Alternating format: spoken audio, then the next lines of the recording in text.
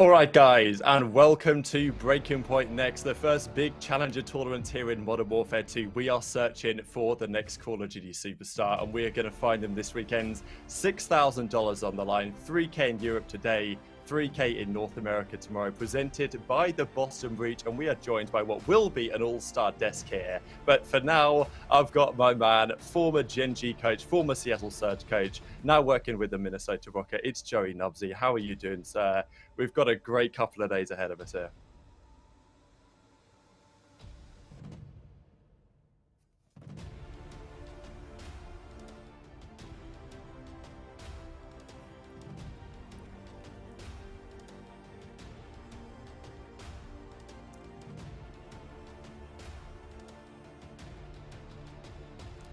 All good. Maybe some brief audio issues. It might be in your Chrome, Nubsy, possibly. But yeah, all good. Nubsy was basically saying, we appreciate all the gentlemen that are here getting the job done and trying to support the challenger scene, and we're going to do exactly that this weekend. Maybe there'll be a few technical hitches, you know, that's how it goes. But we've got a great time ahead of us here. We've got a hype video we're going to dive into, but also just Modern Warfare 2, baby. We've got 2 years of this, so it better be good. And we're going to see who the best challenger players are all around the world. So if we have the hype video potentially prepared, we can give that a go. Otherwise, I can keep rambling on. While Joey gets that mic sorted out. Hype video coming your way. Continues to be used. Just a couple of points in on their side. Grenade, they can't get through. Brad shuts them down on the censor. And the new world champions of challengers.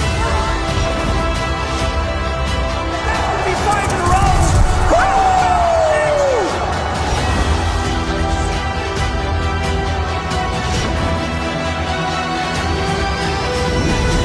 This is Breaking Point Next, presented by the Boston Breach.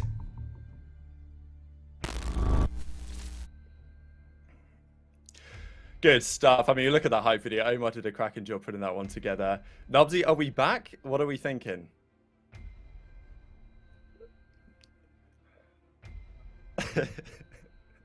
I can hear him, so we'll see if the stream can hear him.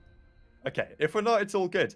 What we're going to do is we're going to throw it to the bracket. We're going to have a look at the 4 teams here that we've got for the European region. So it's an invitational tournament. The best players from last season's Challengers sides that we voted for on the Breaking Point side, we gave them all the invites. So we get to see who the next graduates are. We have had a lot of big wins here over the last couple of years of the Breaking Point side. A lot of the top challenger players on our rankings have gone straight into the CDL. We've got more to come. We're going to find them out today and tomorrow. Firstly, the Boba Wobs back again. Team Maple are playing them up against as well. So that's the winners round 1 game. Denza versus AIM Esports as well. They're coming second up. So yeah, what a bracket we've got in store. Denza actually has now become Elevate just as of today. We've got most of the brackets updated here, but yeah, Team Denza is now officially Elevate. So great to see all the challenger support coming through. This is the bracket. By the end of tonight, after 6 games, we will have a grand finals victor. I believe we're going to throw straight over to the casters here because, well, the Nubsy situation is a little bit unsure. So yeah, we're going to throw it straight over to Infinity and Narski, who are going to take away all the action today. Gentlemen, take it away. And we're back. Some challengers action. Narski, mate, I'm so glad to be here with you. It's good to finally see your face. I don't think I've actually seen your face at all yet, so it's great, mate. Yeah, it's gonna be yeah. Oh, it's true. Yeah, I forgot about that. You're on like 300 ping to me right now on our Discord server. But anyway, mate, it's going to be a fun time. We've got a ton of challenges talent to talk about moving forward. We're just going to kind of take the reins here while Nubsy sorts himself out. Let's talk about kind of what's coming up then. We've got our first match of the day coming very, very soon. It's going to be a Wobobobs going head-to-head with Team Siggy Boom. I believe we've got some versus cards to show you guys as well while we're at that. But just kind of for everybody at home here, let's talk about kind of the rosters, who's on each of these 2 teams, Nasky.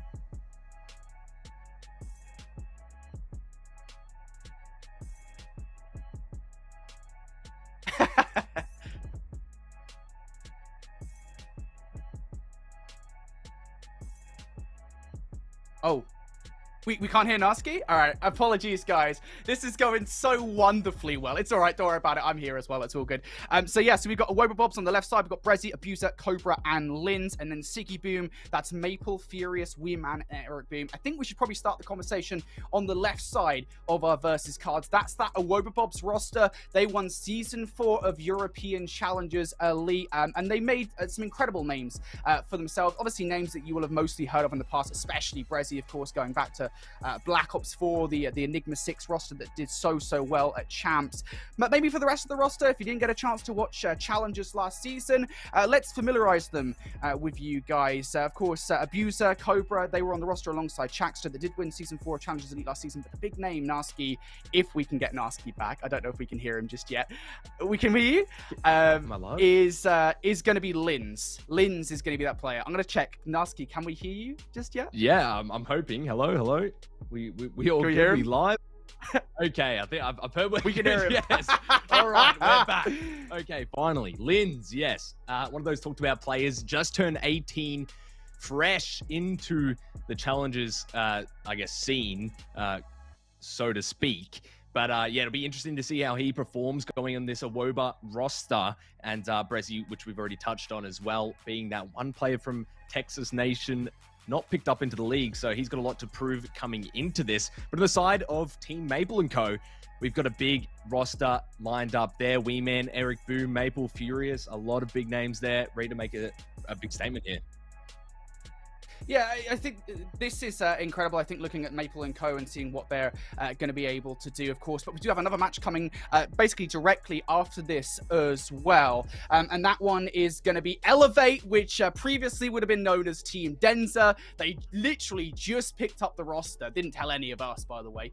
But they just picked up the roster. And it is a great one at that. They're going to be going head-to-head with AIM Esports, a roster that looks very familiar to the one that you guys might be familiar with from the Vanguard season. They're back with a very different roster this time around. Nasky, let's talk about these rosters. Yeah, I mean, Lucky coming in as well. I mean, you've got Super, Yako, and Journey sticking together from last season, and a very good kind of upset, I guess, in a sense, right? The Spanish teams coming through and being that one sole Spanish team being able to kind of provide on LAN, something that we didn't really expect coming into it. And Elevate, as you said, just changed their name from Team Denza, so it caught us a bit off guard. But Gizmo, Harry, Vortex, Denza, Vortex, that kind of codfather of EU, so to speak, as kind of what I've been told. And Gizmo as well and Harry, both extremely good players in Denza from Challengers last season as well.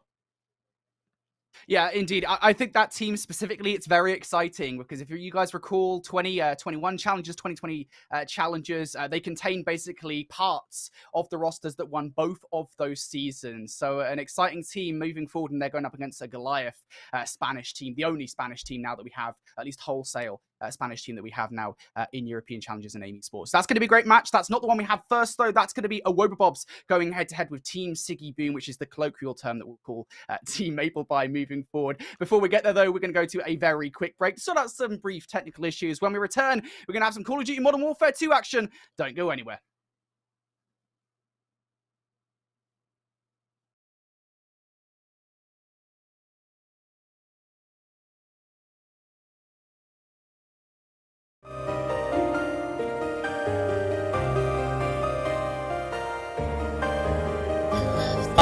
Insight, living inside the hill, and he's 22-9. You need to clean up kills. Vance has got him. That's a 5-3 for him.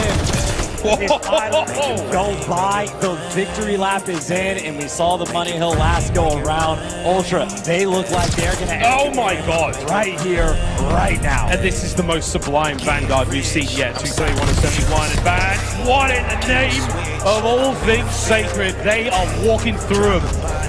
Seattle Surge, I mean, they've got 10 seconds, a chance to... It's all come to a close. The bubble has burst. The fairy tale has ended. Welcome back to reality. What a devastating performance. Toronto Ultra. They are your kickoff classic champions. This is where Atlanta FaZe proved to us why they're one of the greatest teams in the world to bounce back from this situation, try to force that round 11 here on Berlin.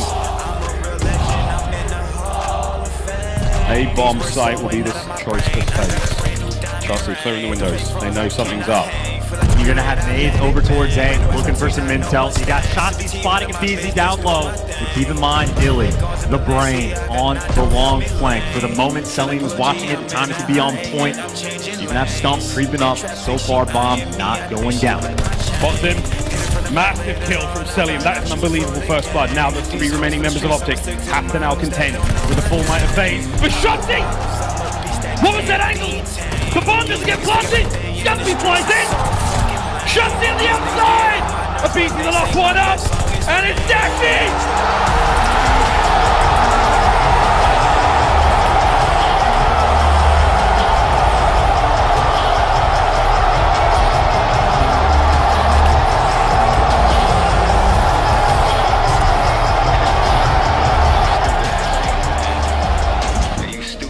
Arstes is already in. He's safe and sound for now. The shattered brass now as the pressure mounting. LAG can taste it. Forward they go. A scene with the first blood once again. Arstes desperately trying now to get involved. Here comes Shu once again with the kills. 2v4. Asim, he's done it. It is now all down to Selim. It's history in the making. One way or another.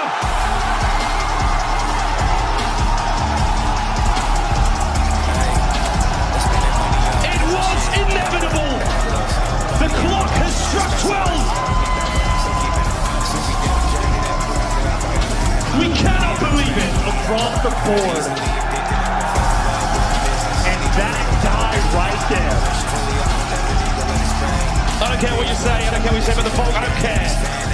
That was absolutely unbelievable from Spark. They hit around the entire map and pinch. This time they are grouped up together trying to make the play.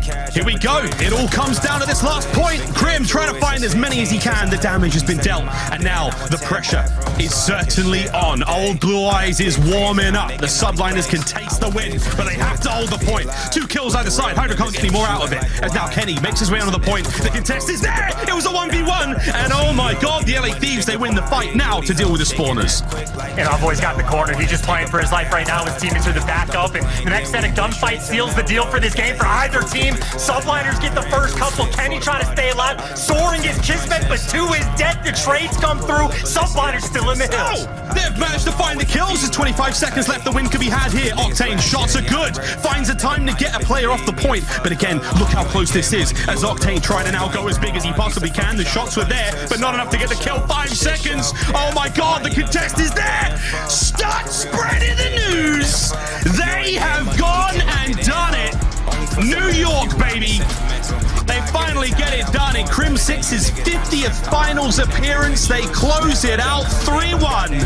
The Pro-Am Classic, man alive. What a sweatfest it was from start to finish.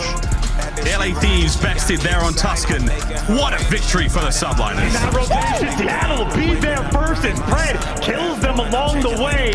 Next rookie in line, well, he's gonna fall. Accuracy for the team.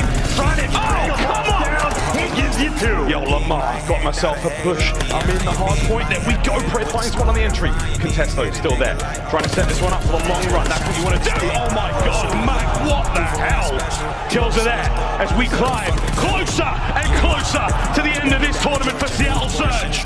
Everyone's so far away. Here's Glide, #1 coming down, and well, the kills come too quick. You're forced back in Seattle. 10 seconds away. They are champions. This is it. Hold it down, FaZe. A big push is all they need. Sim finds one. Forward we go to the point, and Mackenzie melts is there on the back line.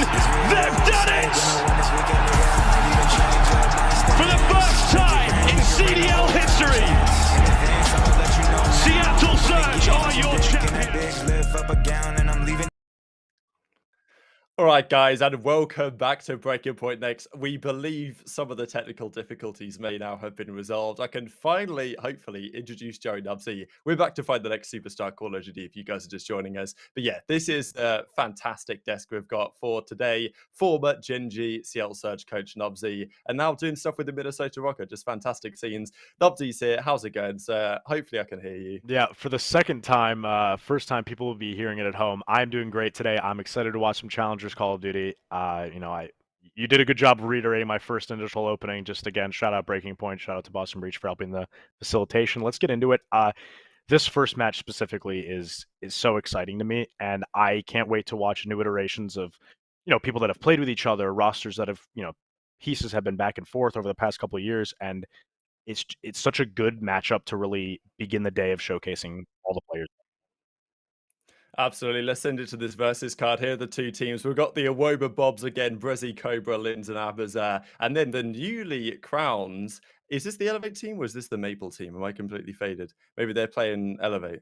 Okay, they are playing Elevate indeed. So yeah, Denza, Vortex, Gizmo, Harry, brand new team that was, well, guys that obviously have been around a long time, but under Elevate again, Nubsy. Cool to see the support from Elevate once again to the challenger scene. Legendary COD org. Yeah, always shout out to Elevate too. That's where I got my start as well. So they've just been grassroots all from the beginning. These teams are so exciting to me, especially Awoba Bob's just, finally getting to reach that full, kind of echelon where they get a full French-speaking roster now. It's probably something they've been waiting for quite some time. Trackster obviously last year did a great job on the team, but these guys get to come in with a rookie now, 18 years old, Lins, someone that I'm quite unfamiliar with, which usually excites me because there's not a lot of those players out there. Could be the next, the next Paco, could be the next, Real getting his chance in the States. It's always exciting to see new players come up, and I think he's already done an amazing job for this team, not even in gameplay, but just the fact that they can speak their native tongue. Yeah, this Lin guy as well, he kind of looks like Hydra in the picture we saw of him. So I don't know. I think there's potential there. We're going to throw it to a coach interview with Wardy. So Wardy, unfortunately, didn't quite make it through to the North America side tomorrow, but a real graduate of the kind of Breaking Point Challengers, top 20 over the last couple of years, dominated the Challenger scene last time. He's going to be a sub for the New York team for this upcoming season. So yeah, enjoy what Darrell, their head coach, has to say about him. For the next season is not surprisingly Elliot Ward, known as Wardy. So some aspects that make Wardy stand out is a combination of his mechanical talent and the quick pace at which he plays. He's an SMG player who doesn't hesitate on making decisions while maintaining that aggression and in-your-face style. You can observe through his fluid playstyle his unwavering confidence of his ability. He's learned through some of the most experienced and successful challenger players over the years, such as Denza, to combine his talent with his decision making. Just fantastic stuff there for the boys putting that together. Good to see Drill's got the optimism about Wardy going forwards. But yeah, I mean, I think we'll take a look at some scouting reports then for this upcoming series. The Awoba Bobs guys, as you say, Nubsy, excited to see these guys in action because finally got an actual French-speaking roster. There's obviously Hydra's the big name that's come out of that region over the last couple of years. Dominated these first couple of seasons from a statistical perspective, hasn't quite had the results yet that he's been looking for, but we're hoping they'll come soon. So this is Denza. What an absolute veteran of the scene. And this is my guy. Denza's someone who's just been around. He's won. And something about Denza that really, really stands out to me is that he knows his place on every team that he's on. He's that vocal leader, the guy that'll do the dirty work, but he really does have some explosive potential.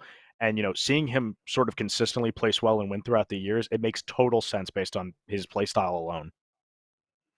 And then we've got one on Siggy Maple on the other side of the equation today. I mean, look, has gone by many names in his career. One of the most exciting players with the sniper as well, I think, really, that we've seen for a long time. When the Maple one arrives, yeah, all good. I think it's coming soon. So, he's going to be on the other side of the equation right here. What a player he's been as well, Nubsy. Yeah, Maple is someone that I've really had my eye on over the past probably, call it 3 years now in Call of Duty. He came out really to success on that Vitality team. That was when I kind of realized that he was someone maybe more special than some of the other amateur players that had came out of Europe during that same time period. He played with Denza at the time as well, funny enough, splitting off this year. But he is a player that is very flexible.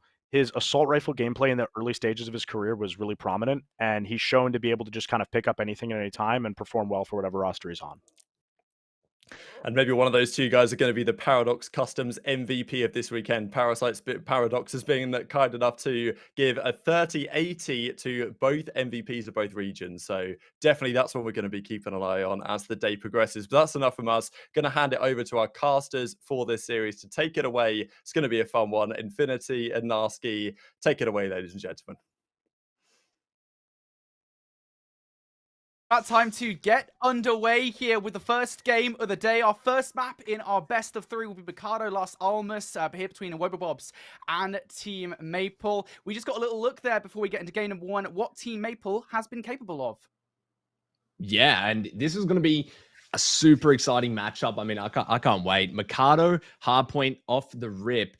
And that's an interesting one to start it off because it seems like the general consensus for Mercado is that the spawns are a little bit iffy going into it. So I'll be excited to see how they deal with it. But early on, it's early in the season, right? So anything can really happen. These teams are just going off their pure skill in the start of this season. So we'll see how this goes. Embassy followed in the search, but we'll get onto that later. Coming into map number 1, Maple and Co versus Wobobobs, and this is going to be an exciting matchup for sure.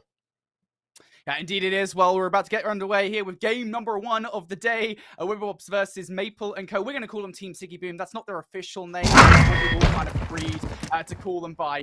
For the first game of the day, it is Mercado Las Almas. I'm just going to wait for on our end to get the full feed on our little parsecs up before we start casting this one. But I'm so excited here. It's our first map of Modern Warfare 2, Nasky. Oh, man, I cannot wait. I've been waiting for this off-season to get finished with because this is just going to be an exciting season. We're stuck with it for 2 years, so hopefully this game is a joy to cast. I did a quick cast earlier on, and it seems like it's going to be a joy, but this is the first respawn I'll be doing in your first cast so far in MW2, but coming through, it is going to be Team Siggy Boom starting off hot, 26 points already on P1, and Wobobobs are going to find themselves into that P1 hardpoint. Abuzan now trying to push through the back. Furious Claws now in the middle. Finds Lins. We're going to try and gain some of that pressure here, but it looks like it's going back and forth with the trades, and they are going to be able to get a lot of pressure here towards P2. Weeman finding himself in the top of P2. Not able to find too much value, but a lot of trades going back and forth with P2. Interesting start, I think, overall to this game here. Maple and Co. currently in a bit of a solid lead, you would say. But now looking at this rotation, and this is where we're going to start to see the young gun start to keep things up here. Currently on a 3-speed alongside Brezzy. He also has 3 in a row of his own. And look at the players now zoning down the middle of the map here, right from the rip. Cobra on that dastardly heady, trying to take these players down before they even get past square one, and it's done wonders. This is Wobobobs roster here on P number 2. Wobobobs have got, like, what, the first 40 seconds basically uncontested. Yeah, there's a lot of time to be grabbed here. I mean, P2 coming off of P1, it's one of those hills that's really difficult to try and stay alive in. But if you've got that map control, that map presence around that P2 hardpoint, you're able to grab a lot of time. And we've seen that here with the Wobobobs grabbing the lead for this kind of start of this match. And Siggy Boom is going to be trying to make their way towards this P3, and they will be able to gain that pressure. So Sig's now lining this up and trying to find maybe some of these picks outside the hard point. Just cut off these numbers. Furious doing a great job of cutting these numbers, as well as Sigs. Just able to play off each other perfectly. But Abuzar now trying to get the entry. 2 headshots fall, and that's going to be a nice 2-piece for Abuzar. Trades maybe coming through here, but Eric Boom finds himself another 2. And they're going back and forth as Lins finds another 2 for himself as well. I was going to say, despite the heroics there of Abuser with a 2-piece coming through and a 2-piece from Lins as well, it simply isn't enough as Eric Boom remain inside the hard point, and time now really starting to rack up here for Maple & Co. as they're now 40 points or so to the good over this Wobobobs roster. But as we turn our attention towards the next hill in the rotation, you can see Wobobobs, they're readying themselves for it. They've got themselves in the rotation. Brezzy, though, actually going to lose a crucial first engagement. Furious following up another one as well. And despite the fact that the Wobobobs will spawn in pretty close towards the new hard point, Maple & Co., they were already snapping at the heels.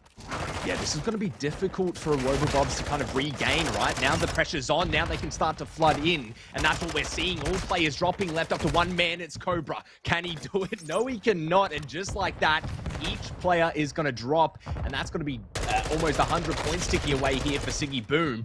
And Sigs is going to line up one of these kills. Cut off those numbers in the back spawn. They're still spawning back there, but this hill is something that we're going to see over the season become more and more difficult to kind of secure. It's close range. There's not a lot of room to work with. Your subs have to be on point here, but Abuzar is going to try and get aggressive and find some value. Nothing to be found. Furious Claws is going to take care of that, and Maple & Co. just really solidifying their defense here on these points, making it very, very difficult for Wobobobs to find themselves in, right. And it is paying dividends. Yeah, absolutely. And something I want to point out right now as well, look at Eric Boom on our scoreboard. He's currently on 7 in a row, and this is a concern that Awobabobs will have to deal with moving forward in this matchup. Eric Boom is a highly explosive SMG player. He's showing that right now. The streak's now raining down from the heavens. Not exactly the best usage of it that you'd want to see coming out from Eric Boom, as Awobabobs do have control of the patio hardpoint. But nonetheless, that pressure is exciting, I think, for Maple & Co.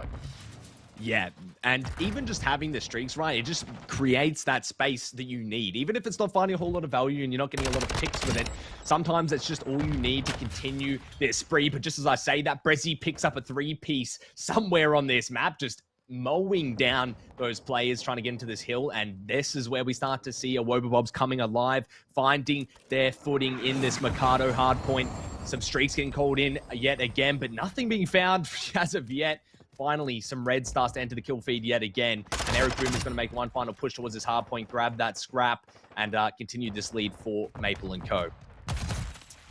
Yeah, going to need to find a way back into this game. Are Awobabobs, maybe this hill here, container top, will be the one where Awobabobs can find their way back through. And the first couple of gunfights are going their way, and that's a very early break coming out from Awobabobs. But now the question for me is, can they actually hold it? Maple & Co. have done a stunning job so far at breaking these early setups coming out from Awobabobs. Now, can they hold it moving forward? Brezzy Abuser here, excuse me, going to combine for 2. Lynn's also the young gun on the roster, having a good game so far at 12 and 11, also contributing to the team. And, well, at the moment here, a moment of calm, you might say, for Awobabobs, as they're doing a great job at holding this hill down.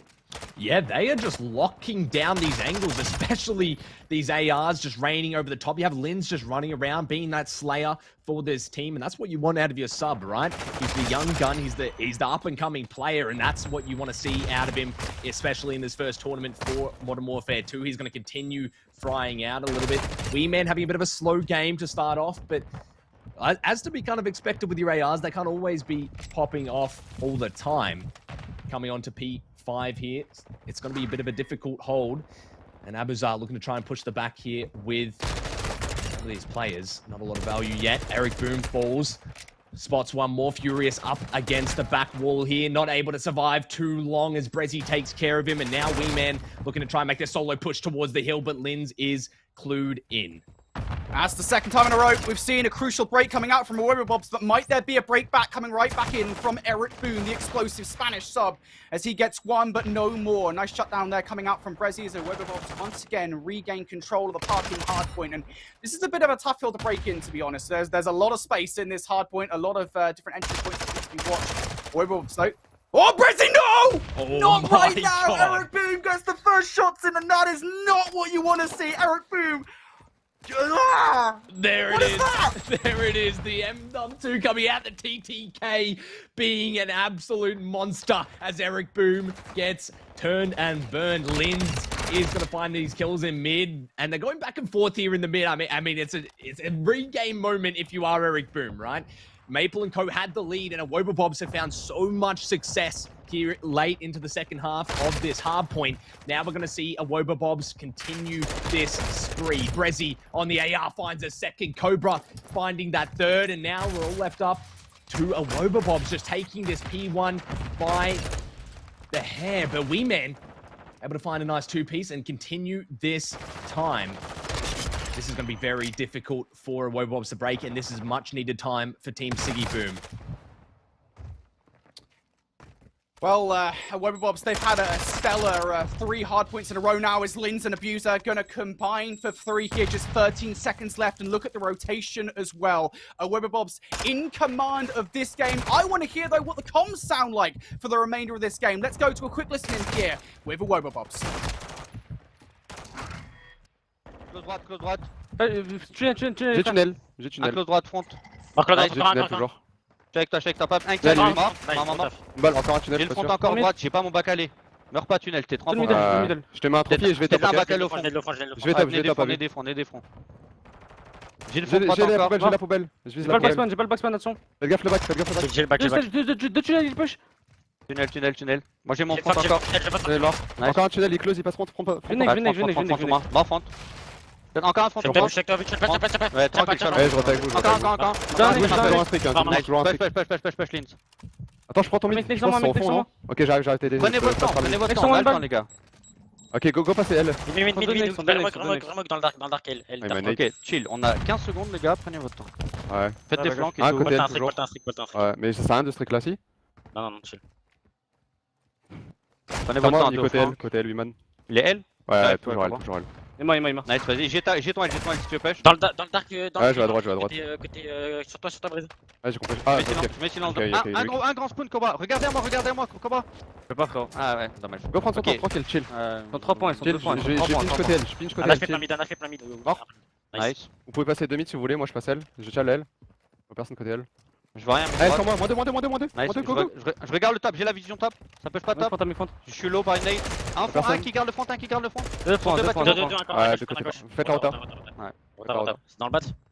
Ouais. C'est top bat, vas-y. T'es Zig, côté Zig, mais faut. Ouais, ils sont nice, go kill, Cobra.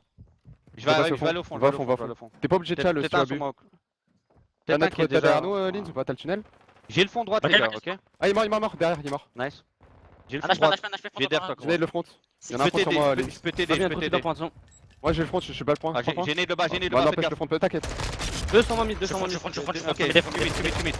2 mid, un mort mid encore. J'ai un HP. J'ai un HP mid. J'ai pas j'ai tout le mid. Ok. Ah, qui prend le mid, qui Lâche à gauche, tranquille. front. Ok. T'as manette Bacalé, il est low. Tu me je tente. Ils sont deux, tranquille, t'as un kill. Sur moi, il est mort.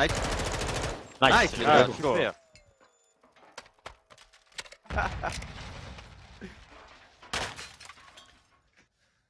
Well, Narski, not even my GCSE French could save any understanding of that listening. But you know what? I'm sure it sounded passionate, and I'd imagine that was well earned, because that was an incredible comeback from the Wibblewobs. They were down by about 70 points or so, I would say, going into, what was it, Canteen or bottom Hardpoint? It's top and bottom. I don't know which way in the rotation it goes, to be honest. It's the same Hardpoint, basically, at different points in the rotation. Nonetheless, though, it sprained a 3-kill chain for Wibblewobs to come back. It was incredible from them.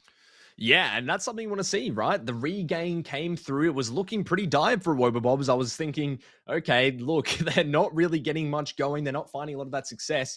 And then those ARs started to pick up. Brezzy starts to find the 2-3 pieces. We go to that back hill in the parking lot where he's just finding so much success. And Wibblewobs just continued to ride that wave, had the momentum, was able to close it out, and a lot of value being found.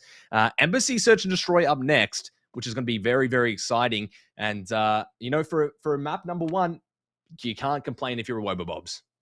Yeah, indeed you can't. I think they'll be extremely happy with that one, especially considering as well, you know, we talk about early on the streaks that were earned there from Eric Boom. You know, he had an incredible start to the game overall. We saw players streaking out from that team Siggy Boom roster. But overall, you know, I think what I kind of expected to see out of a Wibblewobs, which was this explosive play as a roster, when you start to see kind of Abuser and Brezzy and Lins really start to get things going as a trio. That is the scary thing, I think, that a roster like Team Siggy Boom towards the end, I think, kind of just crumpled under the pressure there at the end of that hard point. Nonetheless, though, you said it, we've got Embassy Search and Destroy coming up next. And this is a very exciting prospect for me because, you know, we go back to Search and Destroy for a Wibblewobs during the Call of Duty Vanguard season. And it was, I'd say they were pretty good at Search and Destroy. They were a wonderful team to watch. Yeah, and it's one of those game modes, especially in MW2, where the time to kill is so quick and you don't have that dead silence. It kind of plays a little bit more like a tactical shooter in a sense, right? As soon as you peek, you're just dead. And these ARs can lock down these line of sights, especially when you go to tennis court where that bomb site is, and you can look at those long line of sights. You see a lot of these ARs shine, and it'll be very, very interesting to see how these ARs are going to play on Embassy. But that being said, there's still a lot of room for the subs to work with in those close range engagements through the buildings and able to make those routes. So, I mean, anything can really happen here. I'm just excited to watch it. I'm excited to cast it. I'm excited to see how they're going to play and if we can go to a map 3 with Siggy Boom taking us to map 3. Yeah, of course. And something we should talk about, by the way, in regards to Search and Destroy is something you might be expecting to see tomorrow in the North American segment of the Breaking Point Next tournament will be sniper rifles. In North America, they have currently been I don't even know if we're allowed to talk about GAs right now. I think we're allowed to talk about it. I think we're good to go. If we're not, I'm going to get a slap somewhere.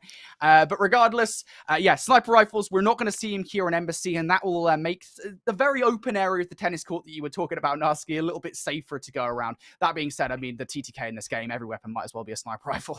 Yeah, I mean, sometimes you just get one bulleted by these guns, it feels like, especially that TAC 56, if anyone's running that, which it might be favored here because of that long range engagements, obviously. But really how these teams play and their strategies are all pretty fresh, right? Like no one knows how to kind of counter strat. No one knows how each team's going to play and how they're going to play around each other. So coming into it, I mean, I don't really know where I see the favor really on either of these teams. It just kind of seems like the gunfights are going to matter. These kind of engagements are going to be what is really going to make the difference. And when we see Eric Boom having that poor engagement in the parking lot with Brezzy, you know, I don't know how Maple & Co are going to deal with that, but both extremely high caliber teams, obviously. So the regain needs to be had here.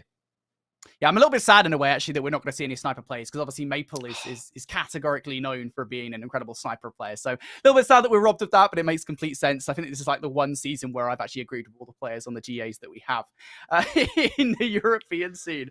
But yeah, nonetheless, I'm really excited to get into this one. Let's talk a little bit more about Team Maple then, this roster, of course. It's basically like a brand new team for the Call of Duty Modern Warfare 2 season, or season 1 of the many seasons that we have in Modern Warfare 2. Allegedly upcoming.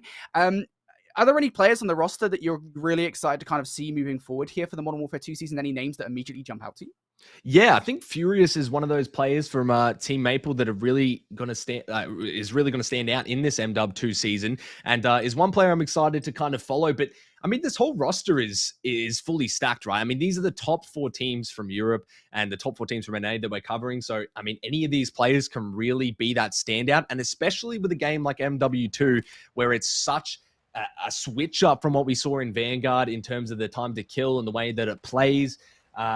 It really can just depend player to player, and it's a little too early to tell, but I am excited to see how Furious is going to play during this season, especially on this Team Maple roster. Yeah. But yeah, either way, I think I'm just excited to see how these players develop as the season progresses.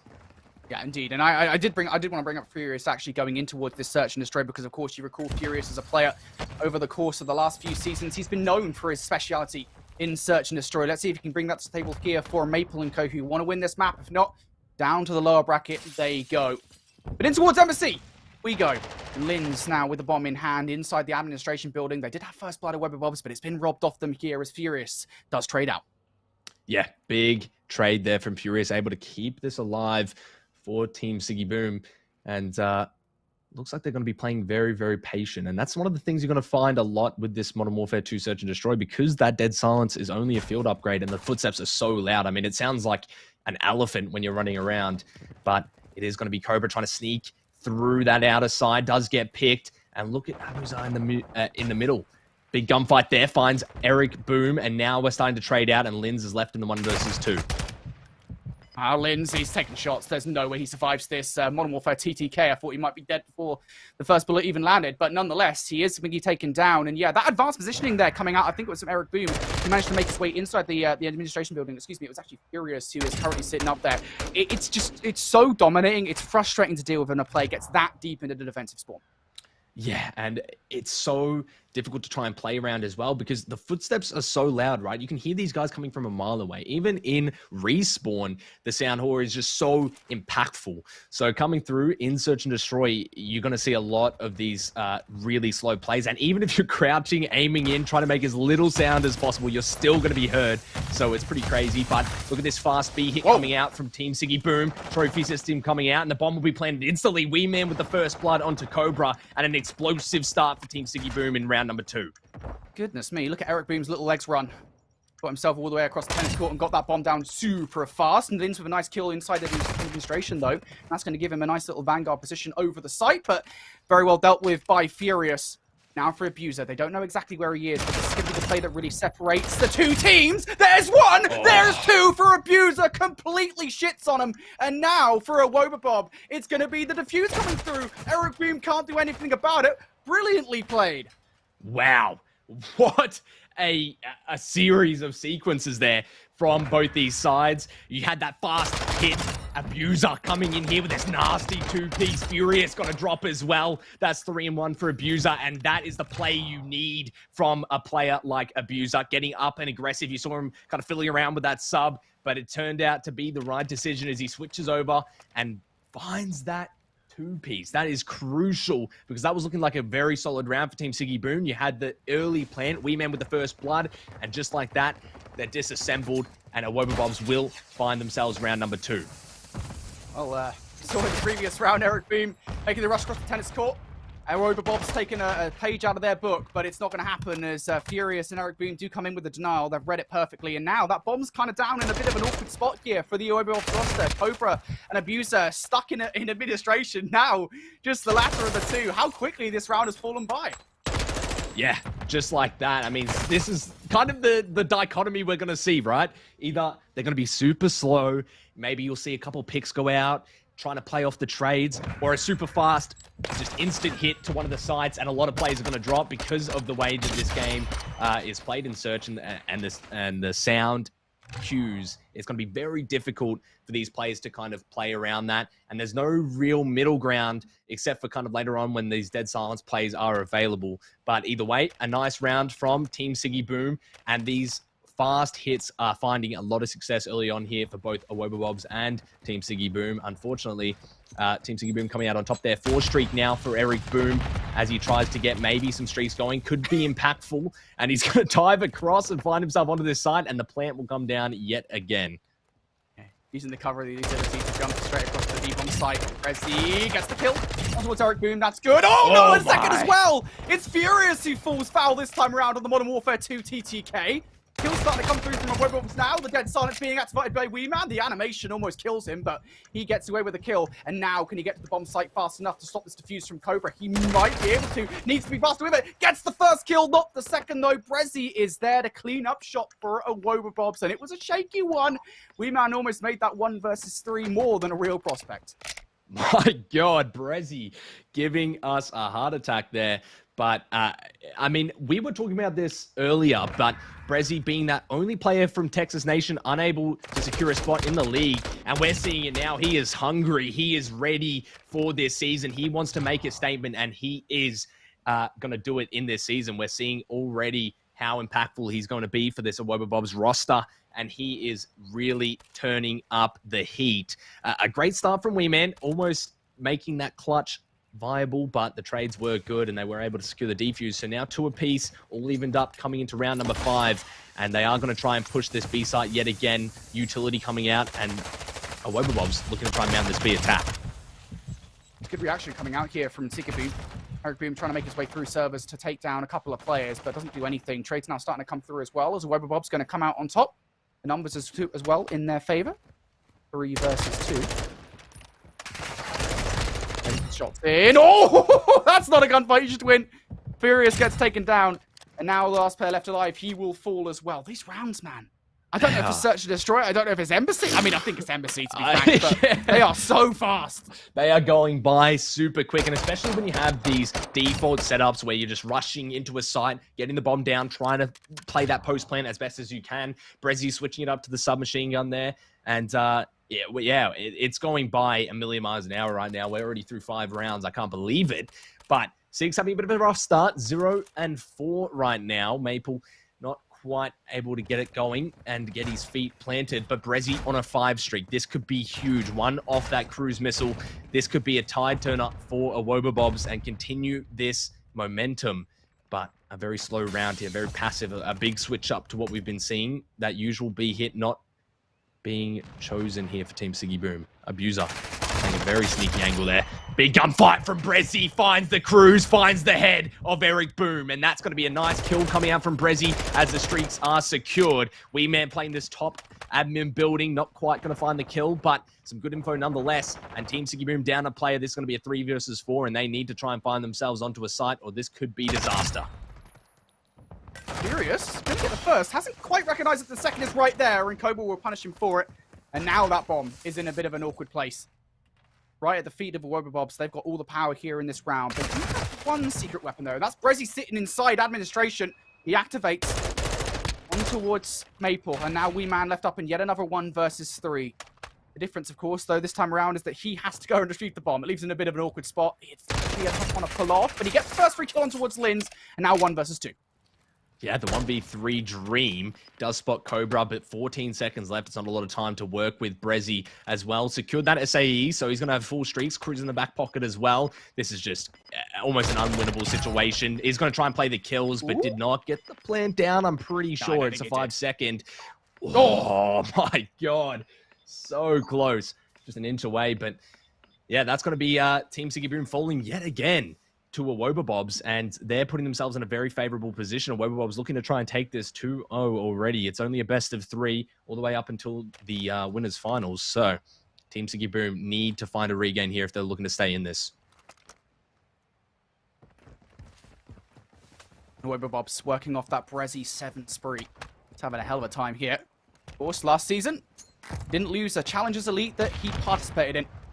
There's a reason that he ended up on the top 20 breaking point list for Challengers players from the 2022 season. Now moving into 2023. Having a great start here on Embassy. This one much slower this time around. In comes that streak from Brezzy. It will take down 1, and I'm surprised it even got that. That thing takes forever and a day to bring in. Yeah, but the range on that cruise is massive. But look at Eric Boom getting aggressive, finds the 2. Linz and Cobra both going to fall, and now it's up to Brezzy and Abuser in the 2 versus 2. What was it? 2 versus 4. Eric Boom making those plays. Furious now in the back looking to try and get aggressive. The bomb down in the middle of the map, so it's going to be difficult. A big gunfight here. Nothing going to fall. Furious gets out with his life, and this is where the heat turns up. This is a huge round for Team Siggy Boom. You can't allow Awobabobs to get to that match point. Eric Boom knows the bomb's down. Abuser to his line of sights, and Eric Boom finds the 3rd for this round.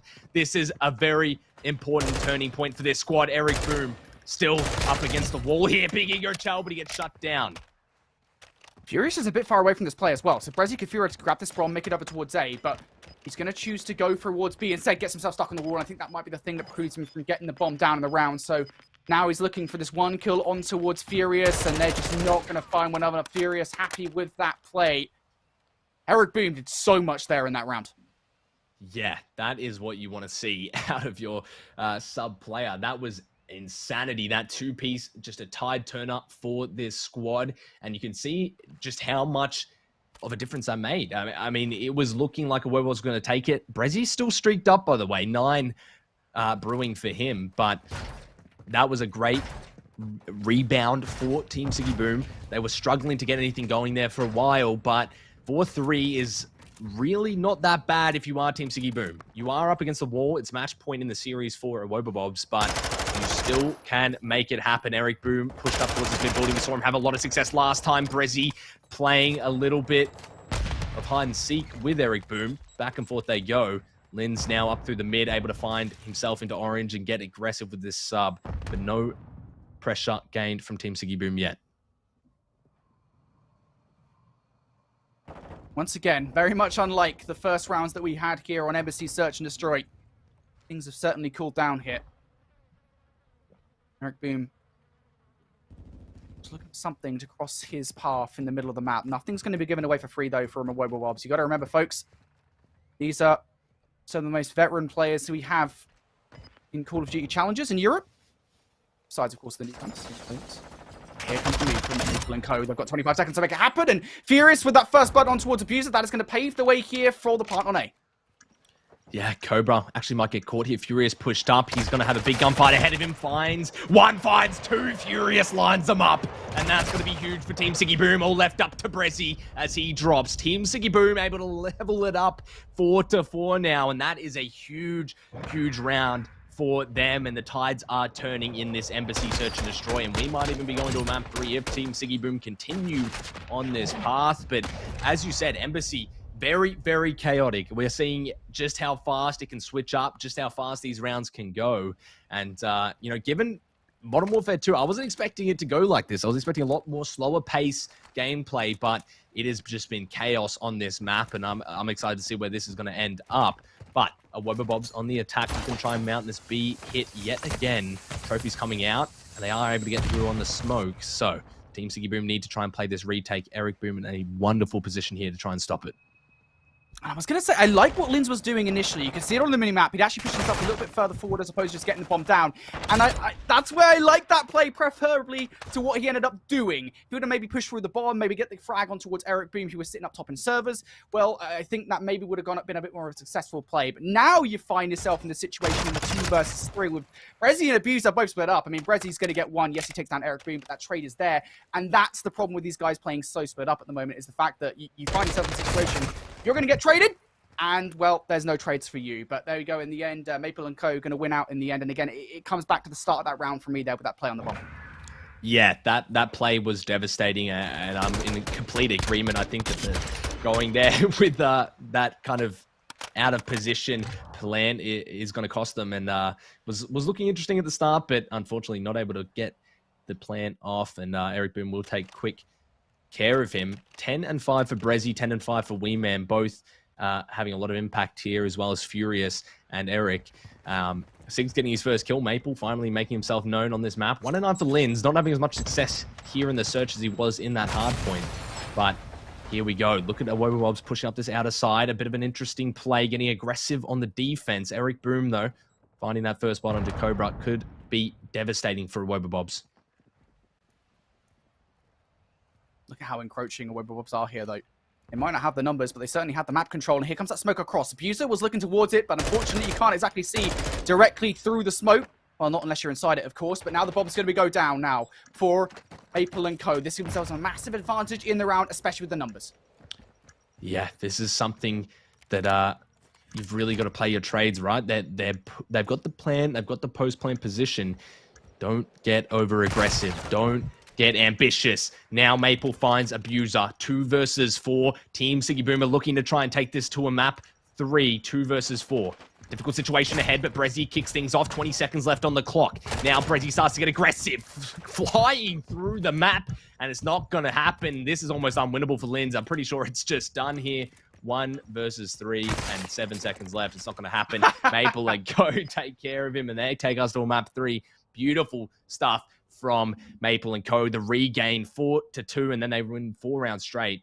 Crazy, crazy stuff. He gets sliced up towards the end there, does Linz, who hasn't had the best search and destroy. That'll be a talking point, I think, moving forward throughout the day for Awobabobs. I think for Awobabobs moving forward this season, of course, is the performance of Linz. He played very well in map 1, but search and destroy wasn't quite so preferable for the newbie on the block. But nonetheless, let's talk about that map then. 4-2 up, we're Awobabobs, but 4 rounds on the bounce. I know the propper's out there watching somewhere, and he'll enjoy me saying that wonderful phrase. 4 rounds on the bounce coming out from Siggy Boom as they take it. Yeah, and we're going to move on to Albagra Fortress. Embassy was pretty interesting to watch. I mean, it was kind of intense, but we're going to kick it to a break, and we'll be back very shortly. Albagra Fortress Hardpoint coming up after this. Don't go anywhere, guys. We'll be back shortly. Hey, they're spending money on dumb shit. Bought a bad little snow bunny. I'm about to punish. Expensive ice is holding me back, but I'm still keeping it on. Making the play does it again. Does it again. 3-piece from 10. The timing good here. Finds one. Another player on top. Gets it done with the right hand. That's going to be huge. Now it's 30 seconds remaining in the round. That's a big win. Wondering how much do I make? That was multiple points that after getting it played, they have outslayed their opponents by 19 kills. That is far from the case here, and look at the score because of it. If there has been a hill though where Optic have come back earlier on this weekend, it is right here on baseball. A full 40 seconds here would be a major difference maker. It really would, and you know, Matt and I were talking about the fact that Optic gaming maybe haven't been tested to this point, buddy. What did I say earlier? When Optic rotate, look at this position! They're few better at doing things like this. Now we got a couple down for Optic right now. We'll see if they can hold this as they did after doing. That's exactly what you need when you have shootouts. Scumpy is 2. Oh my God! Scumpy! And Scump's going to go for this door. They are going to get a respawn in time, but he's going to get another one. Scump is still going. Sweet God, he gets the other one. He gets it! On their feet up to Scump. Oh dear God, the 7th streak out of Scump. Not much to do inside the hill. Cleanex just somehow whittles his way out of an awkward spot, stays alive as well. Teammates winning the gunfights, finds the pick on the 10th. Cleanex doing it all for Toronto. He really has been the man. That's going to be a 7 spree for him right now. And he was the lone man in and around construction while Cammy was hanging outside the hill. If he didn't pick up the first 3-piece, they would have gotten broken. Instead, now they got a 30-point lead. They can't stop cleanix, who's on a 9. Give him the 10. He's going to get it. Stays alive. Then they're not even shooting at him. He's going to be furious as cleanix continues cleaning up all of the New York subliners. Toronto Ultra, they find their form here. Attach will fall. cleanix at 11 streak right now, 22 and 17. Talk about a turnaround of his individual stat line. So it only takes one massive moment, and you can turn anything around here, as cleanix isn't done just yet. Number 12 and 13 could be served on a platter. There's the player to get to the window, and Shotzi just lying in wait. Waiting for the call from his teammates. The moment of pound, trying to bait these guys out with the bait indeed. You got the 2 players on flank coming through. They've got the spawn. Now the pressure's on Cammy. Oh, looking for the second, looking for the third. He takes them down. Oh, Cammy! Nobody does it better. What a full piece that was. Can land, but he did get the position. Mix one, looking for Ricky inside the hard point. Can he get him? Ricky doing a fantastic job staying alive. Finally cleaned up. And your score is with 15 now. 189 to 176 and counting, and Scump is getting cross-map kills with the Scorpion. Yeah, so close to even more scorchings. Defeat drops back, tries to fight for position at the next one. Oh, what the hell? He gets him anyway. Taken out. Nameless that one. He's not done just yet. Trying to earn something warm seat, and he gets it. Oh my, Stumpy! Oh, he streaked out the crowd here. Over. Looney in a 1v5 spot. He's able to pick up 2. Finesse with his life. Oh my god, that's now 3 in a row. Can Looney pull this off? He's able to get back to full health. They line up in front of him. He's able to dip, dodge, finesse. And now it's a 1 versus 1. What is this from Looney? He still gets away. 30 seconds now on the clock. Phantoms versus Looney. Looney waiting. Looney the angle! Looney the 1v5! What is that? I'm getting guap, park the shots, it's a celebration. Oh, that's a toss. So that's a reposition to help out there for a second. Fans come sliding out. Cellian, he is adding on to his numbers. Cammy though's gotten 3. Cammy with all 4. What did he just do? Show me his POV now. I'm in the south. Cammy with the ace. It's a 4-on-4 inside a ring. It just snap, snap. round. Leaves Temp in his lonesome for the 1v4. The big problem, Minnesota Rocket know exactly where he is, but Temp will find the first pick. No bomb planted just yet. Makes things maybe a little interesting. 1 versus 3. Smoke out top window. Another freebie for Temp. If you keep trying to plant, Temp keeps gonna kill you. You've got to make sure that you have that top window covered. You rarely see 1v4s, but Temp could be about to produce something special. As long as he doesn't get baited here, it's going straight through the door. Both players covering. Temp shut down. I can't believe it. 1v4 on the cards. All down to assault. I think Temp may have just got the audio cue. He so definitely needs the double punch Temp for the 1 versus 4. I cannot believe Minnesota Rocker would allow that to happen. The first plant didn't work. The second plant didn't work. Welcome back, everybody, here to the Breaking Point Next tournament. We're 2 maps deep into the series between Awibabobs and Team Siggy Boom, and we thought it might be all over when Awibabobs were 4-2 up and the Embassy's search and destroy, but 4 rounds back-to-back is what Team Siggy Boom were able to produce from somewhere within their bodies to push us to a game number 3. We're going back to Hardpoint, Nasky. Yeah, they had to reach in the depths there, but they were able to find the regain. And Albagra Fortress Hardpoint, and it seems to be that Albagra is kind of that map that everyone's loving at the moment. It seems to be the kind of consensus is that it's the best kind of hardpoint map. So I'll be very excited to watch this and cast it. And I think that these teams will be very, very strong on it. But it is interesting to watch and play because it seems like a lot of the spawns are kind of parallel to each other and you kind of end up running side by side a lot of these times trying to get to these hills. And they can be a little bit chaotic. But I mean, that's the beauty of the spawns in Modern Warfare 2, but it'll be interesting to see how they pull it off and how they play around it and how they're going to pull up on Albagra. Indeed. Well, we've got a minute before game number 3 is underway, so I feel like I should do the job of Breaking Point to show you guys these wonderful hoodies that they provided us with. Do you have a hoodie, Nasky? I can't see. Listen. Okay. Is it hot? They hot said right there? No. Okay. Oh, okay. I was gonna say. I'm in Australia, everyone. Okay, it takes a little while for the hoodies to get over, and we couldn't get it in. Okay, that makes sense.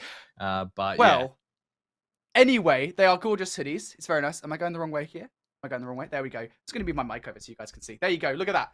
Beautiful, beautiful hoodies. Shout out to Breaking Point. If you guys want one, I think you can get one right now, is what they were saying. So, yeah, they're beautiful. They're great. We're great models, Nasky, mate. We're amazing. Not quite as good. Not quite as good as I imagine Miles and Chance will look in the hoodies, but regardless, they are there. Regardless, anyway, we have Albagra Fortress as our next map in this best of 3. Let's talk about it. We're about to get into it. I think, to be fair, so far the biggest hot talking point for me between these two teams, I think specifically looking at Awobabobs, is Linz as a player. Right, I think that is the overall the big question mark for me.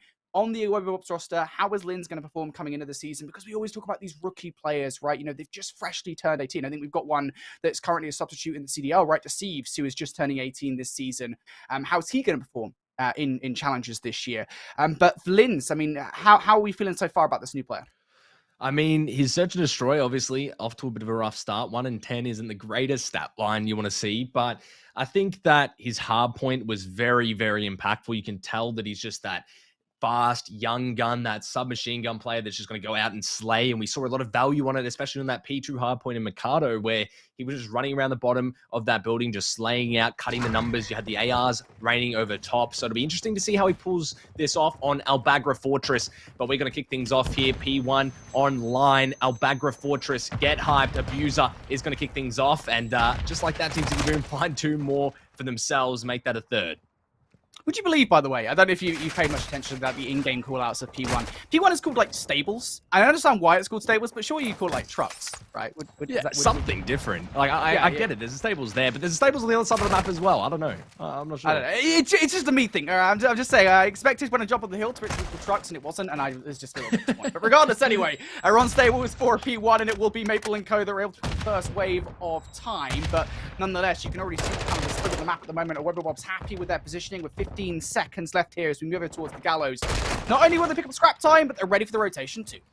My God, Brezzy and Abuser, the 2 ARs, reigning supreme here early on. 3 streak and a 5 streak for Abuser. That's 1 off the cruise missile. Linz now going to find Furious, and this is a very, very good start. Very strong and solidified from Awobabobs. Able to grab a lot of that P1 time, and now onto P2 as they set up. Brezzy does get shut down, unfortunately, but Cobra at the back looking to try and lock down these spawns. Sigs with a big gunfight. Maple trying to get this kill. This could be huge, but unfortunately does not find himself through. Abuser picks up full streaks, and P2 going towards Awobabobs. He spawns! Well, I was just it caught me off guard. I just saw it. I was in shock. All right, well, look, anyway, 35 seconds left on the hard point. Maple & Co., they're able to break on through for the last 20 seconds. It's not exactly terrible for Awobabobs, and I think you could see by their own move towards the middle of the map that they maybe expected such a spawn flip to come on through. And I'd imagine the reason for this is, as we go over towards P3, as we go over towards Courtyard, if you look at how encased this hill is in towards the back of the map, there's 3 very small entry points to get in. This should be a good one to hold here, I think, for Awobabobs. Yeah, this seems to be the money hill for Albagra Fortress. I mean, there's a few money hills here, but I mean, you can just see the kill feed lighting up yellow as it starts to collapse in on this hill. But you can really set up here, and there's not a lot of entrances. As you said, there's 3 very narrow, tight spaces, and those choke points are going to be able to just allow a lot of time to be grabbed. Cobra pulling out the STB as well. Kind of that flex gun that we've been seeing develop in this meta, almost grabbing that kill there onto Wee Man, but not quite. Abuser continuing his spree. 14-2 for Abuser. Just, I mean, I don't even know what I'm watching. Just going crazy. Make that 15-2 as he picks up the 6th streak, and I believe overlaps on the streaks. He's having an absolute mammoth of a game. 7 streak for Abuser, continuing his spree. Unable to be stopped right now. Abuser just absolutely frying. Well, he might well be stopped very soon. You can see that on the map. He went through towards the gallows, and I think it was Maple that was on the heady, ready to deal with him. So he will be shut down. But the damage you have to feel is done. I mean, the dominance that we're seeing from Abuser right out the gate here at 16-3 has been a massive reason why Webberbob's not only able to get the majority of time off the back of gallows, but also the rotation over towards courtyards too. But towards munitions we go now, and we man, the AR player really starting to pick things up here. You know what he's been capable of the past. Could he perhaps be the key to holding on towards this hard point from Maple and Co? We're about to find out. I presume 35 seconds or so left in towards this hard point, and it's going to be a kill feed that mostly lights up red. Maple and Co doing a stellar job holding a kill, which I think, frankly, you and I would agree here, Narski, they do need to hold. Yeah, they need this time, and it is going to be important if they are going to try and make this comeback, which they are doing. Only 20-point differential now coming into it, but Brezzy solo breaks the hill almost just by himself with that M4. And this M4 is kind of one of those highly debated guns at the moment. Should it be G8? Is it good? Is it bad? No one really knows what's going on with it, but I think everyone's kind of picking it over the Scar and thinking it's pretty strong, especially in those close range engagements because of its high rate of fire and damage. And we're seeing Abuser abusing it as he's 18-6, just putting on a clinic right now for Wobberbobs. But the time is not going to either team here, and Maple and Co will find themselves in. Brezzy now looking to try and cut down these players. A beautiful kill on a wee man, but Sigs claps back 2 of his own, and now they're able to find themselves yet again back on this point and start to grab some of that time. Time they need once again. Abuser could use these streaks whenever he wants to. He slowed down a fair bit in the last couple of minutes or so, but the rest of the team have really started to pick up the slack, and you can see that in the kill feed as well, as it will light up yellow momentarily. It will give them an advantage enough to get into the hard point for the last 20 seconds or so, and you could already see that rotation starting to come through from Linz, the new kid on the block who is having an excellent time so far. But I was saying Abuser was slowing down, and once again, he has proven us very, very wrong here. 5 in a row, looking for number 6, and he will get it. Number 7, surely not that far away. There's a couple of players to deal with who've already made their way over towards stables, but I'm sure that Abuser will deal with them in a second.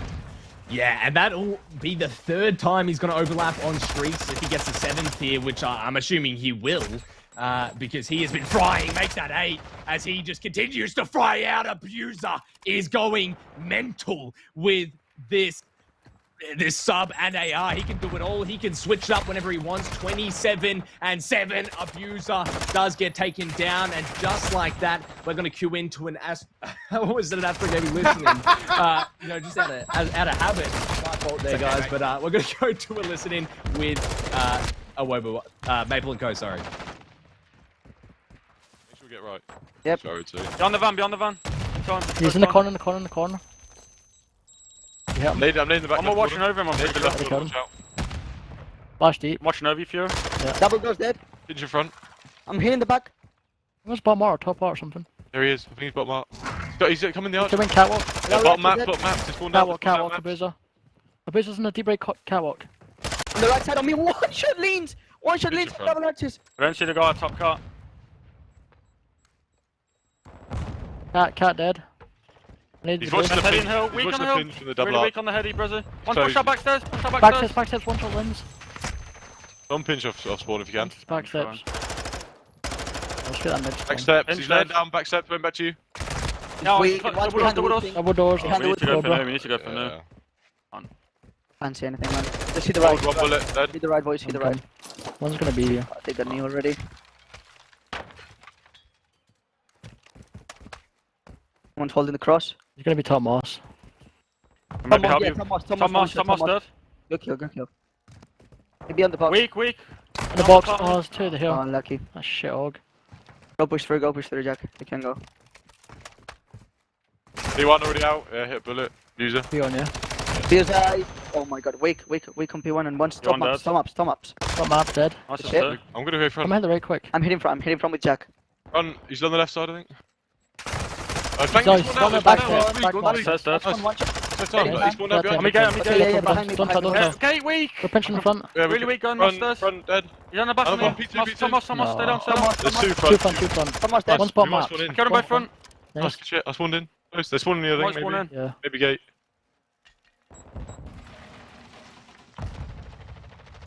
Well, a crucial break there from Maple and Co. It looked like we might see a repeat of what we saw in the first set of rotations. That is not to be, as Maple and Co. now starting to close the gap here between themselves and the Wobberbobs. Yeah, and very calm comms from Maple & Co. Very collected, especially when you have Abuser just putting on a clinic, 34 and 15, continuing to fry out and not slowing down at all, contrary to what we were talking about before. But Cobra is going to be playing this hill, and that's one of the beauties of running this STB, right? It's that flex gun that we're starting to see, and you can play those close-range engagements, but the kill feed is just still raining yellow. No entry here yet. Wee Man trying to get himself into this point, but not quite able to find the kill. And Abuser now looking to continue this spree as he pushes up towards this top building. And no value yet coming from Maple & Co. Weberbob's here with control of munitions. This is not time you want to give away if you're a Maple & Co. We might put the distance between the two here in this game as out of reach, you might say, right? A comeback that might be a little bit step too far. But nonetheless, there are kills starting to come through now by Maple & Co. 20 seconds left here. Still a awful time to get Maple & Co. with the team to acquire it. That is now going down. And Wee Man looking down range for more than one kill. He won't get it. Maple instead will be the player to pick the slack. But again, I think what I will say here from Maple & Co. is they're doing a good job at taking time away from a Weberbobs. The problem, of course, just 25 seconds away from victory are that Weberbobs roster.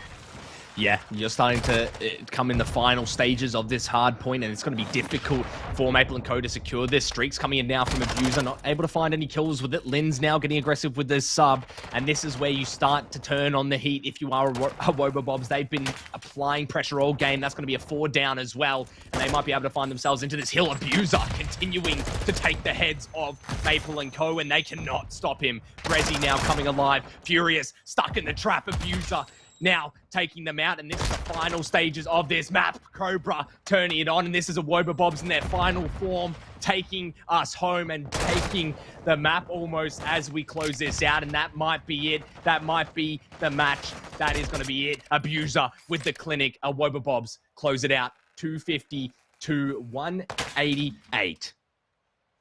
I don't know if you guys could hear it as well. There's fireworks going off in my background at the moment. So if you guys can hear that, well, that's timely, isn't it? As the Weberbobs will end up finishing off the map. Yeah, celebratory. And I think if anybody's going to be celebrating off the back of that map, it will be Abuser. I mean, that you can see it in the best play. I think you could have taken any segment from him. His highest streak, 9 there at the end of the game. 43 and 17. I think I will say as well, usually I wouldn't call it out. But the reason that Furious left the game is because he had an abysmal game there. He did not want those stats in the final scoreboard. So, yeah, he definitely did leave the game for those reasons. Nonetheless, though, I think that the thing we need to focus on here, Abuser perform extremely well. Weberbobs able to take it 2-1. I'll be honest, I think I was a little bit surprised to see that, considering the raw power on the roster. That is Team Siggy Boom, but down the lower bracket they go, and the Weberbobs, they'll be moving through in our bracket. Well, that's all from us here on the casting desk for now. We'll be back later on to cast some more Call of Duty Modern Warfare 2, but I think it's time to send it back over to the desk with Rab, Nubsy, and Parasite, I believe. What is good, everyone? Welcome back. I mean, wow, what a series we just had there. Thanks, Infinity and Nasky talking us through that one. That was crazy, man. Abuser in that final game. What a ridiculous performance. But we've got to welcome a new member to the desk, ladies and gentlemen. 2013 world champion, staple of the Call of Duty scene. It's Chris Parasite Duarte. He's back in the building. How's it going? This is going to be the desk for the start, but it's all the better that we do it this way. How's it going? Initial thoughts on that series? I mean, yeah, down to the losers bracket they go. Well, it doesn't look like Wee Man and Siggy and Co. are a Hardpoint team because they got ran through in the 2 HPs. Abuser just put on a show in the last Hardpoint. He was running around with the Vaznev, and he was absolutely decimating the other team. Honestly, I'm just quite impressed because obviously coming from NA and being a primarily NA-based player when I've competed, I don't really know some of these new guys, some of these French guys. So seeing him put on a performance versus people like Maple and Eric Boom and so some of these players that I'm more familiar with, it was kind of impressive just to see the types of players that are out there that we have still yet to discover, I guess. Yeah, my guy Eric Boom had 3 minutes in Hill Map 1 for the loss. I mean, that was a tough show, Nubsy. I mean, yeah, who is your standout Paradox Customs MVP of that series in your mind? You know what? I think it's really a toss-up. Abuser came out and had an amazing map 3, and he showed consistency throughout that entire series. If he didn't just have 40-plus kills in that map 3, it was easily going to be a slam dunk Brezzy for me. He performed very well in the Hardpoint. S&D, he really turned up after an 0-3 start. I will give the edge a bit to Abuser there, just because I think that that last map, as much as people will look at it as an explosive, just an explosive performance from him, I want to point out Abuza does that. He's that kind of player, and he has that kind of potential, and he does it relatively consistently. So I'm going to give the edge to him there. What an amazing series out of Awobabobs, and just excited to watch those guys play more. They were my most hyped team going into this, and for good reason. Yeah, so they move on in the tournament. That's going to be coming up relatively soon, but we're going to kick it to a break now. When we come back, it's going to be Elevate up against AIM Esports. Do not go anywhere.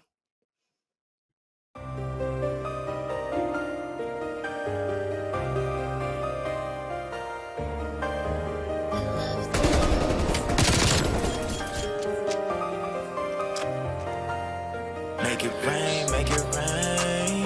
Hey, make it rain, make it rain. Oh my god! Yo! Oh my god! Donnie fucking Tim! That's Big Mark in the cut! Yo! Yo! Whoa! Wait a minute. Wait a minute. Mo for the 1, 2. Mo for the 1.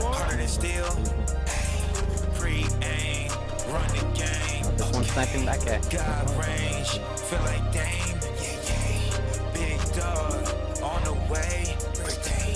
Don Dada, all my talent insane. Shooting fantastic. Sniper, back guy. Oh, you're fast. Let's fucking go, Dennis. Man, I'm feeling fantastic. I'm winning dice games. I'm a real legend. I'm in the Hall of Fame. These words flowing.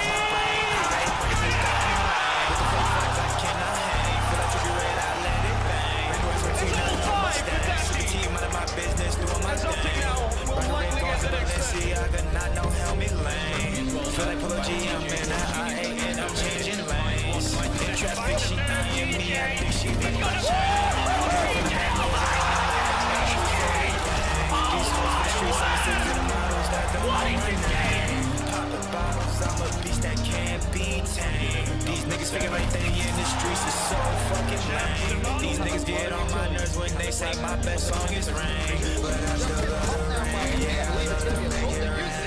Kleenex doesn't even care. You can see him through walls, but you can't stop the fry man cleaning them up. And he's got the grab. Someone's in the back, but he can feel it. Able to get the clean up kill. Singularity. Now inside the hard point because Kleenex is killing everything inside. Now it's a 1 versus 4. Having catch the close up. AP on my wrist, bro. The game here on the main stage. Havoc gets 1. And right behind him. Havoc gets 2.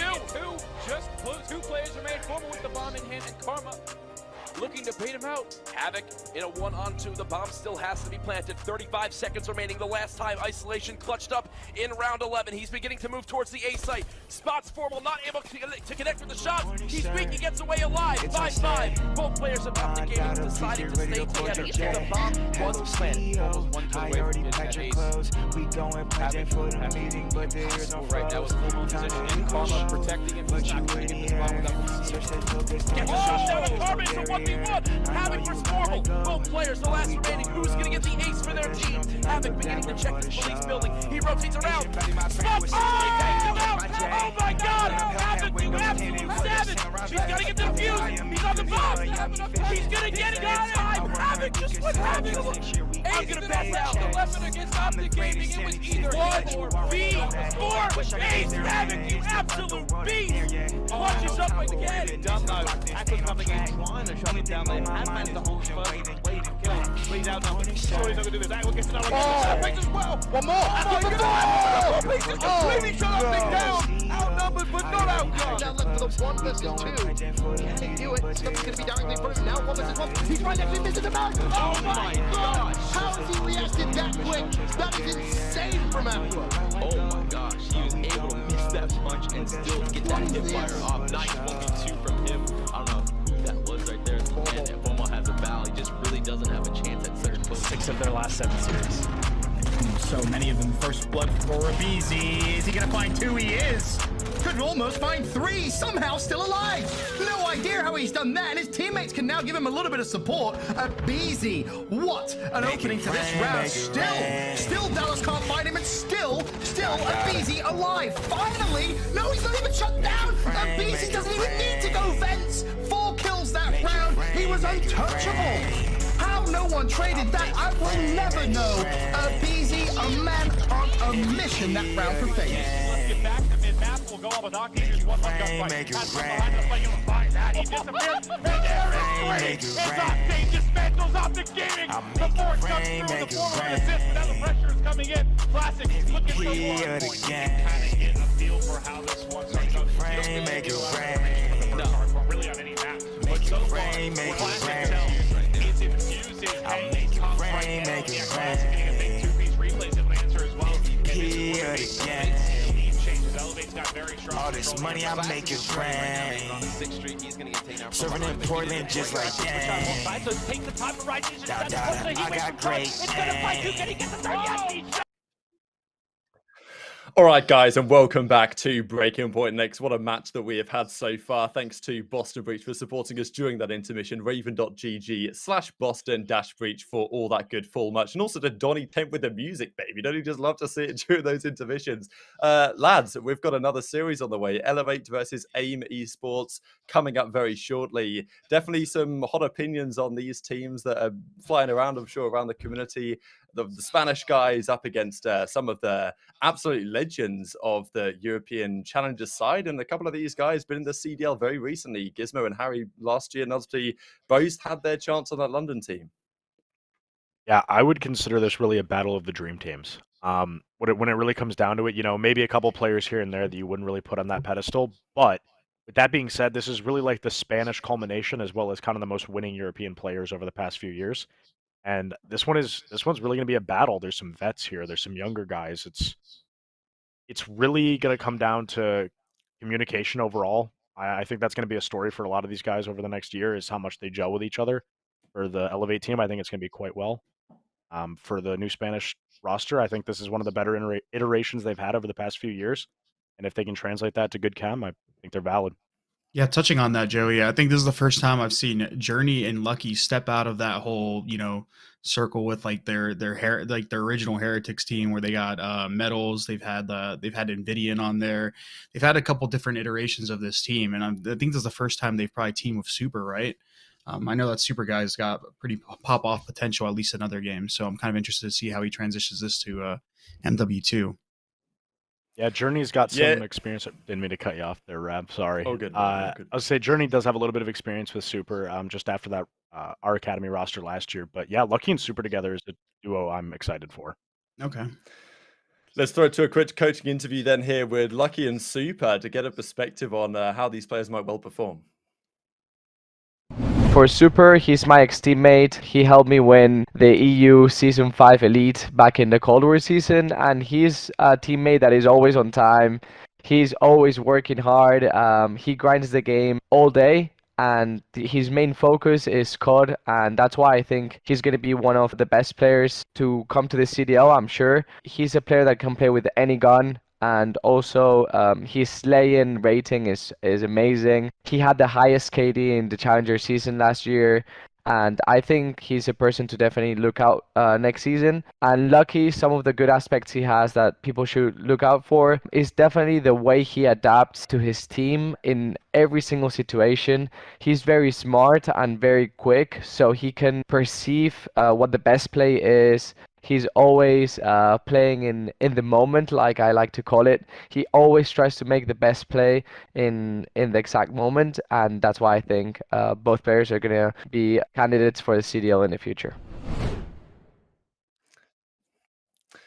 Wow, what about that? I mean, some interesting words there from Vikkel into the CDL this season, of course, on the Florida Mutineers side. Reckon in Nubsy, these guys are going to follow him up soon enough. It's cool to see that all the players from around the world are getting their chances now. Yeah, that's some good gas. That's some really good gas out of what was his name? Vikkel. Sorry. Yeah, Javi is very passionate about his past teammates and especially the Spanish community as a whole. And I mean, I've seen only great things from them. I was really happy to have those guys on our academy team last year, and they just, even though they had their troubles on LAN, it was a consistent showing of individual talent that was just impressive tournament after tournament, week after week. Yeah, we can hop into a scouting report. I think it was Super just to look at some of the numbers going into this series. Obviously, some pretty high gas there from Vikkel, Parasite, and the numbers don't deny it, do they? Sheesh, this guy's doing so it all. Yeah, that's impressive. That was this was for last year, right? Yeah, 12th on our rankings last year, but I feel like he should be higher looking at these numbers, I can't lie. Yeah, that's impressive to say the least. Yeah, I'm interested to see more. Like I said, just coming from NA, it's hard to scout out the NA or the EU talent. So I'm excited to see more of them. And now that I actually have, you know, a chance to kind of watch everyone, you know, being a coach and stuff. Absolutely. Well, thanks for your analysis, guys. We're now going to hop it over to the casters, Infinity and Narski, to take it away with this series. Elevate as they are now up against the boys from Spain. Take it away, gentlemen. Thanks ever so much, Rab. Appreciate it. And yeah, what a great series we have coming up here. Elevate going head-to-head with AIM Esports. And I think Nubsy really did just put it best there succinctly. The winningest EU or UK players over the course of the last few years. Of course, Denzo, obviously from Belgium as well. And the winningest European players over the last few years against the best iteration of a Spanish squad we've ever had in Call of Duty Challenges. This is going to be a banger. Let's take a look at our series layout. Moving forward for this one, it's going to be a great one. Yeah, and we're going to start off with Hotel, Greenberg Hotel for the Hardpoint in map number 1. And we're going to be careful in case we get a lawsuit against us. I mean, all these maps seem to be getting taken out of the game at this rate. So I don't know what's going on with these maps, but Greenberg Hotel is going to kick things off in Hardpoint for map number 1, followed by Mercado and Albagra for maps 2 and 3. But it's kind of one of those things where I don't know how Hotel's going to play, but it seems to be a very good second map to Albagra Fortress with the general consensus of how these maps play. But focusing on these two teams, AIM Esports, as you said, the only Spanish team in Europe. And you said you're a super big fan of this roster. So talk a little bit more on that. Yeah, so I think it's very interesting you bring that point up, right? Because beforehand, with Spanish teams, we've always had two main Spanish rosters that have participated in European challenges, right? You know, a couple of seasons ago, it was Rams and Mavericks Esports Club. I always forget Mavericks' name. And then, of course, last season, we had team. I've forgotten the team names now. Oh my God, my brain is just completely Rocker Academy and AIM. Oh, why could I forget Rocker Academy and AIM? We had Rocker Academy and AIM last season. This year, though, things are different. Of course, I think whether it be players like Metals and Eric Boom moving away to separate, just solely Spanish teams, whether it be Real moving over towards North America, or unfortunately Sucre retiring. We now have just the one Spanish roster. But I am very happy with that in a way, because this Spanish roster is a dream team. We have Lucky, who I think in a way was kind of dragged down last season. Rocker Academy, they were on a slippery slope, on a downhill trajectory throughout the entirety of last season. But I think I would argue Lucky was the best player on that team. You could maybe make the argument for Real, but I really liked what Lucky brought to the table pretty much all the time. So he's now here with this AIM Esports roster, and I love the focus on Super, because Super as a player, he got so much flack last season. And I think a lot of it was warranted, especially early on in the year, where these teams, where Rocker Academy and AIM Esports couldn't quite perform in a LAN setting comparatively to what they were doing in Elite Online. But when it came down to it, when it came down to the last two events of the season, Boston and Champs, that is when Super actually started to really perform. And I think he shut a lot of people up. So that is, I think, a lot of questions answered there towards the end of the Vanguard season. Now it's about bringing that consistency forward with arguably the best Spanish roster we've ever seen in Modern Warfare 2. Yeah, and I mean, one of those points as well is Vanguard was one of those games that was super inconsistent, right? I mean, each major had a different winner, and it was just one of those games where, like, even if you were doing well online, doesn't necessarily mean you're going to do well in another event or so forth. And a lot of these teams did bring it back towards the end of the season. So a very good point there that you bring up. But going into it, Elevate, I know we were talking earlier about it, Denzer and Vortex back on the same team after that kind of rivalry in a sense, and Harry and Gizmo getting dropped down from the league. This will be very interesting, and a good point that Joey brought up before, that how well will this team mesh together, right? How will they kind of come together and play? Because the roster is stacked. There's no doubt about that, but will they be able to bring it together and, pull out these highlight reel plays that we've been seeing from these players individually? A lot of questions. It's time to give everybody at home some answers. It's time for, I think it's pronounced Greenberg Hotel. I think that's the correct pronouncement. We're just going to call it Hotel moving forward, though, for a succinct call out on cast. For map number 1 between Elevate and AIM, it's Clash of the Titans here in the Breaking Point next tournament. I cannot be more excited for this one. We're going to kick things off with... it's Denza. He's under the name SLB, of course, short for sleep, but it is Denza. Yeah, to remember that one. It's like Sigs with Maple, but coming through. Wow, already Elevate off to a hot start on this P1. Finds 3, and Super is going to be up this top bedroom, getting some shots tagged into him as well. Harry finds Yakko, and a crazy first P1 here for Elevate. 5 points got ticked from aim, but apart from that, we've seen nothing yet on this P1. No one able to find a kill. Denza with some shaky shots, but Super finally finds the trade, and maybe they might be able to find themselves in here. Super, the man of the hour, finding 2, and the points will continue to tick away for Elevate as Harry works on that 4 streak. Yeah, very good start coming out here from Elevate, and I'm kind of curious about what the rotation looks like from both of these two teams here. Has to be something they keep in the back of their minds. You can kind of see aim. They are ready for it, or they're on the right side of the map. But this needs to be good hold early on. You cannot afford to get broken. You cannot afford to let a game snowball out of control, because Elevate, they are absolutely the type of team to take advantage of such a situation. Harry having a good start as well here in this one at 4-0. Perhaps maybe the key to breaking on through the first line of defense here from AIM Esports. But here we go. Elevate, ready to get inside the kill. Journey in for the first kill. Harry, he's able to trade things out, but this flurry of kills hasn't presented itself for Elevate. Yeah, and Harry does continue that streak. He's now got a cruise, so that's big for the side of Elevate. And this P2 is very difficult to break once it's set up, because you need to find yourself some way through the back, but with it only having 3 entrances, similar to what we saw in, I believe it was El Bagra, it's going to be very difficult for them to break, and we saw that there. Unfortunately, Harry not able to get the SAE, but able to continue this towards P3, and this yet again is a difficult hill to try and get yourself into, especially with these subs reigning supreme here on P3. But Lucky is able to find himself through at the back, and the noose will tighten here as all players start to surround this hill, and you're going to have a tough task ahead of you. But Vortex finds 2, Super and Journey lighting up now. Journey finds the second head of Harry, and that will be a clean break for AIM Esports as they start to tick away here at this lead. And what a crucial break coming out there from AIM as well, not giving any early time away towards Elevate, and now a matter of can they actually hold on through toward this one.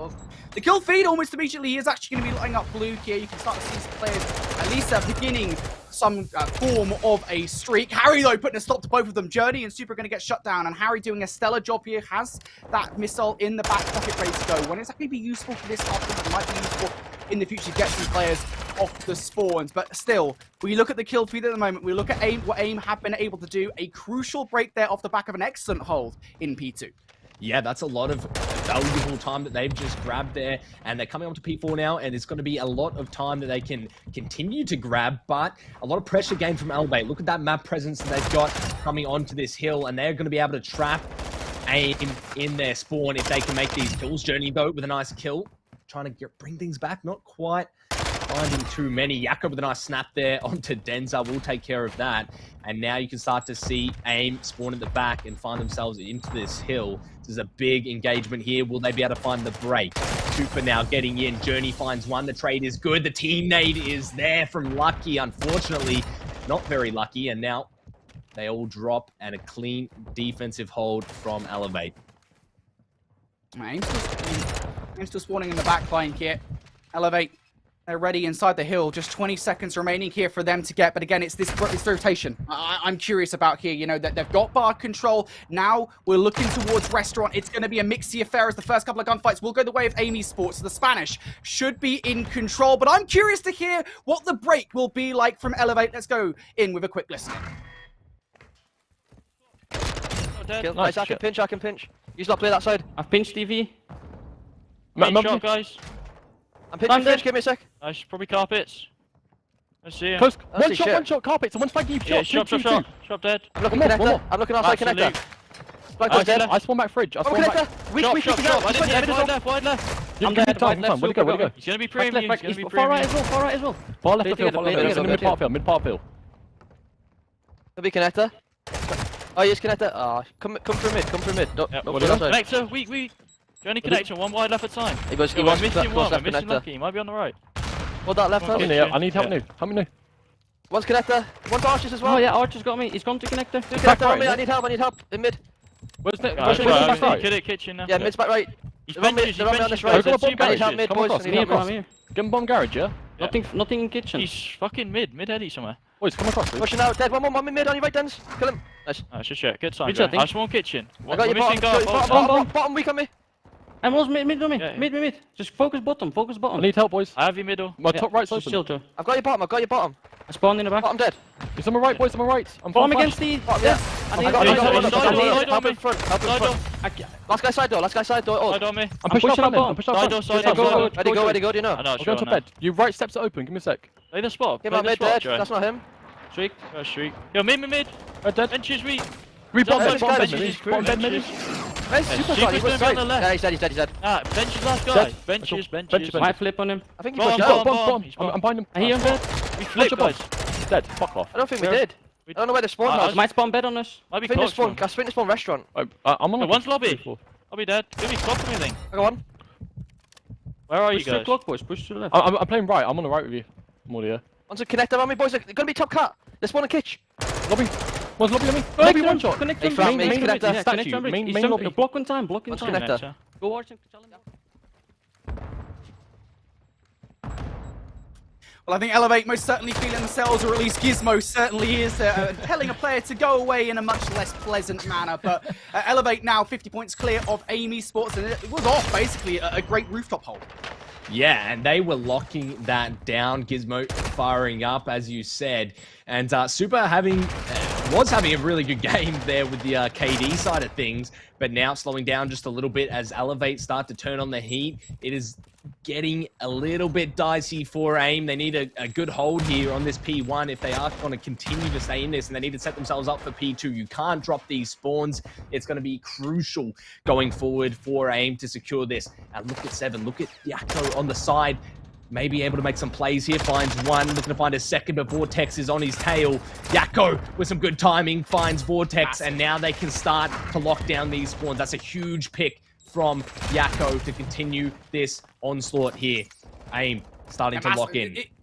It's a massive gunfight, right? Because of the fact that Elevate, you know, if they get that gunfight, they have an in towards those back spawns. Now, maybe they don't. But as I say it, 3 kills not coming on through. Super left up, and it's a clean sweep coming through from Elevate. A massive wave of gunfights. That hill was in an impenetrable fortress last time around. This time, it's Elevate who have broken on through, and that might well be a deciding moment here in this game. Spawn's still at the back for AIM, but they need to find themselves in as Vortex picks up 3. Denza now coming alive, and this is Elevate at its finest, just turning up the heat.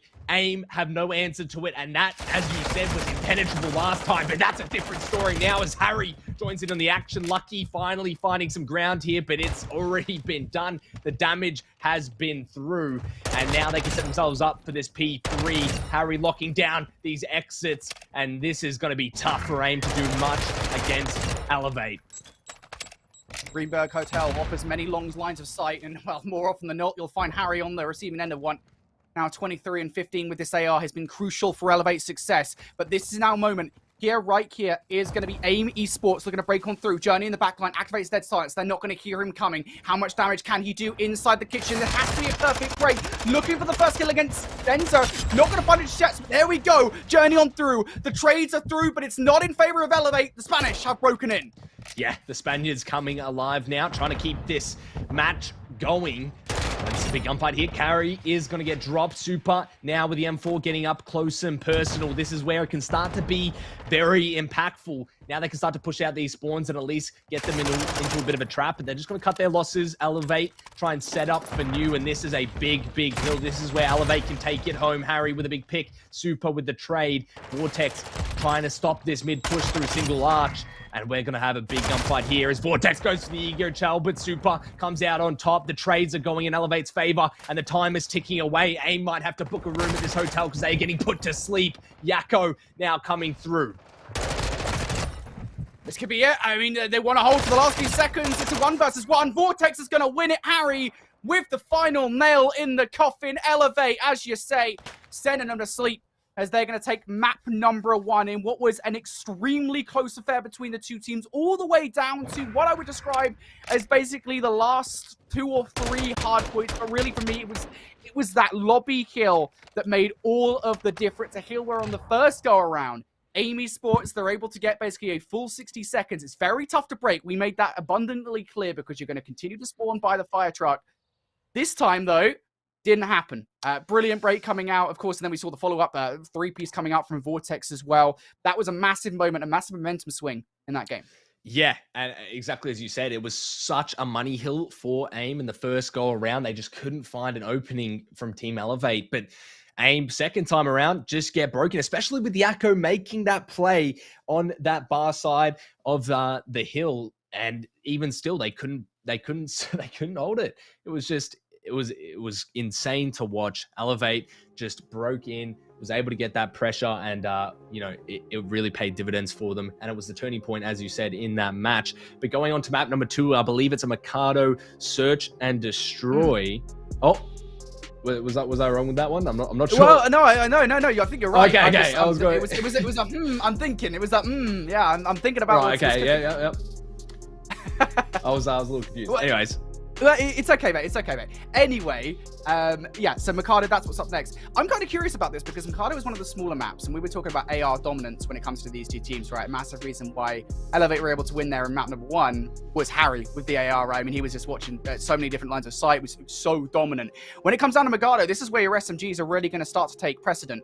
I would actually describe for both of these two teams, if we're talking about where their strengths lie, it probably is actually in the AR.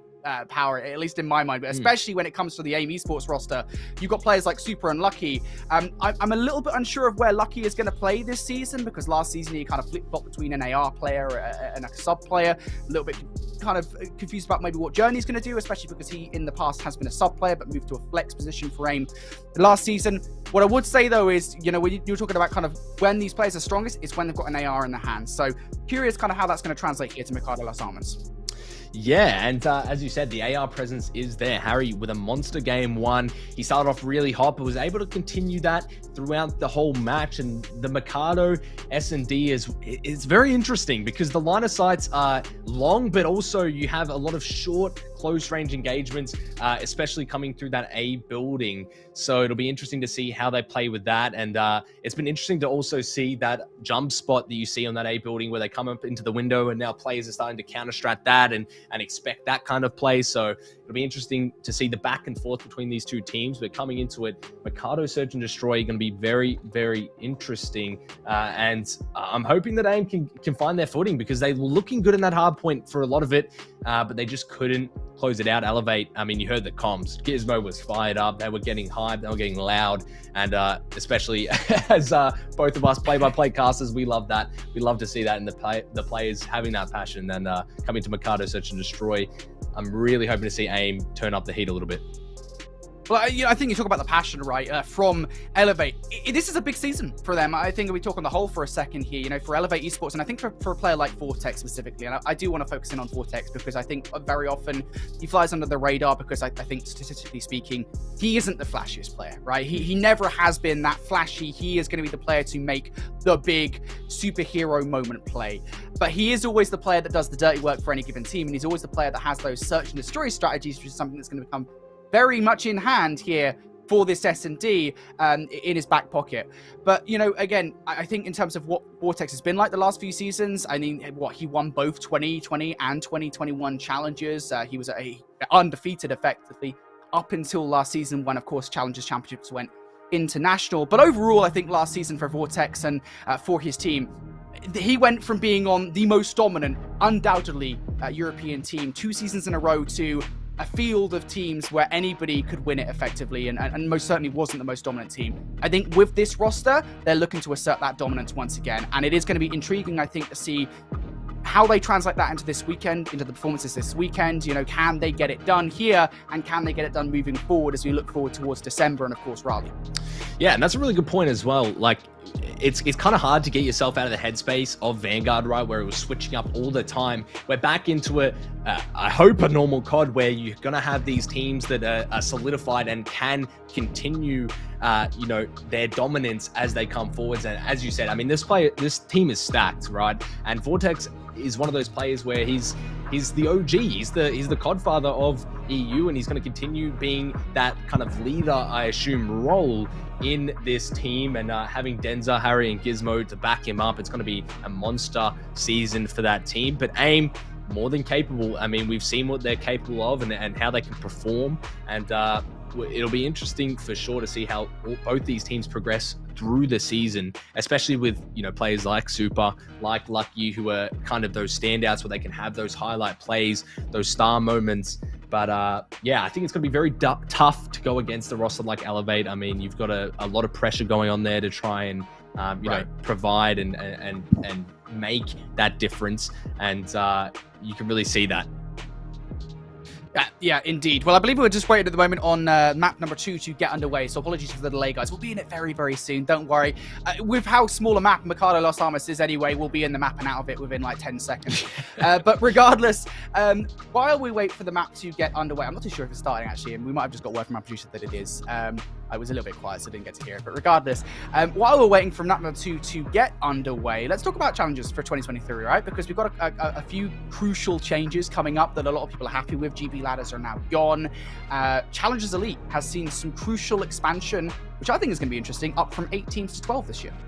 Yeah, and I think that it's good. The more you can support the challenger scene, the better, right? It's the grassroots. It's the new up and coming players. I mean, I think it's a big kind of wake up call. Scumpy announcing his retirement as well. Like, you're just having crimsix retiring as well. You're having these OG players that are now starting to fall off. They're starting to drop back from the league, and you need these fresh players. You need these up and coming stars. You know, players like Scrappy, players like Pred who are coming in. You know, the young guns who are making the difference. You've got Vickle now coming through.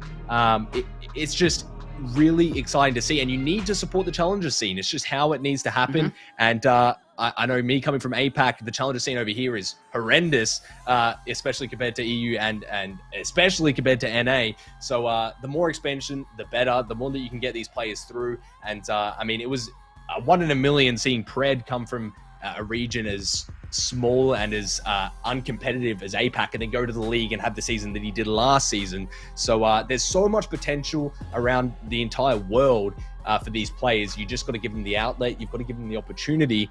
And if they continue to have this expansion, it's going to be a lot more exciting and have a lot more value when you can support these players.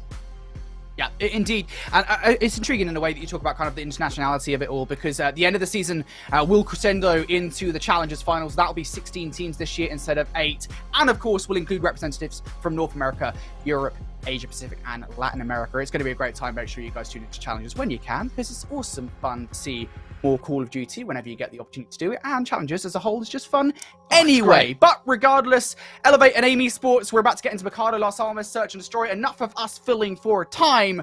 I am super hyped to get into this one. First time casting Mercado Search and Destroy. Yeah, it's going to be exciting. I think that this is one of those maps where it's going to be very tactical, very slow paced, because it's very difficult to get into both of these sites. You've kind of got to switch it up. Super now playing with Journey, trying to push towards this B side, and usually A's the default kind of site that you hit, and you see that Elevate was set up for that side, but unfortunately it is going to be AIM picking B site to hit, and it's going to be Harry trying to stop it. What a kill there from Journey, ripping him off that head glitch, and he's going to get taken out by a stun, unfortunately, but the trades are good. 2 for 2 now. I was going to say, I was looking at the kill feed. I was like, did Vortex just kill him with a stun? Oh, he killed him with a stun. Okay, it's all good. I didn't know the TTK was that fast, but regardless, AIM Esports going to be able to recover the bomb now. 2 versus 2 we go. The target most certainly hasn't changed. They want to get down on the B side, inside patio. Gizmo with the shots on towards Super. Not enough to get the gunfight just yet, but let it be known, Elevate do not have control of this site. Censor slides out, though, with the Vaznif. I think that's really the stress. Nonetheless, Super going to get this bomb down. 2v2 we go. Now Lucky going to fall. The bomb has been planted, and that's the advantage for Super, but look at the steady push coming on through. Yeah, and a good kind of note, I guess, to talk about those stuns. It does 2 damage, and it also stops healing. So there's some potential there. The defuse, though, kind of come through just almost there, but it gets stopped by Super in the nick of time. Now 1 versus 1. Super trying to continue this clutch. Some shots go out. Super trying to play his life. 16 HP. He's running for the hills, trying to play his life. And now it's going to be Gizmo on the bomb. He's trying to delay as much as possible. One more chal should do it. One more push for the site, and Super will clutch it out for AIM Esports in round number 1 in the 1 versus 2. Wow, what a clutch that was from Super. It was a great play. I think right out the rip, you know, you're making sure you're using dead silence correctly to get away. Simply put, the last GM players didn't know where he was. You know, they had no information as to where Super was in the map. There are so many different areas that you can come from, so many different areas that you have to cover on a retake here on Modern Warfare 2, and that just didn't work to the advantage there of Elevate. So brilliantly done by Super, and Super just doing Super things. I mean, this is what he's known for in Search and Destroy. Yeah, I mean, that was a beautiful clutch to watch. I mean, that's textbook. It's exactly how you needed to play that. A difficult situation, but he gets out just barely.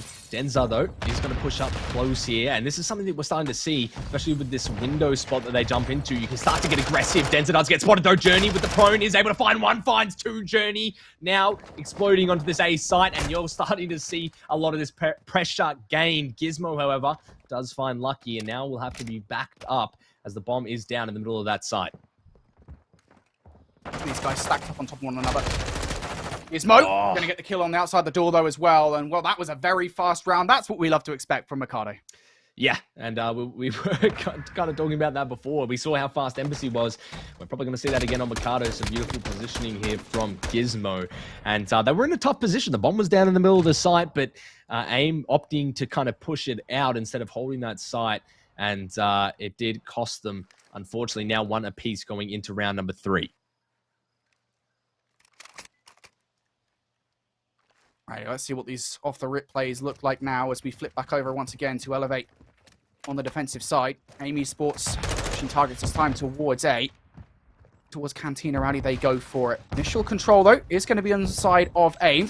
Utility being thrown out here to try and get a feel for the player that is currently sitting outside the window. That's going to be Vortex, and Super going to be the player to take him down. Now the trades in favor of Denza, who comes through with a fast sniff for 2. And now Lucky left up in a 1 versus 3, and he is so far removed from this bomb site at the moment as well. This is going to be a real tough one to him off. Yeah, this is... you're going to have to get pretty lucky if you are going to try and clutch this out. 1 versus 3. Not impossible, but definitely not an easy task. Try and pull off, and he's going to get pressured. Yeah, the pinch comes through. Elevate, take round number 3 and go up 2-1. And AIM, yet again, taken out, dismantled by the setup here from Elevate. They're looking very strong. Elevate on this Mercado Search and Destroy so far. It seems like they have a very good handle on how to play it. I mean, that first round was gained from AIM by a clutch from Super, but they had control for that round. So realistically, AIM need to try and switch this up if they are going to stay in this, because Elevate are looking strong here early on this Mercado.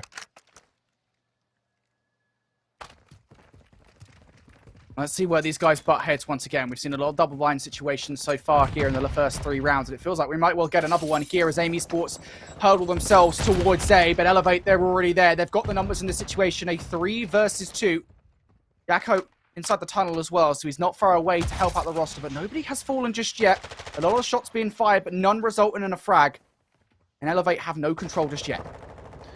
Yeah, this is a tough situation for AIM, and also Elevate. Look at 3 on the minimap. Lucky chasing down number 8. It's going to be Vortex getting caught, but Denza just having so much value with this sub in this site. Finds another 2-piece for himself. That's 5 as well. 1 off the glide, a big kill from Harry, and that's going to be the round. Wow. It just goes so quickly. I can't even keep up half the time. Elevate are going to take round number 4 and go up 3-1, and Denza is a machine with this sub on this A site. He's getting 2, 3 pieces left, right, and center in these rounds. Gizmo as well with this AR as that kind of Hawkeye overlooking this site is finding a lot of value. 5 and 1 for Gizmo. There's a lot of good reads coming out there from Elevate as well. You could see kind of Yakko and Lucky trying to pull off a pinch there towards the end in the 2 versus 3 situation. The information was gained by Elevate. They knew what they needed to do to defend the site, and they're able to win out. So 3-1 up they go now. Once again, AIM would say they go, but look at the aggression coming out here. Elevate have, I believe that's Denza, who is consistently being that first player in for Elevate. Pushed all the way up inside the alley, and now the first gunfight's going down. Gizmo going to win one on towards Super. Vortex with an aid on towards Journey as well. And AIM are falling like dominoes at the moment. Yakko, the last remaining player left alive. Yes, he's got the bomb, but he's got nothing else. Yeah, and the cruise in the back pocket for Denza here is going to be huge. A big ego child, not able to secure the SAE, but trade is good, and that'll be another round for Elevate, just going by in a flash.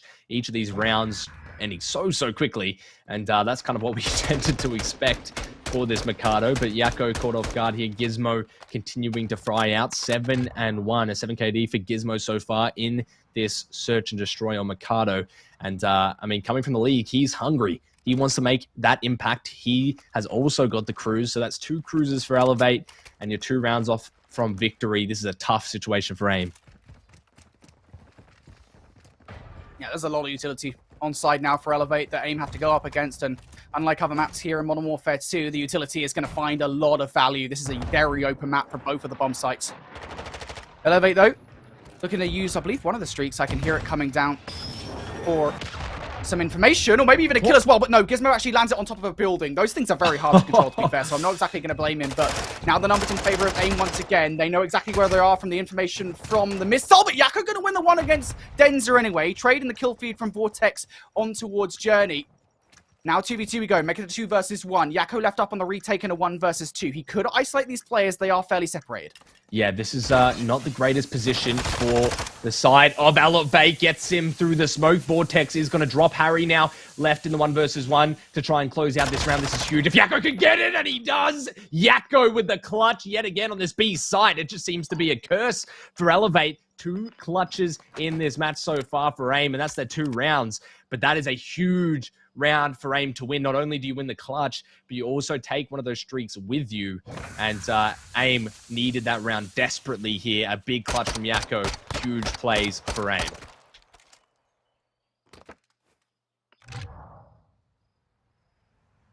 And I was going to say, I don't know how he saw through the smoke, but I think I do know that. Regardless.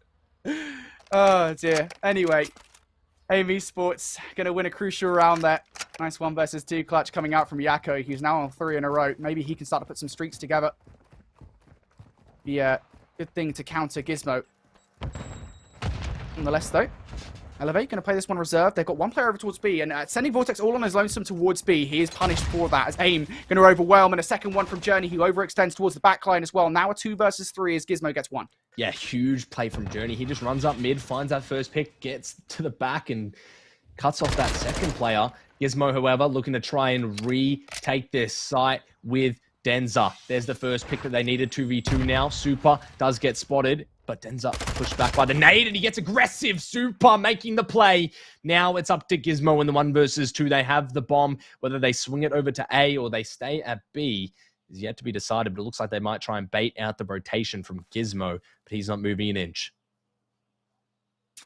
They're getting some feelings that maybe Gizmo is currently overwatching that B-bomb site, but they are still taking it slow. That might work out in Gizmo's favor. This rotation coming through from AIM.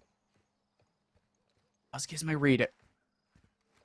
That's the question. He's making the slow move over there. He might well catch some Call of Duty timing on these guys, and to be fair, it's well-earned Call of Duty timing. The shot's going in, but not a kill just yet. But the information is there. He can still stop this plant. Yakko going to get on the other side of it, though. Gizmo looking to make his move forward here. He might be able to get the exit frag on towards Yakko, but no, Yakko gets away, and now more information earned from Super, who will act succinctly on it. And Gizmo, despite being in a relatively positive situation, to be fair, he could have caught them off guard. I think AIM played that really well, given the information they had. Yeah, that is just a really nice play from AIM. They didn't have to overextend. They didn't try and force that bomb site. They made the read correctly, switched up to the A site, was able to get it, played the post plant, and Gizmo unfortunately could not get the clutch. Now AIM finding some success here late into the search and destroy, 3-4 now, only a round away from evening it up. And Gizmo slowed down just a tad, and Denzer 7-5.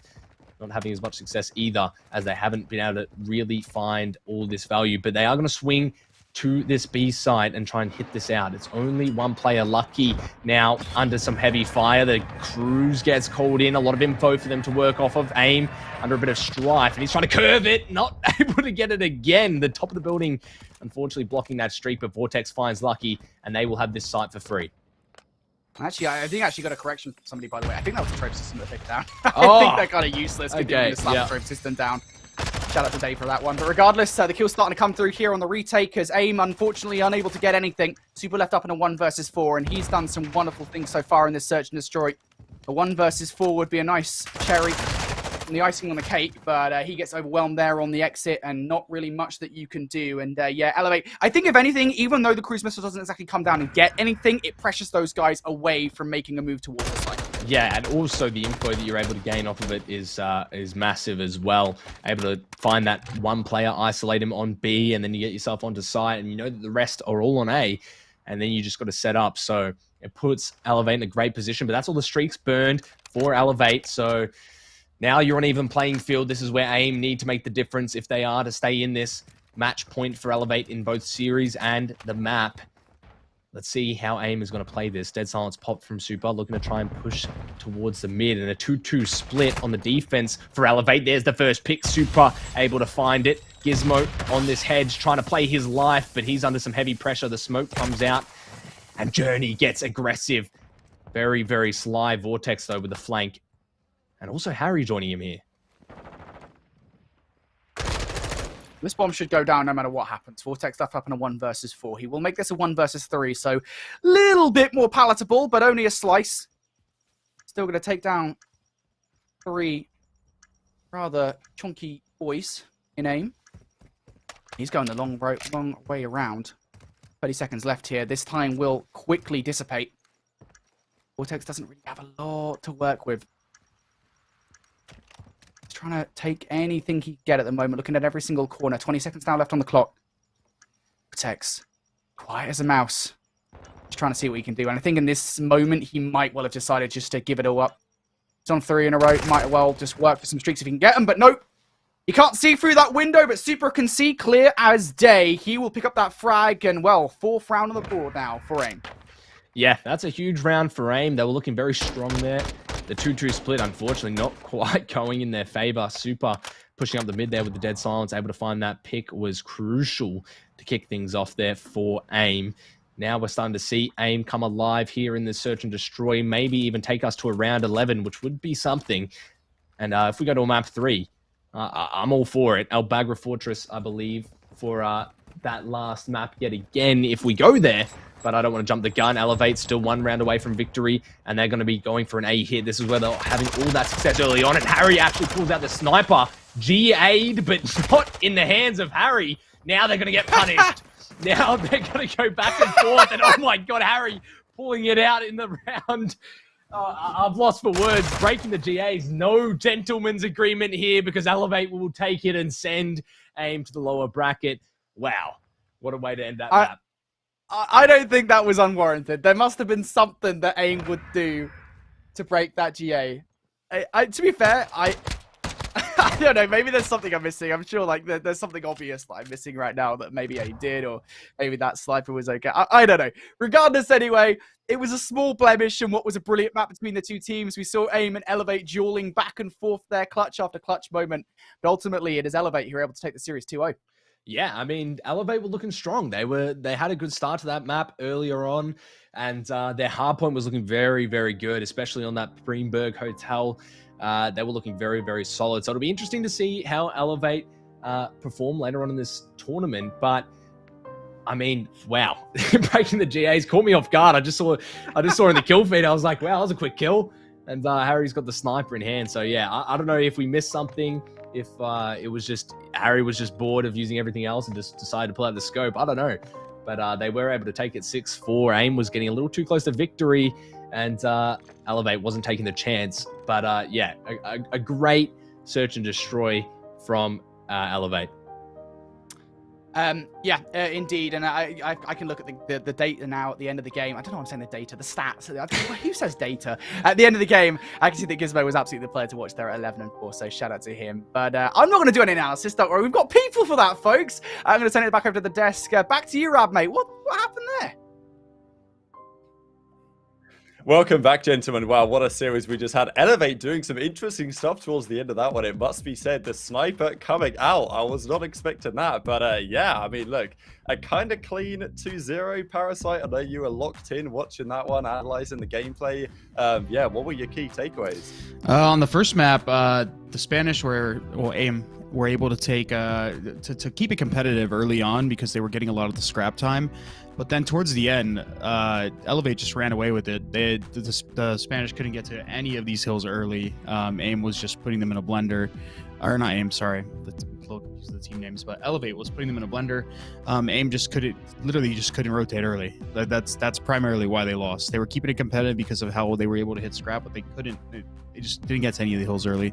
And then their S&D, they just had no answer for the A-bomb. Every single time Elevate went towards A or even had to defend A against AIM, they just couldn't do it. At B, they had some success with a couple clutches and such. But overall, I mean, I think you just saw who the better team was, regardless of series. Yeah, some really solid fundamentals there out of Elevate, which is what we can really expect now. It's year after year, this is what we can expect from these guys. And what's really nice about watching them play, and Chris, I think you outlined it perfectly, is once they know that they're doing something and performing solidly at it, they just don't give up, and they consistently stick by the same strategy, which comes down to a lot of Vortex and Denza. That's always been their mindset. When they feel like they've figured something out, even if it's early in the game, they just stick to it, and it pays off. Yeah, they've been killing it here for years in the Challengers side, Steve especially. So we're going to send it to a quick break. When we come back, we're going to have that losers game between AIM Esports, who just went down, and Siggy Boom, who went down a few minutes ago. But it's still double elimination. Anything can still happen in this tournament. Thanks, gentlemen, and come back after the break. Hey, they're spending money on dumb shit. Bought a bad little snow bunny. I'm about to punish. Expensive ice is holding me back, but I'm still keeping on. Making the play, does it again. Does it again. Three-piece from 10.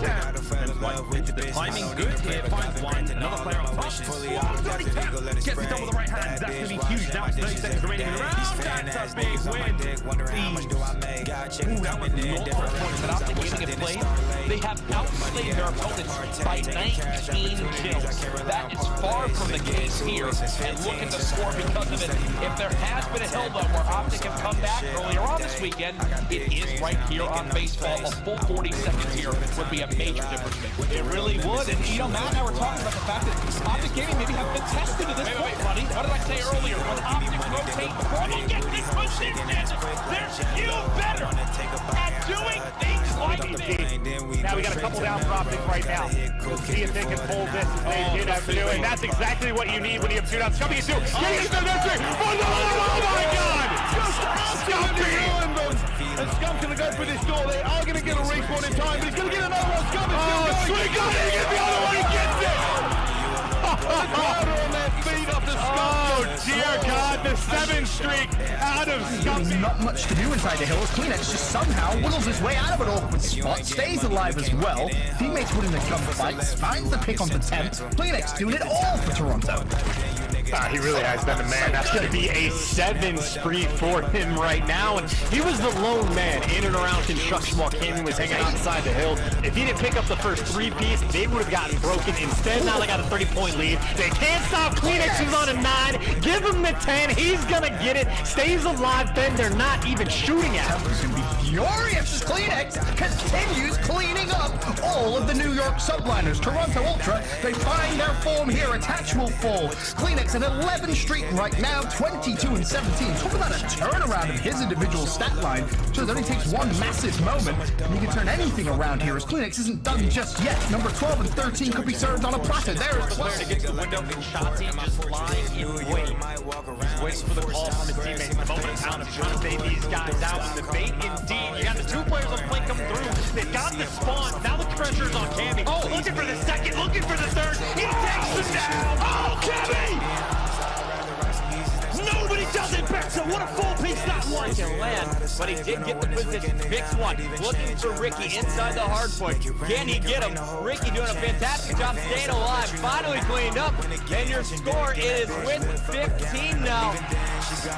189 to 176 and counting. And Scump is getting cross-map kills with the Scorpion. Yeah, so close to even more score shifts. If he drops back, tries to fight for position at the next one. Oh, with that kill, he gets him anyway. Taking out Nameless that one. He's not done just yet. Trying to earn something warm sheet, and he gets it. Oh my Scumpy! Oh, he streaked out the crowd here. Over. Looney in a 1v5 spot. He's able to pick up 2. Finesse with his life. Oh my God, that's now 3 in a row. Can Looney pull this off? He's able to get back to full health. They line up in front of him. He's able to dip, dodge, finesse. And now it's a 1 versus 1. What is this from Looney? He still gets away. 30 seconds now on the clock. Phantoms versus Looney. Looney waiting. Looney the angle! Looney the 1v5! What is that? I'm getting guap, pump the shots, it's a celebration. Oh, that's a toss. It's a reposition, held up there for a second. Fans come sliding out. Cellian, he is adding on to his numbers. Cammy Doe's gotten 3. Cammy with all 4. What did he just do? Show me his POV now. Cammy with the ace. It's a 4-on-4 inside a ring. It just snap. Round leaves Temp. Miss Lunson for the 1v4. The big problem. Minnesota Rocket know exactly where he is, but Temp will find the first pick. No bomb planted just yet. Things may be a little interesting. 1 versus 3. Smoke out top window. Another freebie for Temp. If you keep trying to plant, Temp keeps gonna kill you. You've got to make sure that you have that top window covered. You rarely see 1v4s, but Temp could be about to produce something special. As long as he doesn't get baited here. It's going straight through the door. Both players covering. Temp shut down for that. I can't believe it. 1v4 on the cards. All down to assault. I think Temp may have just got the audio cue. He so definitely needs the double punch Temp for the 1 versus 4. I cannot believe Minnesota Rocker would allow that to happen. The first plant didn't work. The second plant didn't work. All right, guys, and welcome back to Breaking Point. Next, we're here to find the future of the CDL, and thanks for that intermission to Papa Gino's Pizzeria for supporting the show. Text BREACH to 40518 to get your free small cheese pizza with any beverage of your choice. Gentlemen, we're back here on the analyst desk. We've got a great series upcoming. AIM Esports, Siggy Boom. We've seen what they've been up to so far in this tournament. Unfortunately, both of them have gone down, so now they've got a playoff in the double elimination format to see who's going to go further. Nubsy, initial thoughts on these guys? Interesting match of teams. Eric Boom versus the Spanish. It's going to be spicy. Yeah, not a solid performance out of both of these squads in their first upper round. It is Eric Boom versus the Spanish, which is always a fun thing to watch. No, I mean, I was saying during the break a little bit, I feel like this Siggy Boom team just has a lot of potential on paper, but I feel like the roster was just constructed in a way that it's kind of all or nothing, right? You're going to get these players and they're either going to come off and they're going to have explosive potential and just win you the map single-handedly here and there. But right now we haven't really seen that, and I'd be anticipating to watch that for this next series. If not, I think the guys over at AIM are going to have a good time. Yeah, touching on that, I'm just like I said, I haven't seen a world where any of these players have teamed with each other before. Or like it just looks like such a weird roster on paper. But like you said, I think Eric Boom, you know, being another one of the Spanish players, maybe he kind of feels left out. Maybe he's gonna have a pop off game here, and show him that he's the best Spanish player. But honestly, I still think AIM's probably gonna run away with this one because I'm just not really impressed with what I saw from Maple and Co at the beginning of the show. So I don't know. I think this is going to be a runaway series for AIM. Yeah, it was a strange one, right? I mean, Super was kind of one of the standout players of that particular series, had that nice 1v2, was perfectly played, but Elevator was going to be a tough team to beat. You know, of course, AIM Esports as well, interesting organization with Amric Laporte of Manchester City kind of pushing forward the Spanish scene in multiple regions. So they've got to show up, right? They've got to make it clear, Nubsy, that they've got the right Spanish guys on their team. Yeah, which is really interesting because, like I had mentioned before, you know, you go through these Spanish rosters year after year, and they're just dissecting players from one another. There's been, you know, historically 8 Spanish players over the past couple of years that have stuck around. Now that we have Real here in America, we've stripped them, one short of having 2 full teams, which I think is part of the reason why, you know, Eric has dispersed another team. You know, Sucre not playing anymore, and this is kind of the final roster that shook out between all of that Spanish, you know, kind of the Spanish breakdown of what the community was. But I think this team has a lot of potential. I think their fundamentals can eventually get to a point where they can be on point with the likes of Elevate. And, you know, I would be inclined to agree with Chris here. I think this is going to be a runaway one for AIM. But, you know, if Furious can come crazy and Eric maybe has the passion, see something wild. Yeah, Parasite, thoughts on the bracket so far? We've got it up on the screen here. We've got the winners finals already set, but this is a losers round 1 game, so, you know, it's all to play for. Honestly, I'm not surprised after seeing a little bit of the French gameplay, the Wobabobs. So that's a bit of a mouthful saying their name, but dude, they had a crazy performance in the first series, and then you can't not root against this Elevate team. Like they're clearly like the most talented, accoladed team in this bracket. So I mean, it's just kind of expected. I'm interested to see how this losers bracket match shakes out. But I'm honestly I'm really excited for later when we see Awobabobs go up against the Elevate team, because it's gonna be a story of, you know, this wildly talented French roster that, you know, a lot of people don't know much about against, you know, the veterans in Elevate. So. Yeah, absolutely. I mean, look, we'll see if any of these guys from the losers bracket can make the run happen. It'd be really interesting to see kind of like the British team of Elevate, the French team of Awobabobs, the Spanish guys get in there as well. Like, that's what European Call of Duty is all about. And we've seen NWII over the last couple of years, there's been plenty of these top tier European guys, probably more than ever, are actually getting their shot in the big leagues, right? And a couple of years ago, it didn't look like that was going to happen. Yeah, I'm really happy you touched on the sort of European overarching factor there, because this is a Belgium versus Belgium winners finals as well. We have hints of that country coming up too, which, you know, Denza has always promoted, you know, kind of been the poster child for that region. But Abuser's right there as well. Though they're on kind of opposite sides when it comes to the language end of Belgium, it's a country that is clearly coming full force, and I'm just excited to watch that matchup as well. Yeah, I think we've got a scouting report ready to go when prepared to have a look at how these teams are potentially matching up. Yeah, here we go on Lucky, right? So Parasite, take it away. The numbers are looking nice. He just about made it into our top 20 rankings last year on the Breaking Point side. Yeah, I think Lucky has always been a criminally underrated player. I think he was arguably the best player on the Heretics team, you know, back in the day. The one thing that stands out for me was just his positioning. He was always in the right positions. He was always a really, really good sniper rifle player. I know whenever I played against him, I had troubles killing this guy. He's a very talented player, very, very underrated. And I'm hoping he sees success on this AIM team. Yeah, love to see it. All right, well, I'm going to head over to the casters here in a second if they're ready. But NWII, who's your prediction for the Paradox Customs MVP of this particular series? There's a few candidates. My MVP prediction for this one might be a little bit out there. I'm not gonna say super. You know what? I want to be, or not super. Sorry.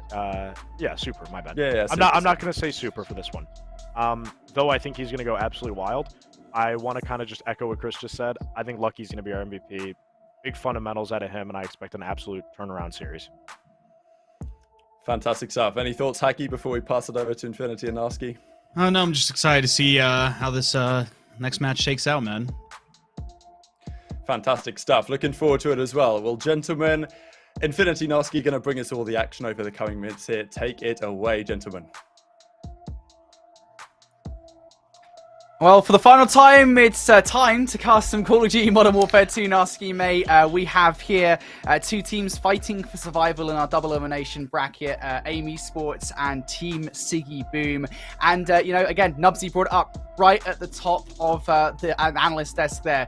For me, the big headliner here, Eric Boom taking on his former teammates.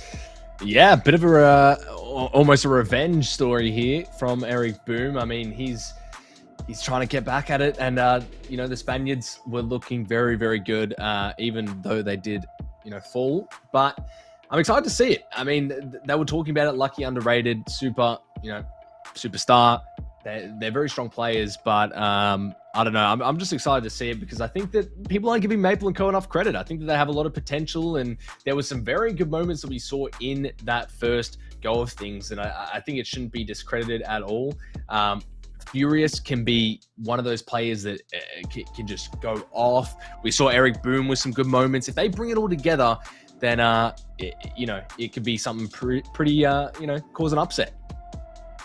Yeah, indeed. Well, let's take a look at our map set for this one. There is one familiar map that I will want to talk about here. It's Mercado Las Almas. That is what will be kicking off this best of three. Of course, following that, Greenberg Hotel, and then if we need it, Embassy for the final hardpoint in the series. But I do want to focus in on the hardpoint on Mercado Las Almas for a second here, Narski, mate, because of course we have seen one of these. We saw Siggy Boom play on it earlier on in their first matchup versus Awobabobs. Unfortunately for them, they were not able to come on top of that matchup. It was Awobabobs who won it 250 to 209.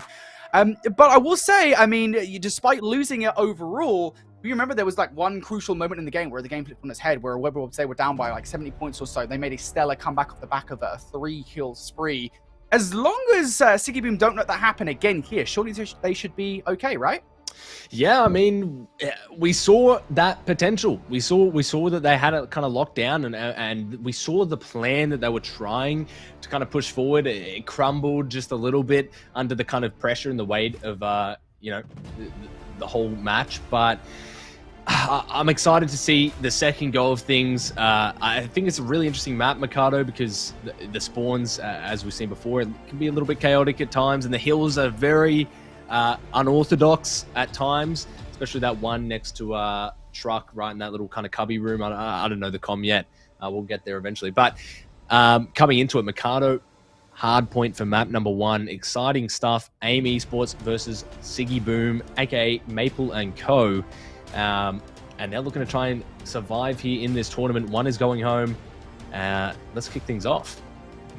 Yeah, it's kind of funny, little tidbit for everybody at home. I don't know if you guys have these in Australia, Nasky, but we have like a chocolate called Mercado. In the We definitely UK. do not have those. You don't have that, okay? No. It just makes me every time I see Mercado Los Alamos on the loading screen in pubs, I'm like, oh, it's Mercado. Now I really want some bloody chocolate. It's the cravings of a slightly fat guy. But regardless, anyway, I'm excited to get into this one again. We've got so many storylines to talk about between AIM and Siggy Boom. Again, notably, we had Eric Boom, who, of course, did play with AIM Esports last season and will be looking to prove that he was right to not be on the team once again this year. And that is a really interesting thing, a story, I think, overall, right? Because Eric Boom, if I remember correctly, he's made an attempt to depart from a solely Spanish roster before once. I think it was Train Hard in Modern Warfare or Black Ops Cold War. I'm not too sure on which year. I think it might have been Black Ops Cold War because that was the first year he could actually play. Maybe I could be corrected on that, but I'm fairly certain at the very least he did play with Dave. That's what I remember. That didn't go so well. I don't think he remained on the roster for all that long. Then, of course, he reverted to the successful Mavericks roster that we know and love in the middle of the Black Ops Cold War season. So I think for Eric Boom, making that departure again, it could be super beneficial to kind of remove yourself from exclusively playing with players within your region and moving out to a more international team.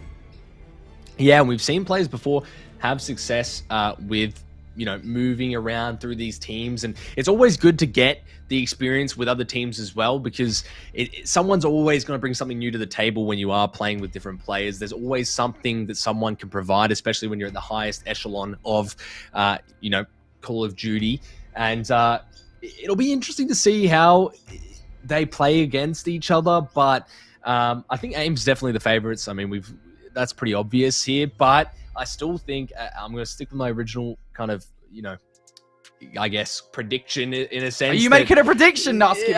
You can't do that. Listen. That, buddy. I just think that Maple and Co might be able to pull off a little upset, at least take one of the maps. I don't think that they want to go home 2-0.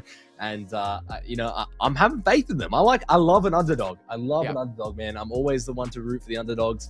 And I want Maple and Co to show what they have. And that's the whole thing, right? That's the whole reason that Breaking Point Next was created, to showcase these players, showcase these talents. And I want to see that here because all these players deserve so much credit and they have so much potential. Any of these players could be, you know, in the league, or at least, you know, make themselves in the league in the next couple of seasons or so.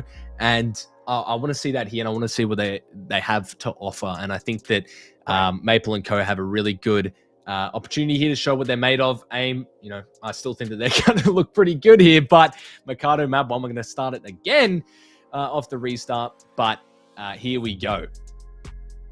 So you're picking up Maple and Co here. You know, that'll throw it into proper. Big AIM fan. He's got a lot of fan cams stored on his PC hard drive of this same roster, and he would most certainly not want them to pull out at this point. But they might well do, of course, folks. This is lower round 1. One team is about to go home in fourth and last place, but right off the rip, Journey with a 3-piece to kick things off, and that will solidify some spawns here as Maple and Co going to spawn out for P1. But this market center hardpoint is so tough to hold. Yeah, it is, and I think I might take back my prediction. No, I'm just kidding, man. You've done it now. We're 5 points into the game, Nasty. What are you doing? What do you mean? No, I'm just kidding. Journey, though, just a crazy start. And Journey is one of those players we've seen, especially on this map, where he can just explode, find these kills. Eric Boom trying to set up towards this P2 and maybe find a little value here. Lucky down below. Eric Boom needs to go huge here to try and secure this point for his team. Only finds one, and with it, the trophy system goes down as well. And P2 is online. Some time ticking away for AIM Esports now as Maple and Co have to try and break. Siggy Boom looking to try and make their entry here, but Yakko is cutting them down. 3-piece for Yakko, continuing to try and cut these players from hitting this point. This is a really good spot, I think, overall for AIM Esports to be in. Of course, they know exactly where Maple and Co are spawning from, and they're cutting them down before they get anywhere near the hard point. Now, though, one player finally going to entry in. That's going to be Weeman, who is quickly taken out of the equation. But look at this, the kill feed will light up red, and perhaps really for the first time in this game, as Maple and Co will take control of the bottom of Cantina for the last 20 seconds or so. There'll be one go at this from Journey. You might well get the time. Comes in for one, can't get the second. As predicted, the trade should be in from Maple and Co, and they should get the last 10 seconds. But in the end, this will favor AIM Esports. They've got themselves rotation over towards silos. Now it's about holding this, because you can see the pinch starting to come on through. Maple on the other side of this hill, and he does actually get shut down. Yeah, unfortunate. The dead silence was popped, but unfortunately, he was caught. And a big snap there from Weeman, but this is a lot of time that AIM can grab if they can't find this break. Super trying to cover off this alley, this flank. Not really getting pushed yet. Trade comes out on Eric Boom. Lucky finds one, but Sigs finds one more for himself. Trades go back and forth. Now 2 versus 2 on the point as reinforcements start to flood in. Journey and Super doing a great job of locking this down, though. And Eric Boom only able to find one for his troubles. This is big time for AIM Esports. They're able to try and lock this down as much as they can and gain this lead. And this is where we start to see Maple and Co falter a little bit and stop this advancement from AIM Esports. We look over towards the rotation once again, and back and forth we go here in this game with Mercado Las Almas Hardpoint, as it is the barbershop, and it's going to be Maple and Co in control, early on in this one. But you don't want to fall foul to any wayward players that have managed to make their way through the first line of defense. And Super are going to get that first blood for AIM Esports. That's a good start for an early break here towards barbershop, but you need ideally players in from behind, and they haven't done that. They're trying to push their way through the gates. Now Journey in for 2, and here we go. Players are really starting to heat up here. Maple towards the back line in for 2, and Super forced to return to the combat area, jumps down from up high, gives the player a haircut inside the barbershop, and now AIM Esports. Well, I was going to say they might well get some time, but Maple and Co, tenacious as they are, will not give up easily. Yeah, I mean, look at that play from Super. That was a hero play if I've ever seen it. Going out of bounds, jumping off. We're seeing that in a few maps, or at least in a few spots on this map, trying to break some of these hills. But it is AIM Esports who find the break. Some good kills getting found there. No bullets left. Super finding the 2-piece. That's going to be a good bit of scrap time for AIM Esports as Maple and Co need to try and set up for new. But this is going to be tough. Lucky trying to lock down this side here on Furious Claws. And look at, I think Sigs just fell off the map. Might not be able to get back in. Just finds it. Yakko now under a lot of pressure to try and lock this down for AIM. But he's going to get caught off guard. And this is some good time that Maple and Co can grab if they lock this down.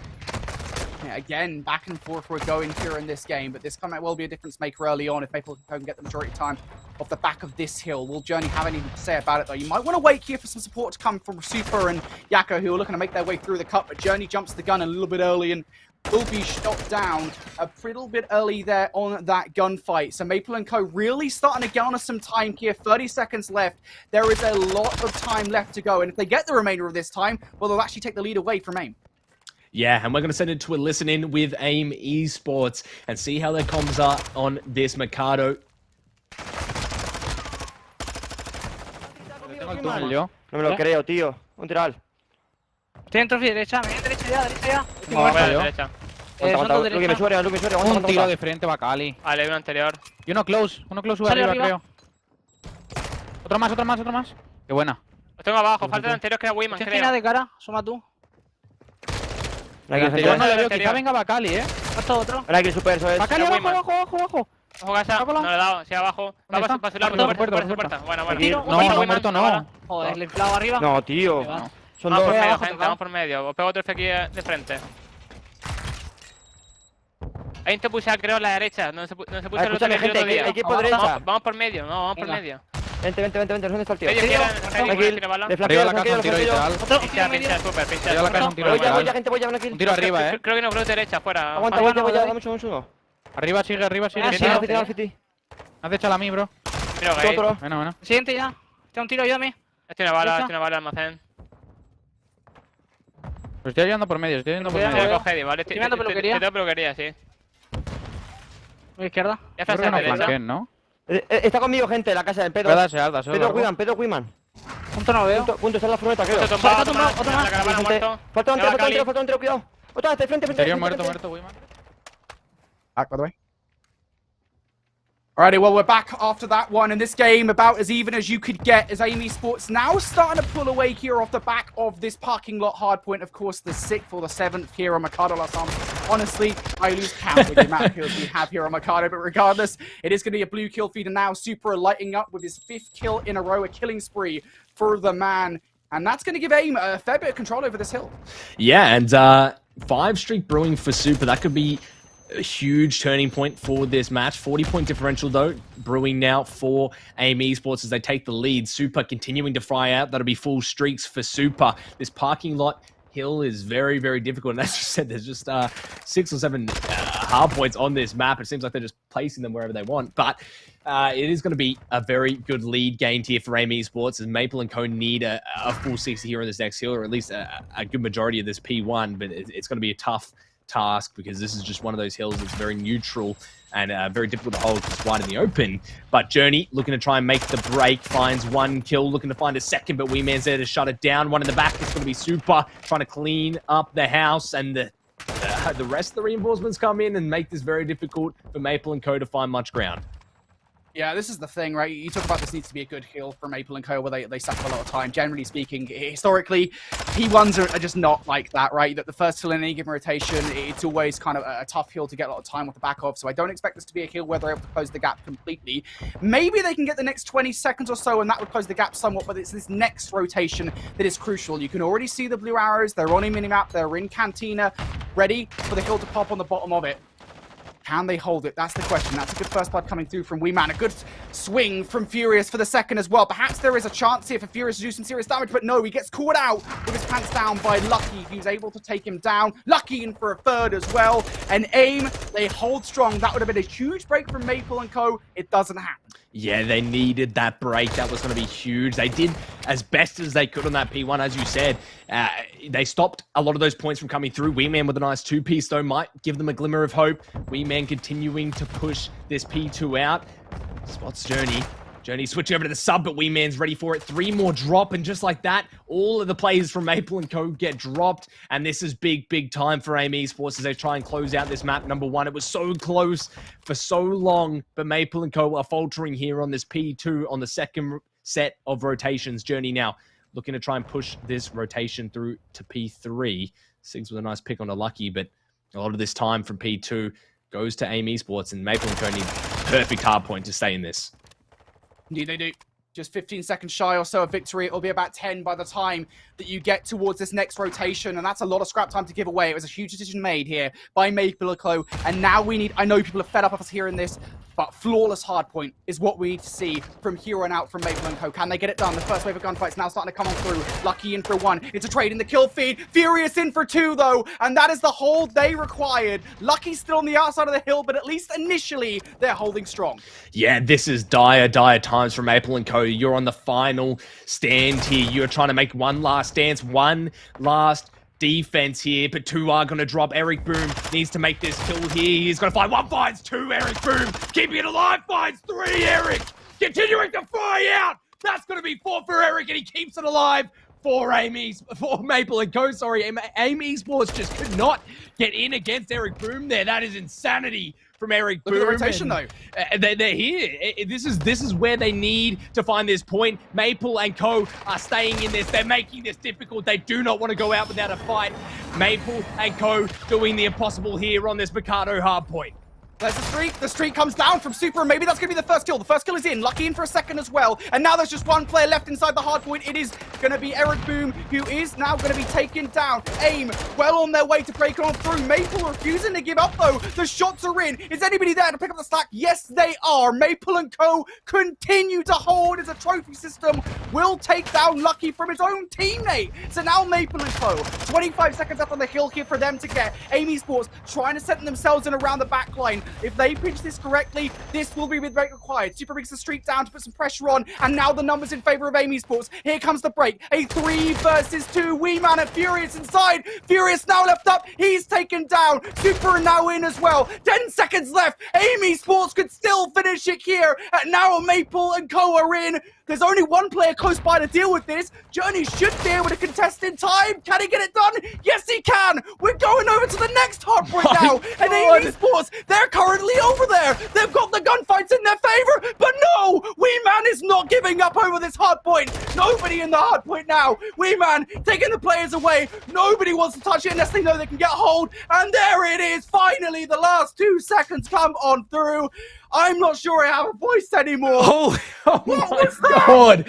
Maple and Co, ladies and gentlemen. Siggy Boom, Eric Boom with this 4-piece went massive. Here, look at this. 2-piece comes around, swings a third. Who are you telling? Sit down, Yakko. Eric Boom kept them alive there. That was a massive play, and that's what I was talking about. I told you that there might be an upset, and I rooted for them. The underdogs, Maple and Co, get it done. What was that back and forth? That is Hardpoint. That is Call of Duty, ladies and gentlemen. The MW2 kicking things off for our final cast. I couldn't ask for a better map one.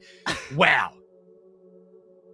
I'm out, mate. Can I tap out? That was incredible. What an incredible first map of this best of 3. I want to see those last few moments again. I know we can't, but I really want to. I'm going to watch that back straight afterwards. What an incredible closing moment there. And it was so dogged, the closing moments there. I mean, Eric Boom did an incredible job. That 4-piece was crucial. I mean, Maple and Co, if they get broken on silos, they are done. The game is over. See you in map number 2, but Eric holds on. We send it over towards Barbershop in what was a traumatic hardpoint for both the teams. I mean, there was a 3 versus 2 there in favor of AIM. I thought that might be it, but no. Close spawns in for Team Siggy Boom. They're able to continue to hold on, continue to contest, and we went over towards Patio for the final hardpoint. Oh man, wow, that was mental. Wow. We could go on about that first map for ages. Maple, huge in that hard point as well. Greenberg Hotel coming up next for map number 2, Search and Destroy. And Maple and Co, I said that they could do it, and they did. 250 to 245, and what is probably going to be the most excitement that we're going to see for a minute in this tournament. But you never know with these teams. Challenges are just so exciting, and this is part of the beauty of showcasing these talents. Everyone was discrediting them. You saw Parasite was talking about it, that AIM's going to close it out. Nubsy was saying that AIM's going to close it out with flying colors. But Maple and Co create the upset map number 1. Map number 2, though, not sure if they're going to be able to continue that momentum or if AIM's going to regain and find their footing here in the Search and Destroy. But wow, what an exciting map number 1. Yeah, I feel like I'm going to feel that tomorrow. I'm going to wake up and my voice is going to be dead. Yeah, I'm still stunned, mate. I can't believe what we just saw in map number 1. Wow. Wowee. Greenberg Hotel. That is going to be up next for Search and Destroy. Obviously, we've talked about both of these teams in Search and Destroy, kind of what we expected. For AIM Esports, I mean, I was going to say we're precluded from sniper rifle plays, right? But I don't know if that's the case anymore, because I think Harry might have just brought that in the conversation at the end of the Mercado search. But what are we expecting to see here in this S&D, Nusky? Look, I think Maple and Co coming off a hot win on the hard point is going to set them up really nicely for the Search and Destroy. But I don't know, AIM just are very, very solid. That core 3 have been together and they play around each other super, super well. We saw that in the hard point just then, even though they did falter towards the end. They were very consistent. And when you have players like Journey on that roster, he's able to make those plays, those fast plays that catch people off guard, catch those players that might not be expecting it. We saw it a lot in that Mercado against Elevate. Unfortunately, not quite securing the win, but still that hope was there. So I'm expecting some good plays out of Journey on AIM. But that being said, Maple and Co, very, very consistent, very, very strong, sorry. And we saw it in the Hardpoint. They were able to bring it together. And when your position is on the line, when you're going home, it brings out a different type of beast for some of these players. Some players have the ice, they have the crunch, they're able to turn up. Some players don't, and we saw that just then. Maple and Co able to pull it together and pull it off. So, I mean, I don't even have any expectations for this map, but it's going to be exciting nonetheless. Yeah, I think if I look at the stats actually from our last games from both of these two teams, I'm kind of looking at the players that did perform the best from each roster. And it's kind of the usual suspects is what I will say. You know, if we're looking at Team Siggy Boom, for example, you know, when we look at the Embassy Search and Destroy that we saw between Siggy Boom and Awoba Bobs, that was Wee Man and Eric Boom, who finished with 11 and 10 kills respectively. And then if we look over towards AIM Esports versus Elevate on that Mercado Los Almas Search and Destroy, that was at 9 kills, excuse me, to Super, and he was by far and away the best performing player on that AIM Esports roster there. But, you know, for me, when I talk about kind of Search and Destroy prowess, the name that I always kind of gravitate towards in the players on these rosters would be Furious. I think, without a shadow of a doubt, Furious would be the player, you know, again, he comes from Search and Destroy background well before he started playing Respawn. Search and Destroy was his speciality, and that continued to be so as he, obviously, historically speaking, and I know maybe he wouldn't appreciate the association because he made a concerted effort to no longer be part of that trio. You know, when we talk about the roster of Furious, Rafi, Grad in European challenges, they were always the Search and Destroy team. And I don't think that Search and Destroy speciality has gone anywhere. So I still have an eye on Furious to see what he can bring to the table here from Maple & Co. Maybe they can 2-0 AIM Esports. But as always, the Spanish team, you can never count them out. They absolutely are a roster that, you know, when it comes down to Search and Destroy, they can always pull something special out the hat. Yeah, and that's a very good point. This is one of those maps where it seems like the standard kind of Call of Duty map, in a sense, or at least the standards it's going to come in Modern Warfare 2. And it's going to allow room for players like Furious to make those plays. Wee Man, however, going to kick things off as Yako gets taken out. The first blood going to Maple & Co. Furious playing with the TAC 56 in bottom bedroom, gets some tags, some info, but gets out with his life. And now we're going to see this bomb try and make its way towards that A site as Journey pushes up and gets aggressive. They don't have the numbers here, AIM Esports, so they're going to have to work off the fact that Maple & Co. don't know exactly where they are. But Furious is being cautious up here in Penthouse. Has an eye on the ladder if anybody tries to climb up it. Journey is overextended through. Still, there it is. The shot's coming through. Super thought he was safe behind the desk. He absolutely was not. Furious going to take him down. And that leaves AIM in dire straits here, really. In a 2 versus 4, you don't have bomb. Yes, you're inside Penthouse, but you have nothing beyond that.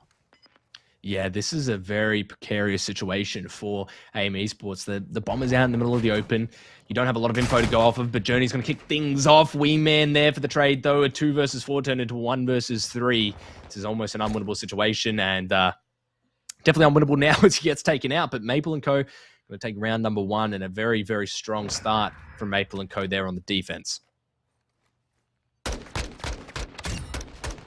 Yeah, it's those first bloods, really. There's not really much you can do. I think Journey had kind of instilled himself in the bottom of Penthouse. But Devils, I mean, when you're in that position, you have no map control whatsoever. You go back and get the bomb, you're going to get caught by Furious, who was sitting inside the bedroom.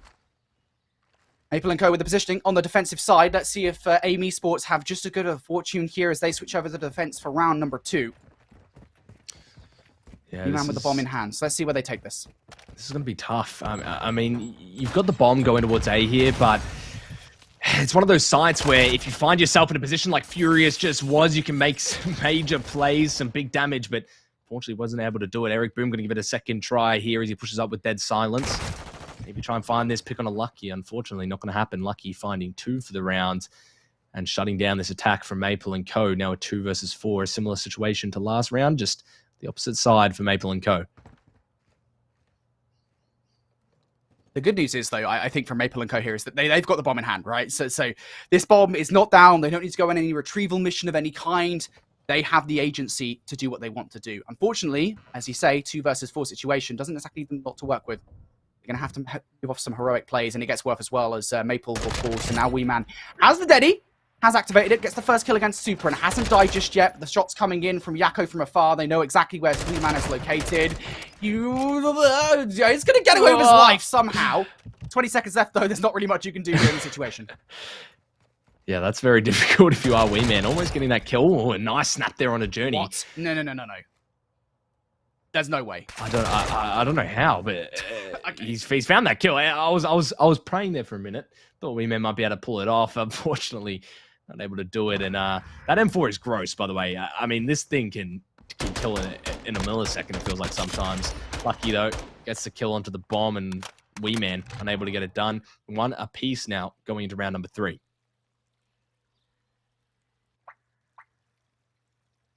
Again, those first bloods proving pretty volatile here for the receiving team. Good effort from Wee Man, though, in the 1 versus 4 to pick up a couple of frags. Now, though, aim back on the offense they go, and back over towards A they go. Another team just content with a fast plant just yet, and of course the reason for that is the amount of spots that the defensive side could be looking from. But look at this path from Journey, trying to get the jump on towards Furious. It's just not going to happen, my friend, but the fast-paced round we go. Super in for a 2, looking for the ace in the round. We've got 2 more to go. Yeah, monster start from Super Lucky, going to help him out there. Now left up to Maple in the 1 versus 2. The shots go out, but nothing connects. Does get the info that the bomb is probably towards A, though, but is under a lot of pressure here. I think they're going to swing this towards B. And for some reason on the mini-map, number 4 does not have an arrow. It was confusing me there for a second, but it is going to be Maple trying to hop on the trail of these 2 players. Not really too much being found as of yet, but Maple is going to make the read correctly. Now just needs to find himself in on the site. This is still possible. Depends on the reaction from the player. If you take down 1, how fast is the reaction for the second? He'll open the bomb. He opens the door quietly, but Lucky has an eye on that.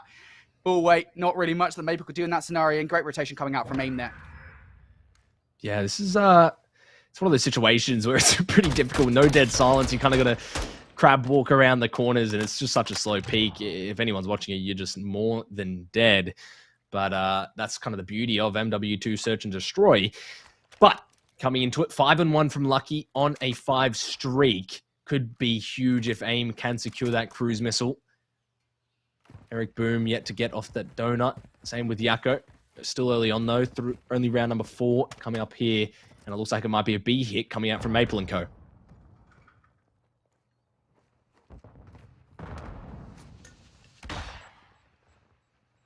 Something a little bit different, as you say, from Maple & Co. here in this round. They're looking to get through restaurant in towards kitchen. They've got a complaint for the chef. I want to get the bomb down. This will be a free plant coming out from Maple. It will have to be a fast retake from the Spaniards. Looks like they might want to get there before the bomb goes down. You can see them encroaching on the doorway. There's 3 different Spanish players that you got to deal with from Furious, and, well, Yako shoots them through the door.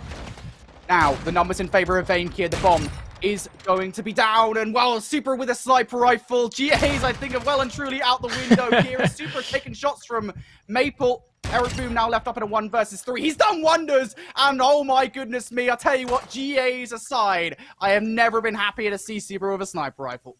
Yeah, wow. I mean, I love having the sniper in competitive. It's always so exciting to watch, and it almost single-handedly just locked down that site for AIM Esports. It had so much value. There's really not too much you can do in that situation if you are Maple & Co. to try and push through. And unfortunately, the post plant won't come through for Maple & Co. and AIM Esports will continue their lead 3-1 now, coming up on round 5. And AIM are looking strong on this hotel, I won't lie.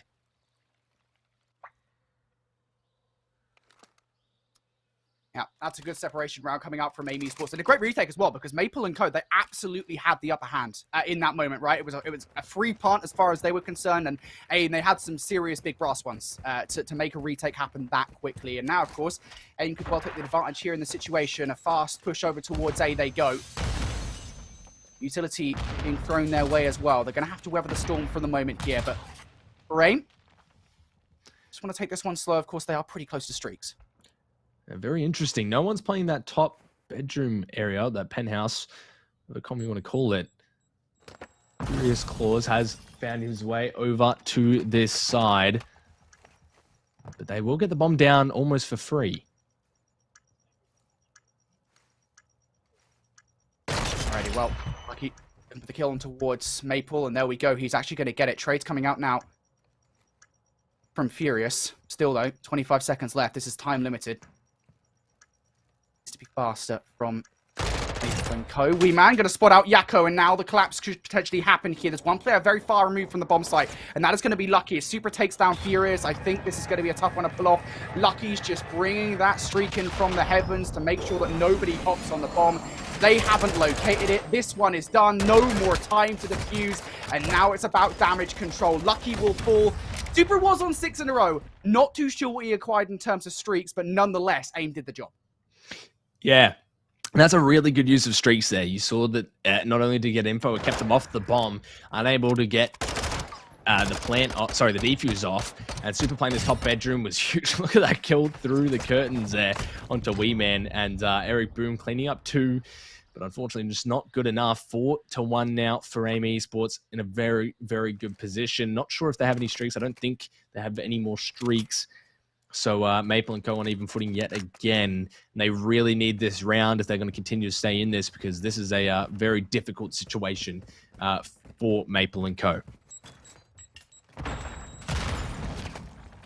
Smoke now being utilised from Eric Boom. That will cover the cross well. Even though with that sniper rifle, frustrating as ever. We'll get one, but good trade coming out from Furious. So I was going to say, things are all even here, but Lucky will uneven the odds once again. Yeah, I'm Furious being able to push up here is very good at gaining pressure. Finds that kill on Yakko. That is huge. Trying to even things up. Journey stuck couches at the moment. Trying to get this crossfire off, but Furious pushed up pretty far, and Eric Boom finds that kill on Lucky now. You've got a very favorable situation on your hands, I should say. Journey posted up, and we'll get caught in the back. A beautiful round from MWII and a good bounce back to keep them in it. A necessary one. You don't want to go down 5-1 in this situation. That being said, this is a situation we're relatively familiar with. You've got to remember that I think it was 4-2 was the round count that we saw.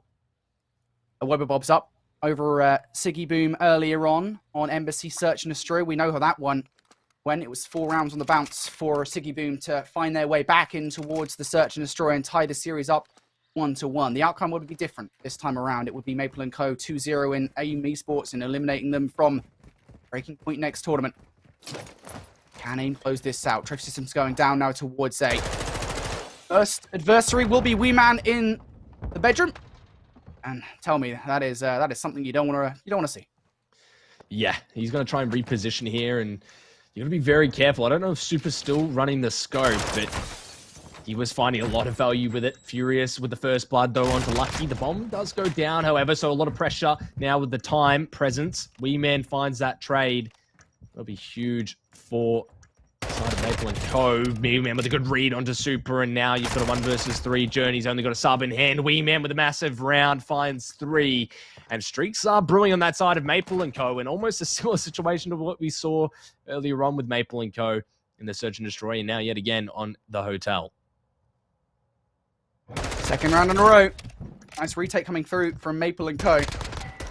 Once they start to feel themselves, they can be a really deadly roster. And this kind of goes back to, again, what Nubsy was saying on the analyst desk, right? That this roster really is all or nothing. Once they start feeling themselves, once they start getting some momentum in their favor, they are a dangerous team to go up against. And you can see that right now, translating into the streaks. You can see, as you say, Narski, 3 for Wee Man, 3 for Eric Boom, and 4 for Furious. That's a lot of opportunities here, a lot of roads that are open for MWII. Start to take advantage of that. A bomb in hand, they're going towards B. This is a read from AIM. They've got Journey over there in Restaurant. Yeah, and honestly, not even a difficult read, I would argue, right? They've had a lot of success on A. They win a good round, and now they're trying to switch it up and get the equalizer by hitting B, and they are going to be ready for it. So Super finds that first blood onto Wee Man. D Yakko in here trying to find Eric Boom, but somehow Eric gets that kill, and the TTK there from the Vaznev was unreal. Super, though, might be able to get the wallbang. Somehow gets the... What was that? I think it's the wallbang through it. Okay, that would make sense. Yeah, the diamond. Forget that that's a thing. Carrying over from Vanguard, but MWII is going to find that kill, and Lucky, the last alive for 1 versus 3. What a round from MWII so far. Lucky 1 versus 3. This would be Stella from Spaniard. The entry frag looking for it, and he gets the first kill onto it. Furious almost gets away. sliver around the wall, but it is all the last remaining player needs there as Maple and Co now 3 rounds back to back. I gotta go back to that sniper rifle play though, by the way. Just super through the door. Just doesn't care. Yeah, that was crazy. Crazy round to watch. That kill on the Furies was gross. Just showing the headshot multiplier there coming into effect. Almost getting away, but not quite. Now we're all evened up. Maple and Co 4-4 against AIM Esports. I mean, these guys are looking to make an upset, and we're seeing it here. Maple and Co looking to try and not even allow the opportunity for a map 3. They want to send them home, and they want it now. 2 rounds straight. AIM looking to try and swing this bomb towards B. It's going to be Eric Boom trying to stop this push. Finds one. Trade out immediately, but Yako now. Pushing this site with the sub. Looking to try and make some damage here. Sigs already there lining it up. Maple not able to find the kill. And Wee Man finds one more on Super. Now a 2 versus 3. Yako, he knew he was in trouble there. He could sense it. His Yako sensors were tingling. Wee Man going to take him down. So now Lucky. 1 versus 3 before. Couldn't do it. 1 versus 3 again. Can he get it done? He gets the first one onto Wee Man and actually exits with the bomb. But it's the path he takes that's going to be curious, right? Does he get caught with his pants down by Furious? You saw him. The shots are in. Lucky now makes it a 1 versus 1 between himself and Maple. Maple with the information. His eagle eye on him from afar. Lucky trying to get away. And this feels like a cover mission. Maple beams him. And for the second round in a row, it's a 1 versus 3 denied. And it's shaky for AIM Esports. This is 4 rounds now in a row from Maple and Co. Yeah, this is such a strong head glitch here. You can't really do too much against it. You'd have to have incredible shots, and especially with the class that Lucky's running, and the M4 just bouncing a little bit too much there for the shots to connect. But, I mean, a great effort. You can't deny that. 11-6. 11-7 from Wee Man. He's having an absolute mammoth of a game as well. Really finding these kills where it's needed. And now Maple and Co on match point against AIM Esports, looking to send them home. This is a difficult situation for AIM. They were looking so good early on, but now they're starting to falter. 1 round away. Yako with the first blood. Furious gets aggressive. They read the push with the nade, but Furious gets out with his life. And the bomb will go down. Get your fan messages in the chat, boys. If you want to support AIM Esports, they're going to need it right now. Furious, the advanced positioning could well be the rabbit in the hat for Maple and Co here to put a close on this S&D, and what a stellar S&D it would be from them. The comeback has been immeasurable. And he's going to be behind these players as well. The smoke that they put down to entry in on the side might well be the thing that takes him down. Furious in from behind. It's time to activate. He's able to get the first one towards Journey. Time running out here, though, for Yako, Super, and Lucky to retake this site. They might well have the numbers, but Furious with the advantage, the element of surprise. Yako on the defuse. Furious, all you got to do is check it. He's actually going to kill a player from behind him. Someone's going to take him down. There we go. Maple to take down Yako. Furious in for the second. This is done. Lucky, it doesn't matter what you do, as Maple and Co, 5 rounds in a row, they do it again in Search and Destroy for the Heartbreak. My God. And I don't want to be that guy, but I did say that Maple and Co might create some upsets, and we saw it here. The map 1 thriller with the map 2, 4 rounds straight, I believe, or maybe even 5. I'm not sure exactly what the round count was, but still, it was 5. Crazy stuff from Maple and Co. They just turn it around when they need to, when the crunch is there. And man, I couldn't be more excited casting that series. What a great way to send us off. Mate, I'm so appreciative of that, man. It was just incredible to see what they're able to get done there. Brilliantly done from Maple and Co. And they'll be very happy with that one. Just very briefly, talk about AIM Esports then, of course, finishing this tournament in 4th. I will say, it feels a little bit disingenuous in a way. You're like, oh, you know, they finished last, but you got to remember, these are the 4 best teams that Europe has to offer at the moment, you know, at the very beginning of the Modern Warfare 2 season. So while it isn't necessarily the debut they wanted as this new, strong Spanish roster, you know, I still think I'm highly excited to see what we're going to get from this roster in the Modern Warfare 2 year. But that's going to be it from us here today. Thank you so much, everybody, for having to listen to us for the last 3 hours or so. Nasty mate, it's been a pleasure casting with you.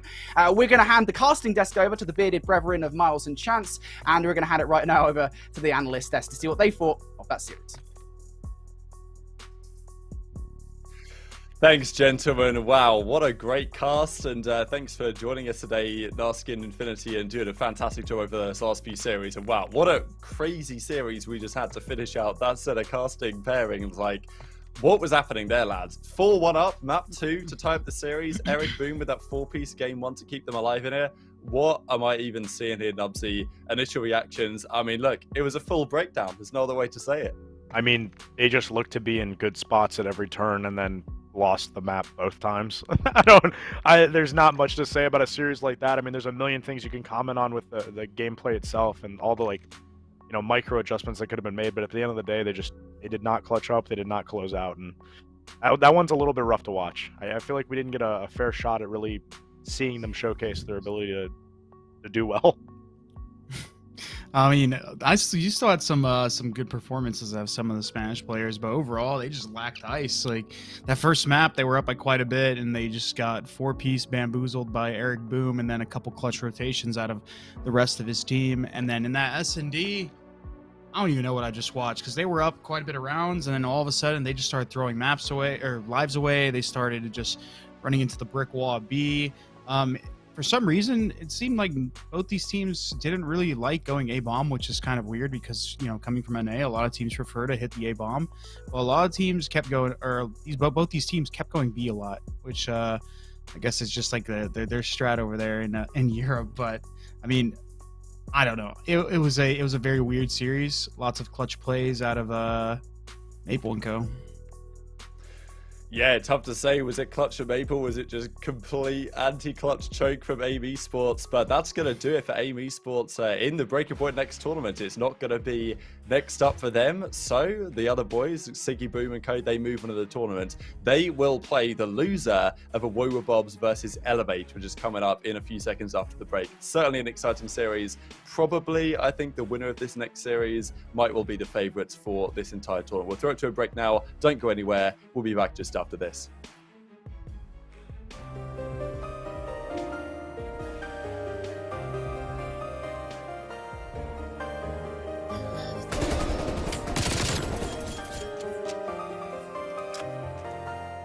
Make it rain, make it rain.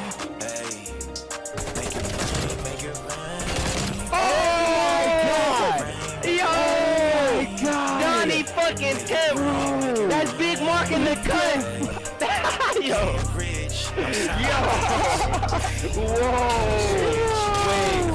Wait a minute. Wait a minute. Mo for the 1-2. Mo for the 1. Run the game. This one's sniping back at. God range, feel like Dame. Yeah. Big dog on the way. Don daughter, all my talent insane.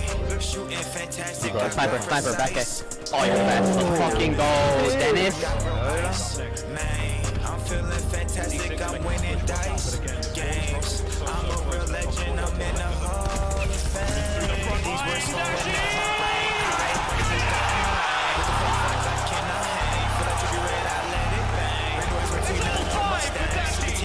Business doing my thing. Running guns in Balenciaga, not no helmet lane. Feel like Polo G, I'm in the IA and I'm changing lanes. In traffic, she eyeing me, I think she make my shine. These hoes for streets, I still to the models that don't like the game. Pop the bottles, I'm a beast that can't be tamed. These niggas figure right there in the streets is so fucking lame. These niggas get on my nerves when they say my best song is Rain. But I still love Rain, yeah, I love to make it rain. Kleenex doesn't even care. You can see him through walls, but you can't stop the Fry Man cleaning them up. And he's got the grab. Someone's in the back, but he can feel it. Able to get the clean up kill. Singularity. Hanging now inside the Hardpoint because Kleenex is killing everything inside. Now it's a 1 versus 4. Having cast the close up. AP on my wrist, bro. Stop the game here on the main stage. Havoc gets one. And right behind him. Havoc gets two.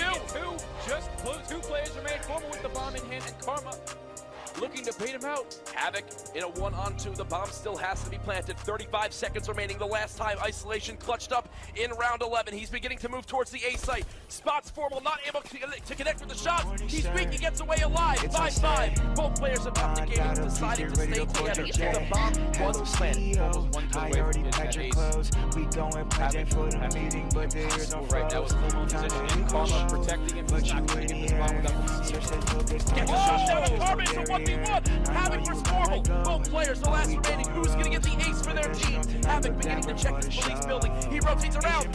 Stop! Oh my God! Havoc, you absolute savage! He's got to get the fuse. He's on the bomb. He's going to get it. Havoc, just what happened? A's going to pass out. The weapon against Optic Gaming. It was either A or B or Ace. Havoc, you absolute beast! Watch yourself again. Done though. Echo's coming in, trying to shut him down. They have managed to hold his first late kill. Bleed out now. Oh, he's not going to do this. Echo gets another one. As well. One more. Oh my God! He's just completely shut up thing down. Outnumbered but not outgunned. Now left for the 1 versus 2. Can they do it? Stump's going to be directly in front of him now. 1 versus 1. He's right next to Mr. the Mag. Oh my God! How has he reacted that quick? That is insane from Aqua. Oh my gosh, he was able to miss that punch and still get that hip fire off. Nice 1v2 from him. I don't know who that was right there. And if Formal has a foul, he just really doesn't have a chance at third place. 6 of their last 7 series. So many of them. First blood for Abizi. Is he going to find 2? He is. Could almost find 3. Somehow still alive. No idea how he's done that. And his teammates can now give him a little bit of support. Abizi. What an opening to this round. Still Dallas can't find him. And still Abizi alive. Finally. No, he's not even shut down. Abizi doesn't even need to go vents. 4 kills that round. He was untouchable.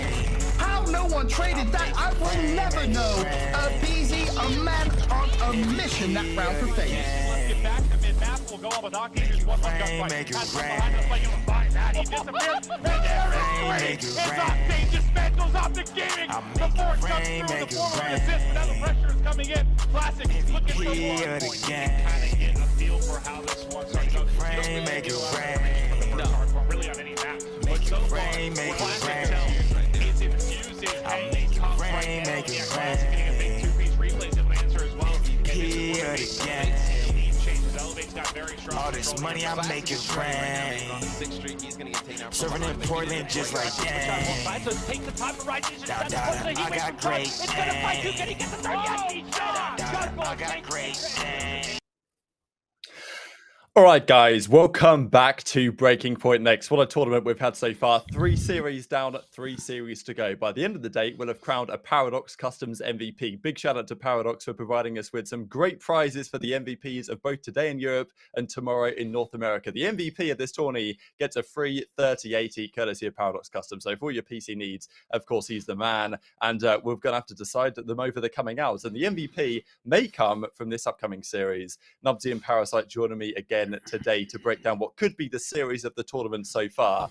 A Woba Bobs, I can't believe they still call that, versus Team Elevates. Yeah, Nubsy, I mean, initial thoughts on this series, man. The French guys up against the UK guys, probably the strongest showings we've seen so far this tournament. They both won their first round matchup, so it's going to be a good game.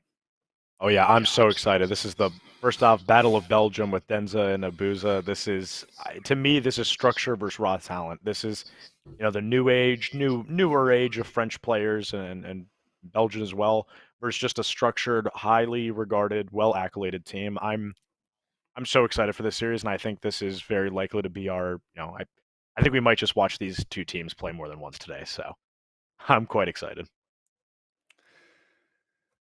Parasite, yeah, what are your thoughts? I think we can bring up a versus card while this cracks on. And I mean, yeah, like initial perspective on these couple of teams, as Nubsy said, it's kind of experience versus the younger guys. But I mean, wow, there's been some impressive plays so far. Like Linz as well is a player that I'm looking to hopefully see more of, because some people are looking at him, relatively newly turned 18-year-old French player, looks a bit like Hydra in his profile picture. You know, I think there's some potential there. Yeah, definitely. I'm looking at all those guys, but I'm also looking at Breezy. This guy's a storied French player in the scene. He's had a couple cracks at qualifying for leagues and playing against some of these some of the top players that we have in the world, but he's never quite been able to break into the pro league again. Ever since the old French team from Black Ops 4, I think were they in the league, Nubsy? Yep. I don't remember. They were. Yeah. But anyways, so he hasn't had been able to break in, since then. So I mean, I'm looking at him, man. This guy was on the E6 roster last year in Challengers, and they were a dominant force. And then after that, we kind of just didn't really hear much about him. But I'm looking at him to make a statement in the series, or just make a statement in the rest of this year, along his younger teammates. Yeah, it feels harsh on Brezzy, really, that after those other guys on that Texas Nation team last season, he's not got a chance the last couple of years, despite being one of the big standouts. He's not got anywhere. It's not like he's fallen off or anything since his 4th place at Champs back in Black Ops 4. We can have a look at the bracket, though, how that's shaping up so far this tournament. We've had Awoa Bobs through the winner's side, as with Team Elevate. Of course, Siggy Boo, Maple and Co., they just won a crazy series against AIM in the losers final. So one of these 3 teams will win the tournament. This is how it's going so far. But yeah, as you said, Numsy, you reckon that these 2 teams, whatever happens here, might well be rematching in this grand finals? Yeah, I mean, no discredit to Maple and Co. here, but I think AIM really did beat themselves in that last series to probably the fullest extent of how that terminology is used. I just think these 2 teams in the winners finals right now have shown just a great deal of talent and also just ability to close out, and it's something that I'm excited to see for at least this series, and then yeah, as I'm projecting potentially even a losers finals for one of them. Yeah, absolutely. I believe we've got a cool coaching interview coming up as well here on Denza and Vortex, a couple of the players on the newly Elevate team. They were coming into this tournament, Denza and Co. But just before, Elevate decided to, pick them up. Very intelligent decision because they're getting a lot of screen time right about here. So we've got an interview with Daryl, of course, the New York Subliners coach, giving his perspective on what these players are capable of. What makes both Denza and Vortex stand out for me next season is no matter the title, they always find a method for success in the challenger scene. Both have displayed an incredible leadership and can transform any challengers roster that they're on into serious contenders. The consistency of the years is a testament to both their in-game and out-of-game attributes. What about that? Not bad gas from the big man himself, Daryl. Yeah, Parasite, what do you think, right? Because kind of in your career as well, you've been one of the players that's been stepping into teams, helping these younger guys develop. And that's kind of been where Vortex and I guess Denza now is to some degree in his career, right? Vortex has been around the block, 4th at Champs on Fabi Esports back in 2016 in the Black Ops 3 days. And for several years has been, knocking on the door to get back in. But now he's, helped out many players to heights alongside himself and even to get one step further. I just think he's in a tough spot. I mean, I was in the same spot in my career where a lot of people, they don't really look at the leaders, the mentors of these teams. They don't really look at the people that play to win. Everyone just wants a superstar because a lot of time on these pro league teams, you already have those veterans, those leaders, even the coaching staff to help with that stuff. So a lot of people undervalue the stuff that players like Vortex bring to the table, or even myself when I played. So he's just in a tough spot. I don't know if he'll ever get a shot outside of maybe expansion. I know we've all been harping on the fact that we want expansion in the pro league for a long time, but it just hasn't came. As for Denza, I think Denza's still very talented. Obviously he's a veteran, but I've watched him play a lot, and I think he's a very really good player. Yeah, I mean, I think, honestly, Brezzy kind of falls into a similar category as you just mentioned. I think we've got a scouting report ready to go on Brezzy here, looking at some of his numbers over the past season. He was 8th last year in our kind of challenges ranking at Breaking Point. The numbers are pretty good, Nubsy. And, I mean, yeah, what's the most exciting attribute of Brezzy? To be completely honest, the most exciting attribute to me with Brezzy is he's 22. I don't think people realize that, given how much he's kind of been in and out in the league and within the higher points of competition, even within challengers. This guy's still got it in him, and he has not fallen off in my eyes at all. I mean, if you could just take a look at the statistics, he's putting those up consistently, and he's, I think this entire team is around 22 years old, barring Linz, who just turned 18. So He's still got plenty of time to prove himself, and I'm just excited to keep watching him play. Yeah, on the other side, then we've got Vortex, just as Parasite was mentioning, legendary player in the European side, the mentor for a lot of these guys, going to be on the other side of the stage. I think we've got some of his numbers as well from the past season. He's always been up there, right, in terms of these rankings. Yeah, the numbers might not look spectacular, but that's not what this guy's here to do. He's here to create the winning dynamic, right, Parasite? Yeah, exactly. And I think that's just an issue, man. It sucks, but it's the truth. A lot of people are looking for the people that are putting up the 1.3s because they feel like they can just mold them into making those 1.3s, impactful, KDs. As for Vortex, although I have no doubt that he's a good leader and stuff like that, it's just well, what the league isn't looking for players that are, putting up average statistics or even players that are might be winning a lot. They're looking for players that could be the next superstar, which is unfortunate, but I still rate Vortex as a very talented player, very smart individual, and clearly he has what it takes to be a leader. Moment of truth then, gents. I'm gonna have to ask for some sort of predictions here. It's a tough one to call, right? We saw a lot of good action out of these guys in the first series. Nubs, are you shaking your head? Can't figure out which way it's gonna go. What does your heart tell you? My heart tells me the French here.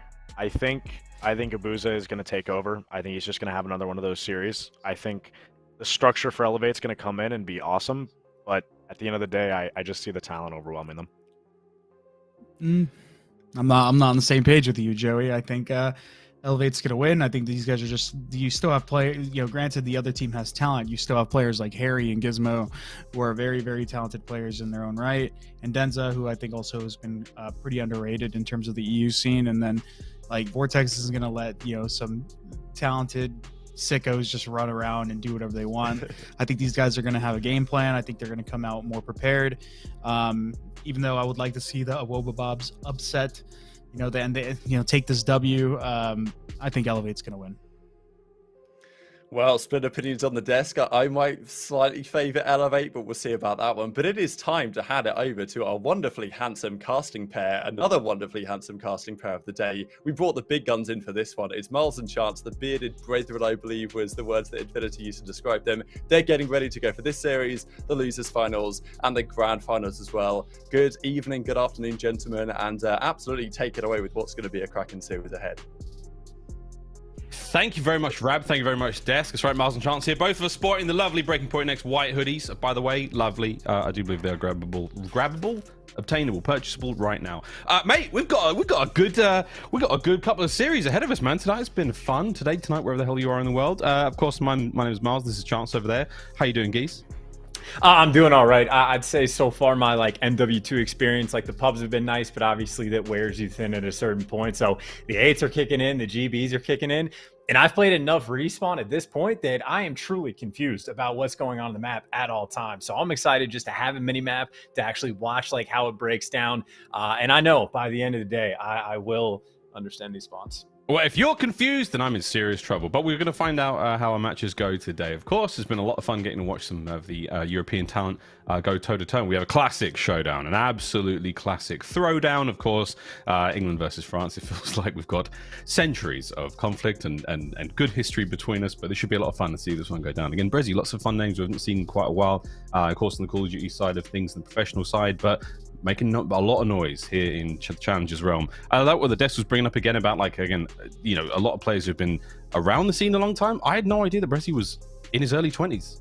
I had no idea. He has been cooking for a long time, even back to sort of, Paris Legion, rest in peace. A brilliant player. A lot of fun to watch.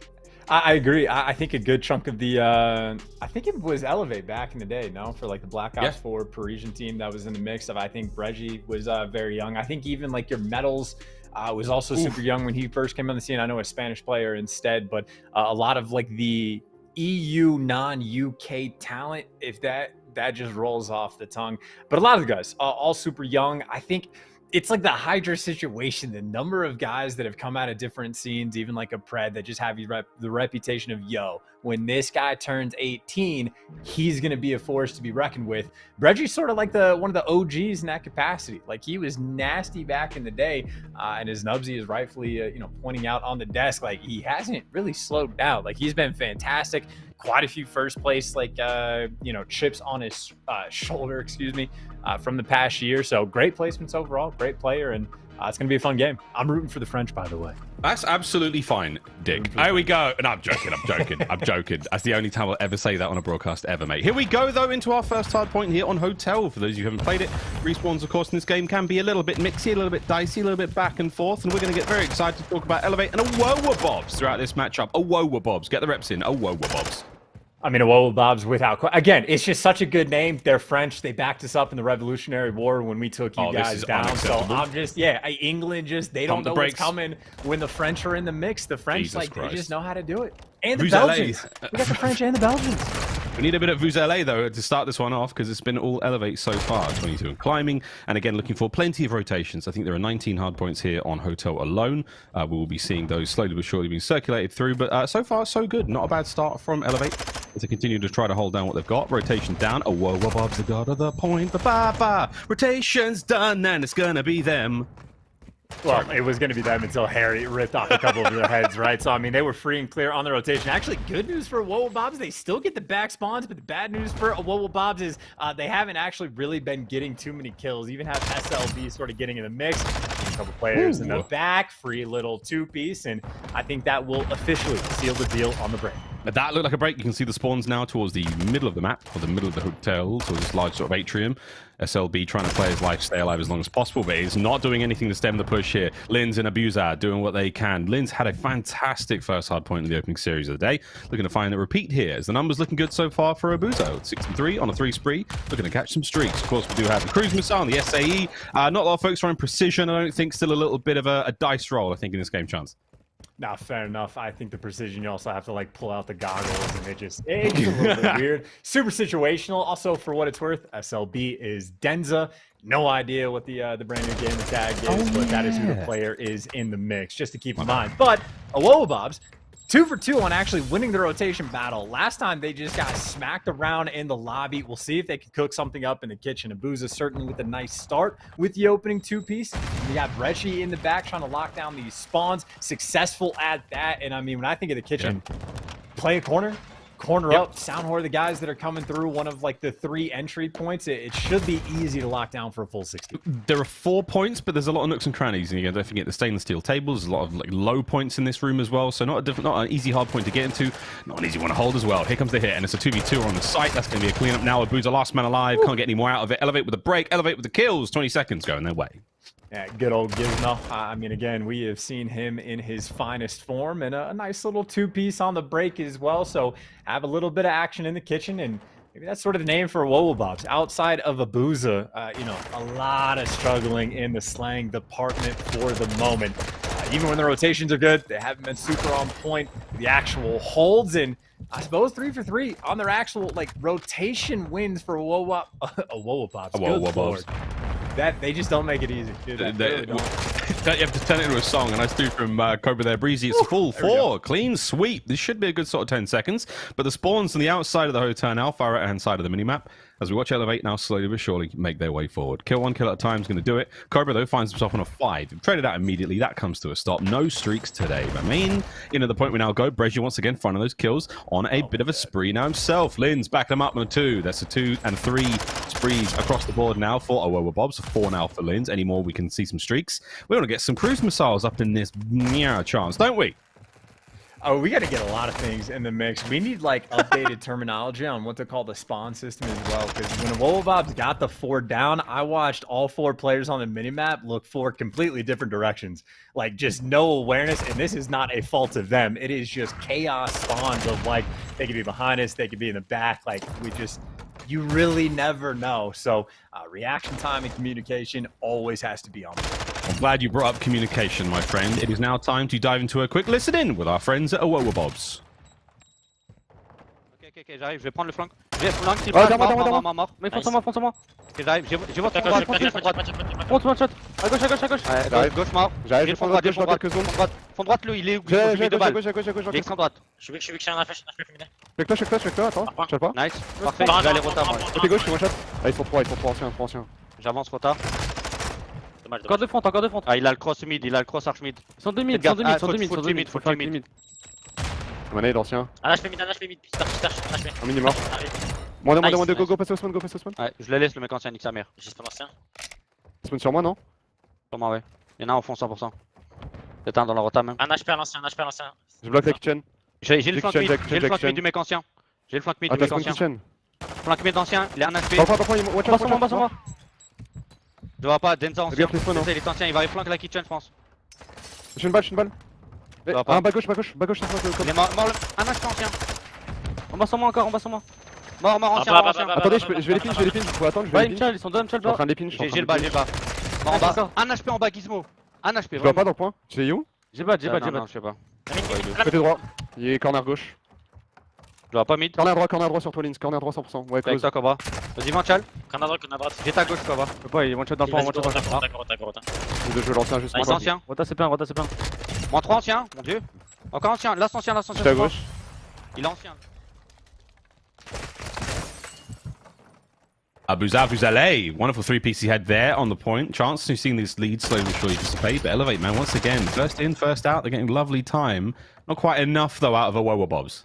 No, I mean, look, it's the same kind of thing. As good as the comms may or may not have been, I mean, Abuza's putting in work. Outside of that, I have no idea what the ping difference is between these two teams. But again, in the slaying department, overall, just struggling. So, I mean, you want the rotations to be on point, but you just got to start shooting back at a certain point. 70-point lead on Hotel. Not insurmountable, but it is not looking pretty. We haven't seen many major comebacks on the map so far, but we'll see. Here we go. 30 seconds remaining here on the smack bang in the middle of the hotel. Back towards number 1 we go. Denza with a bit of a spree there once it comes to a close. And outside of Vortex, a relatively even effort across the board for everyone there on Elevate in the kills department. On the other side, though, Abuza going absolutely wild. Wild indeed. 28 and 15 for spree. The rest of the squad slowly but surely getting their act together. As Reggie, we gassed him up big time in the pre-game. He slowed down somewhat, and it is an absolute war of attrition here on the point. Smack bang in the middle. Seconds on its way up, and it's that big old open lobby space. And once again, Chancellor Wobob's got the rotation. They've got set up with the trophy too. How long will they hold it?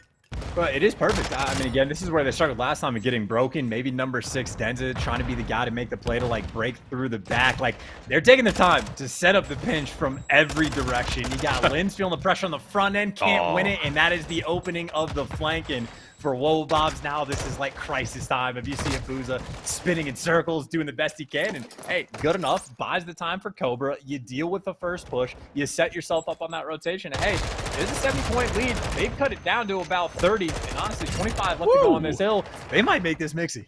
Keep it going. Not an easy hard point to hold. Again, all the entry points, massive open wide doors. There's not a lot of cover, not a lot of tight angles to play. And so far, so good. Harry makes an entry, only gets 1, but it's done immediately. Trades are there, and once again, Awowa Bobs. They managed to hold it from the start to finish. A magnificent comeback in the making. Whoa, Bobs. It's just it's so good. But I will say, mentioned last time on the Kitchen Hill, right, about how, like, idealistically, at least for me, should be easy-ish to hold for a full 60 if you got the trophies in the hill. Didn't last for Woe Bobs, but now it's Woe Bobs that need the break. The good news is you at least get to the back, and for Breji, take your time. Nah, that was it. Took his time and his chances, didn't walk away with a whole lot. 3 clean kills now for Elevate, locking it down. Over 200 points we go. And that is it. The clean sweep spawns on the other side of the map, way across the hotel. They'll be looking to rendezvous for dinner, but at this point in time, it's going to take a sweet bit of time to get there. 30 seconds remaining here on Kitchen. It will not be the end of the game, but man alive, it's going to be close. And that mysterious door where sometimes you can see diamonds through it, sometimes you can't, but open or close, they are just trying to shut the door on this game. Too big of a lead, and again, I think for the next few hills, you can just more or less keep it a little bit mixy. They're going to be, 7 or 8 points-ish away from locking it down. Awoa Bobs, they need the miracle, and maybe Abuza can be that guy. He's leading the lobby by a mile in the slaying category. Got to crank it up now. If we learn anything, it's that Abuza is a stone-cold killer. Hard points up. And as we love to say, it has to be perfect from here on out. For a Woa Bobs, this is crunch time. Lynn, smooth moves. Nice go. A 3. Lordy. Keep it going. Wonderful kills. Here comes the next wave, though, of Elevate players, and they're getting into it. Brezzy, though, locking it down for the front desk. No, thank you, sir. Your room is not ready. You'll have to wait a minute. The hard point is still ours. As Denza trying to make his way forward the nade. It's Joey Gizmo now trying to make it through the side door, and it ain't looking good. Brezzy's there to lock it down. Still in the hands of a Woa Bobs. Hey, Vortex, no, mate. Ooh, nope, gonna get chopped out as well because Abuza picks up 2, but now Denza in the hill, the 2-piece maybe to seal the deal. You don't gotta chow that, but if you got the backup, you can get it done. Elevate. Game number 1, the lead does not slip away. They got it in the books. Goodness gracious, I may or may not have goosebumps in places I didn't think I'd have goosebumps a minute ago. Love to see it. Spicy stuff already here in our opening match, or opening map of the match rather. And this 3-spree. Linz went ham, lordy. Headshot multiplier goes crazy in this game, right? Wow. Nice start though again. The 194 there for Wobobobs not able to quite go all the way. And Chance and I are going to continue to have a fantastic time saying Wobobobs throughout this series. Brilliant. Nice start. Good fun. Like a bit of a spicy row, but Chance, where did it really sort of go wrong for the lads on a Wobobobs? I'd say like right from the start, it went wrong. Like they got bullied out on the first hard point. Wobobobs got set up on the second rotation. It lasted for all of like 10 or 15 seconds. They just get bullied out inside a lobby. They get set up over towards the kitchen/restaurant hill. Exact same thing. They just got bullied out in the slaying category. And I know you had some solid pop-off moments. Abuza putting in the consistent work. Linz had a couple nice plays as well. But overall, it's Call of Duty. You get outslayed by 15, 20 kills. It's Call of Duty in a style of like, no one knows where the spawns are going to be at any given point in time. So like the kills just... that's kind of everything to a certain extent, at least like in these early days. So I think Elevate really just through a sheer force of will in kills took care of business. I think, yeah, it kind of felt sort of from the halfway mark, it was sort of set in stone. Nice comeback, though. Still haven't yet to see a major comeback here in the respawn game modes of Modern Warfare 2. Crazy, sort of last-minute spawn flip there, which is really unfortunate. You had Elevate coming from what I think is called Spa side of the map. There is a sign that says Spa. It's a fancy hotel. They've got a spa. They sell fragrances on the other side.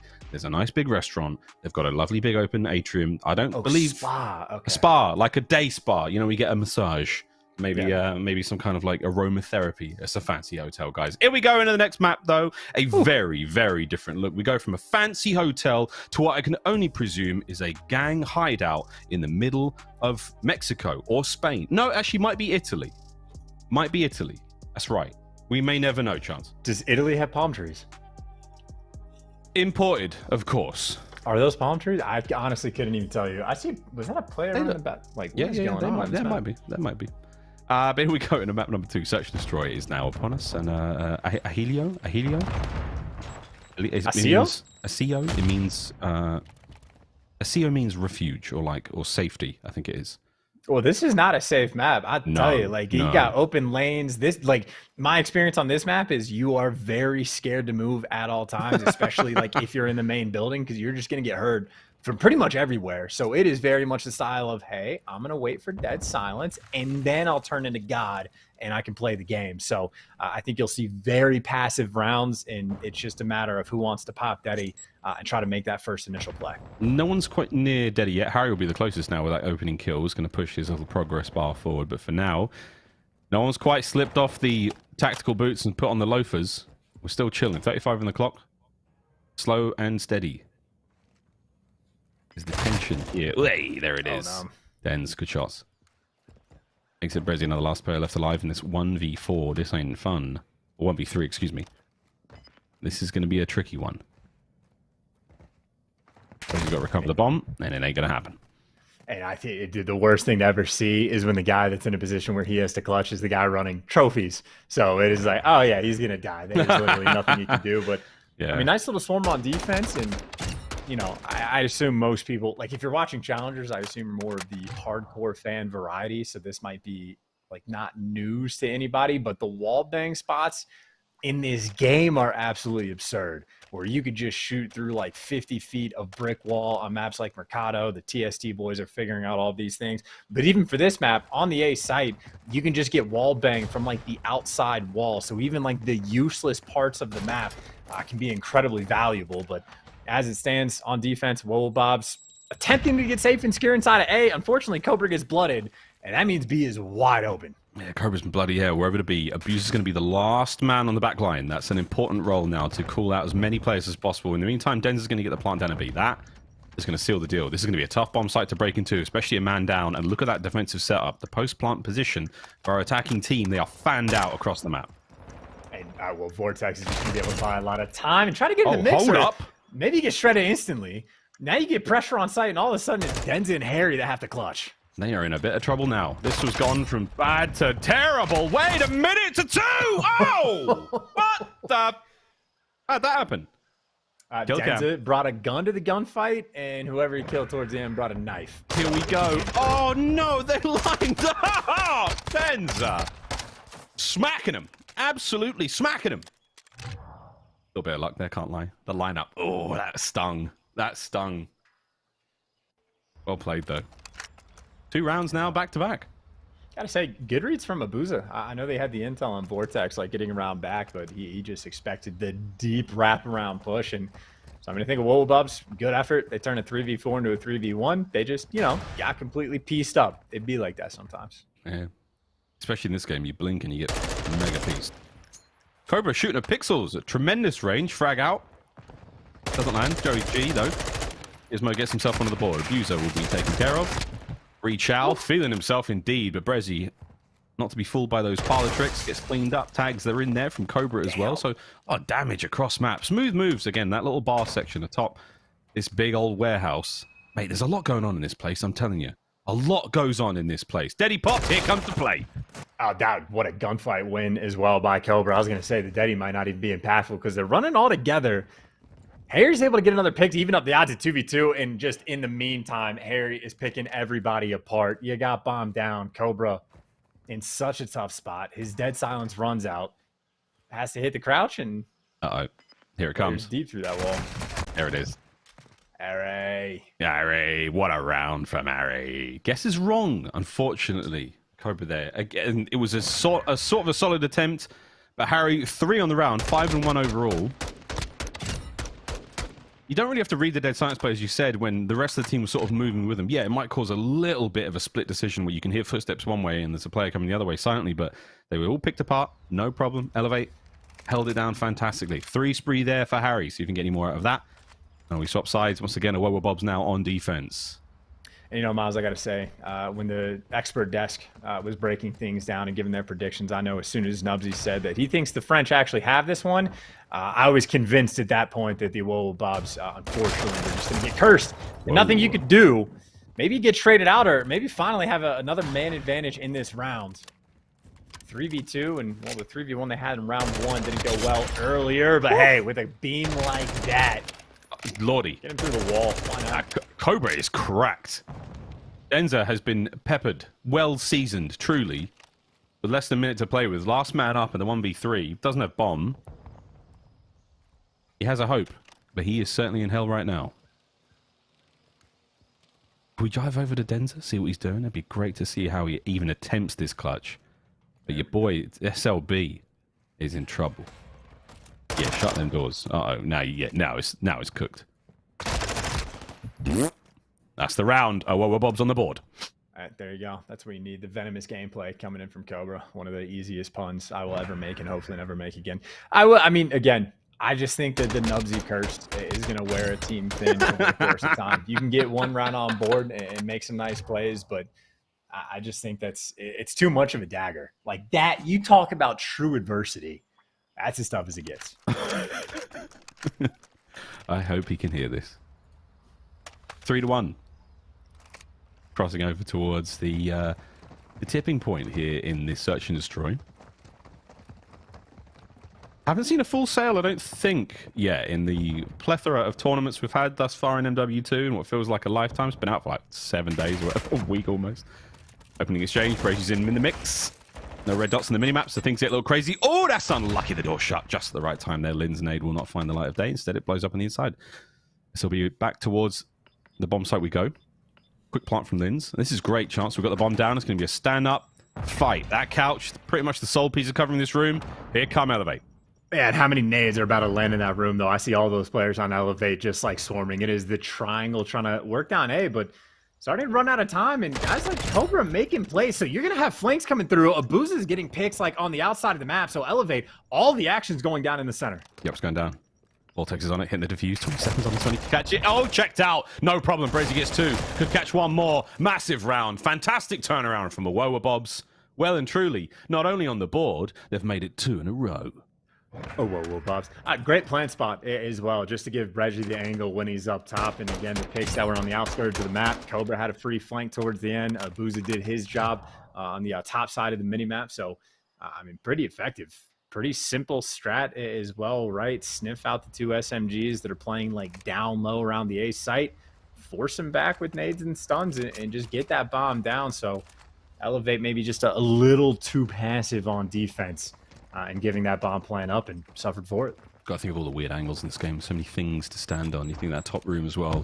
Crazy could have been standing on top of like a lamppost or something just to catch that angle.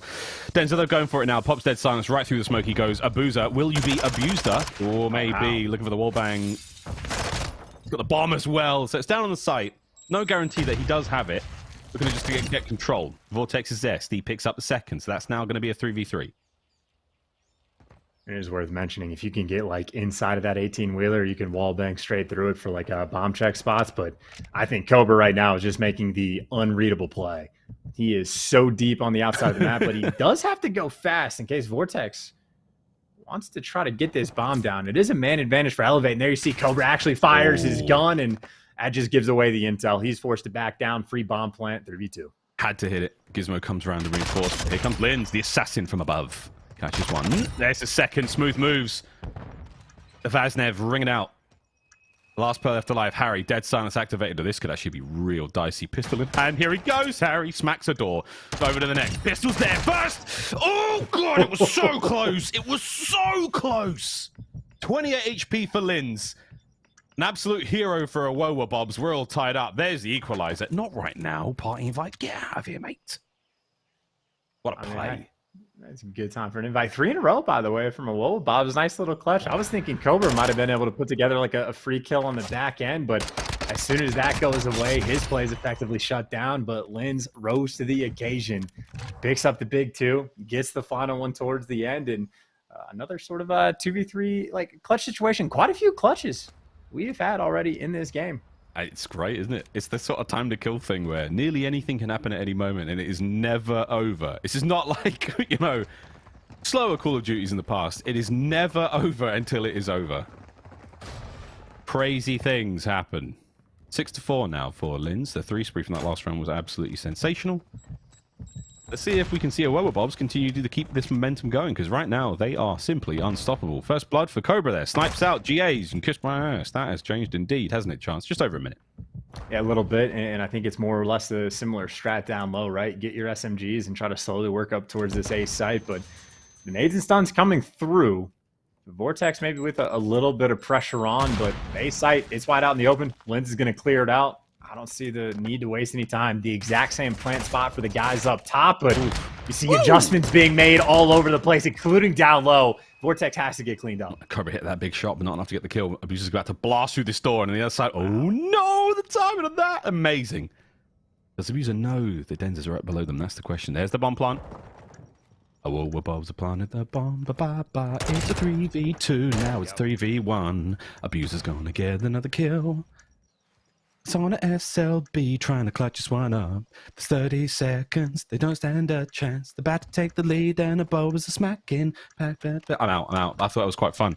20 plus seconds remaining in this one. Chance, there's no way Denzer does this, surely. Yeah, no, he's done. I will say, just having the realization in the middle of that round of when you're looking at the minimap, no idea who's up top, down low, in what corner. Like, I need like a second screen with just a super zoomed in version of the minimap to make things a little bit more distinct. Because a lot of times, it just looks like chaos. I think we might be able to talk to someone about that. We might be able to talk to somebody about that. Well, I think it's just the map. I think it's just because of the nature of, like, if you're on defense, if you're just like triple stacked either down low or up top, like all around the A site, because why would you not? You only need one guy to defend B.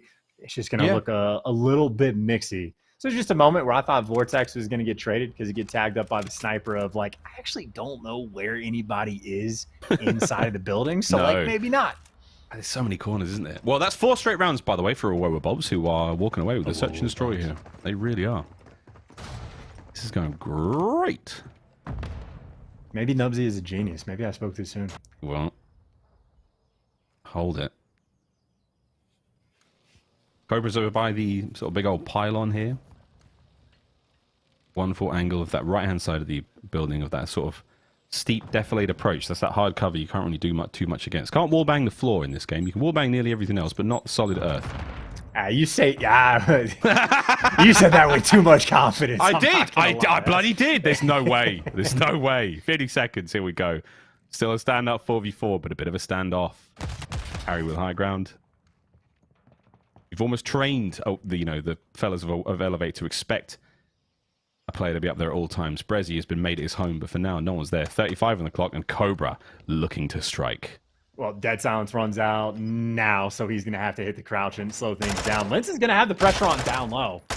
This is the gunfight right now. You see, Brezzy actually picks up the first blood towards the middle of the map, and if you lose a man inside of this building, in the midst of you getting flanked, you're going to have to fly to make these plays, but if you fly, you might just die and get traded.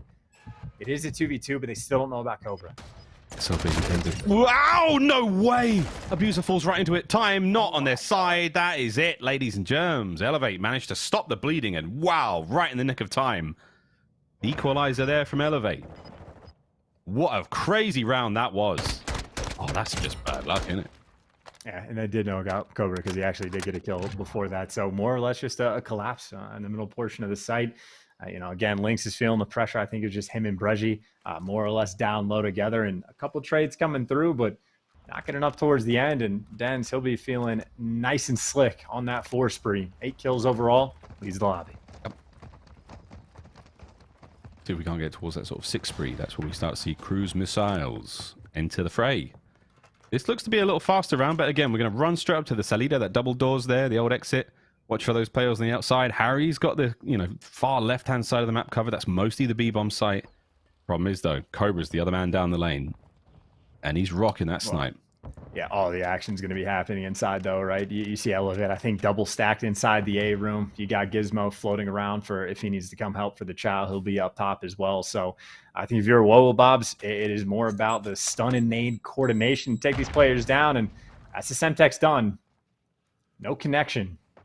Do you check every corner in here? You gotta. 2 in the corner. Brezzy finds the first. Wonderful start. Trades out. That's the bomb down. There's the 5th kill now for Denzer for SLB. Big tags on Harry. He will get away with his life, but he's got an Abuser hot on his heels. Abuser, don't check that corner. This is going to be an awkward fight. Cobra's now trying to get involved. This is the sniper. Having to come up close and personal. Battle of the backline done. Abuser wins it. 2v2. Yeah, so that bomb down. I mean, that's exactly what Dens is going to be playing around. He's the man on the spree, so got to deal with him. And, well, that's the last man to actually deal with. But 10 seconds, you shoot the guy off bomb, you win the round. That's all you got to do. There's one. You get him off, and you dip out for the 1v3. Denzel is going to get it done. He gets it done. And I do believe that streaks as well. Map point and match point now for Elevate. What a play that was. And look at that read. Poor Abuser. Everything was going so well. If he did actually stick the plant, as crazy as it is. I think it was like 4.5, 4.8. I think he was done. It might have been done. Was he already planting? I forget. But that is streaks, ladies and germs. And in a round like this for Elevate, mega ran.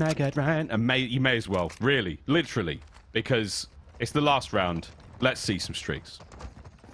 I think going B makes sense, right? Just get up on the map, corner up a little bit, let the cruiser get called in. Maybe if Abuser can get a pick early on, because more or less they're kind of making the read. They triple stacked the top side of the map, but I was about to say no mistakes being made. Vortex is going to fall, and already that just makes the cruise useless.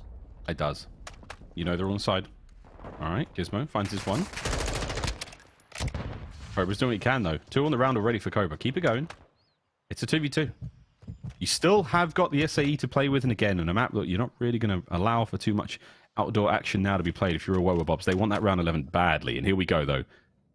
Denzer, dead silence. Are they going to read the back?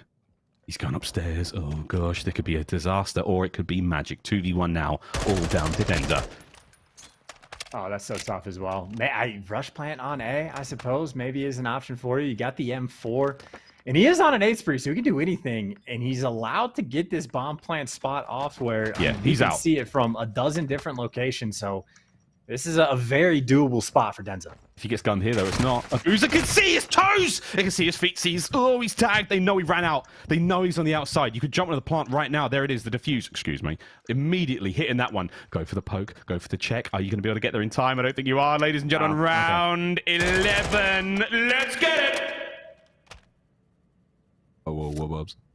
Yeah, Denza really didn't react to the fact that they were right next to the bomb, and as soon as he gets back down, they could just jump on it. Again, there's not a lot he can do because he's probably like they'll hear him mantle on anything if he tries to go up top or like run around. But he's on a spree. You make that number look good. Why not? I thought he might run upstairs. I thought he might go to the Breji spot we saw earlier from top bar to where he planted from. But hey, either way, time was not on his side. Now it's around 11. Ooh, bit nervy. 8 spree or not, you lose it all now. It was for naught. We might be talking about it. But I'm not so sure if you'll be considered one of our Paradox MVPs towards the end. Also, let's not get picked this time before he calls in the streak. That's the game plan. Oh, SAE, this could sting. Number 4, watch that mini-map. Oh, is he going to get hit by that? I don't think he will. Safe on the inside of the B-bomb site. But here we go, lads. It might be a 4-man deady push. We are going in under the cover of aerial ordnance. Here we go. Bang, doors down. Howdy doody. Abuza finds one. Traded out immediately, though, and just like that, 3v3. Yeah, corner up and just wait, though, because Bresh is getting picks in the meantime. You're getting flanked as well, and all that action over towards B. Oh, now no. you're just stuck in down and out in round 11. Vortex put in a corner, just like Baby. And the Baby has been killed. Whoa, Bobs. Force the map 3. Oh, Bobs are forcing the map 3. And what a way to do it, man. They go down, what, 3-0? They make the 4 straight rounds and a fantastic recovery there, despite Denza's magical spree. I think it was 8 or 9 in the end. Fully streaked out. Couldn't make it happen. Good golly, Miss Molly. The stats are good, but the scoreline ain't. 6-5. Whoa, Bobs clutching up indeed there in that round 11. Man's got his feet up. I've got my Breaking Point hoodie on. You can grab one of these as well. Guys, Breaking Point next. Very soft and luxurious. I'll tell you what. Feels great. But man alive. We got game 3, mate. Woo! We do have game 3. I mean, I think what a Whoa Bob's going on in there. Denza more or less did what he could, but just it's not like the streak usage was bad. The cruise missile was fine. It was just players like getting picked off. At the same time you're calling him in, and then for the SAE, it's just kind of a tough spot. Like someone's going to be cornered up like inside of the B site, but as soon as Abuza wins that first engagement, it just turns to chaos. You're focused on that trade. You're getting shot in the side, getting naded out. So just a tough spot overall to be in, and maybe the novelty of using those streaks, very early days. Strats aren't as well orchestrated as they're going to be in the next few weeks. Well, they can watch this one back and maybe have a laugh about it, but also learn a lot because we are learning as well. Ladies and gentlemen, we're going to go to a very quick commercial break. When we come back, game 3 here between the Whoa Bobs and Elevate. See you in a minute. Whoa Bobs. Do-do-do-do.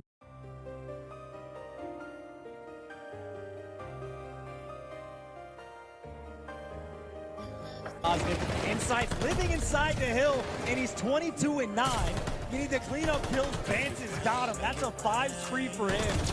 If I don't think it go by, the victory lap is in, and we saw the Money Hill last go around. Ultra, they look like they're going to Oh my God. Right here, right now. And this is the most sublime Vanguard we've seen yet. 231-71 and bang. What in the name of all things sacred? They are walking through them.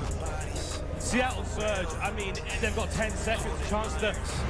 It's all come to a close. The bubble has burst. The fairy tale has ended. Welcome back to reality. What a devastating performance. Toronto Ultra. They are your kickoff classic champions. This is where Atlanta FaZe proved to us why they're one of the greatest teams in the world to bounce back from this situation, try to force that round 11 here on Berlin. A bomb site will be this choice for FaZe. Chelsea clearing the windows. They know something's up. You're going to have nades over towards A, looking for some intel. You got shots spotting Easy down low. But keep in mind, Illy, the brain on the long flank. For the moment, Selim was watching it. Time to be on point. You can have Scump creeping up. So far, bomb not going down. Boston, massive kill from Selim. That is an unbelievable first blood. Now the 3 remaining members of Optic have to now contend with the full might of FaZe. But Shotzi! What was that angle? The bomb doesn't get planted! Scumpy flies in! Shotzi on the outside! Abizi the last one up! And it's Dashi!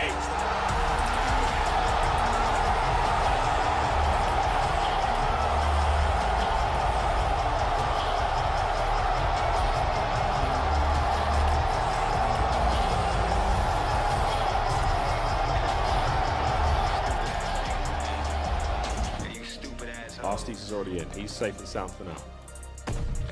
The shattered glass now as the pressure mounting. LAG can taste it. Forward they go. Asim with the first blood once again. Arstes desperately trying now to get involved. Here comes Shu once again with the kills. 2v4. Asim, he's done it. It is now all down to Celium. It's history in the making, one way or another.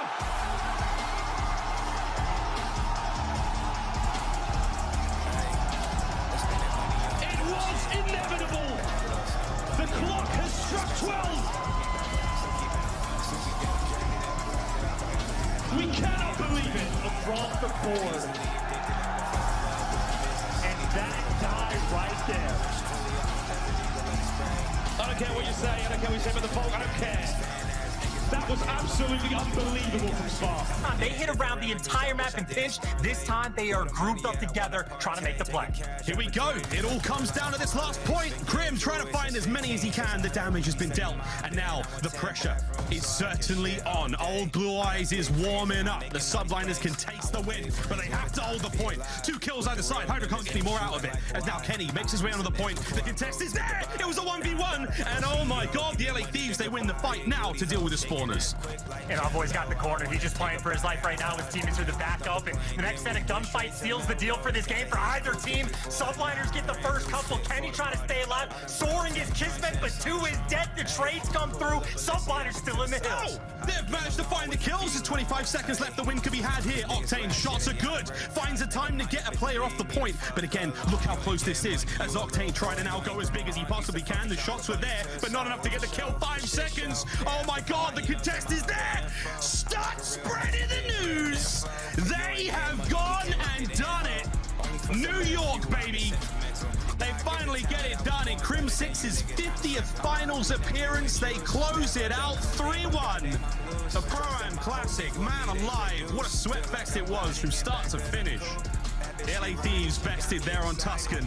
What a victory for the subliners. That rotation, Seattle will be there first as Pred kills them along the way. Next rookie in line, well, he's gonna fall. Accuracy for the team.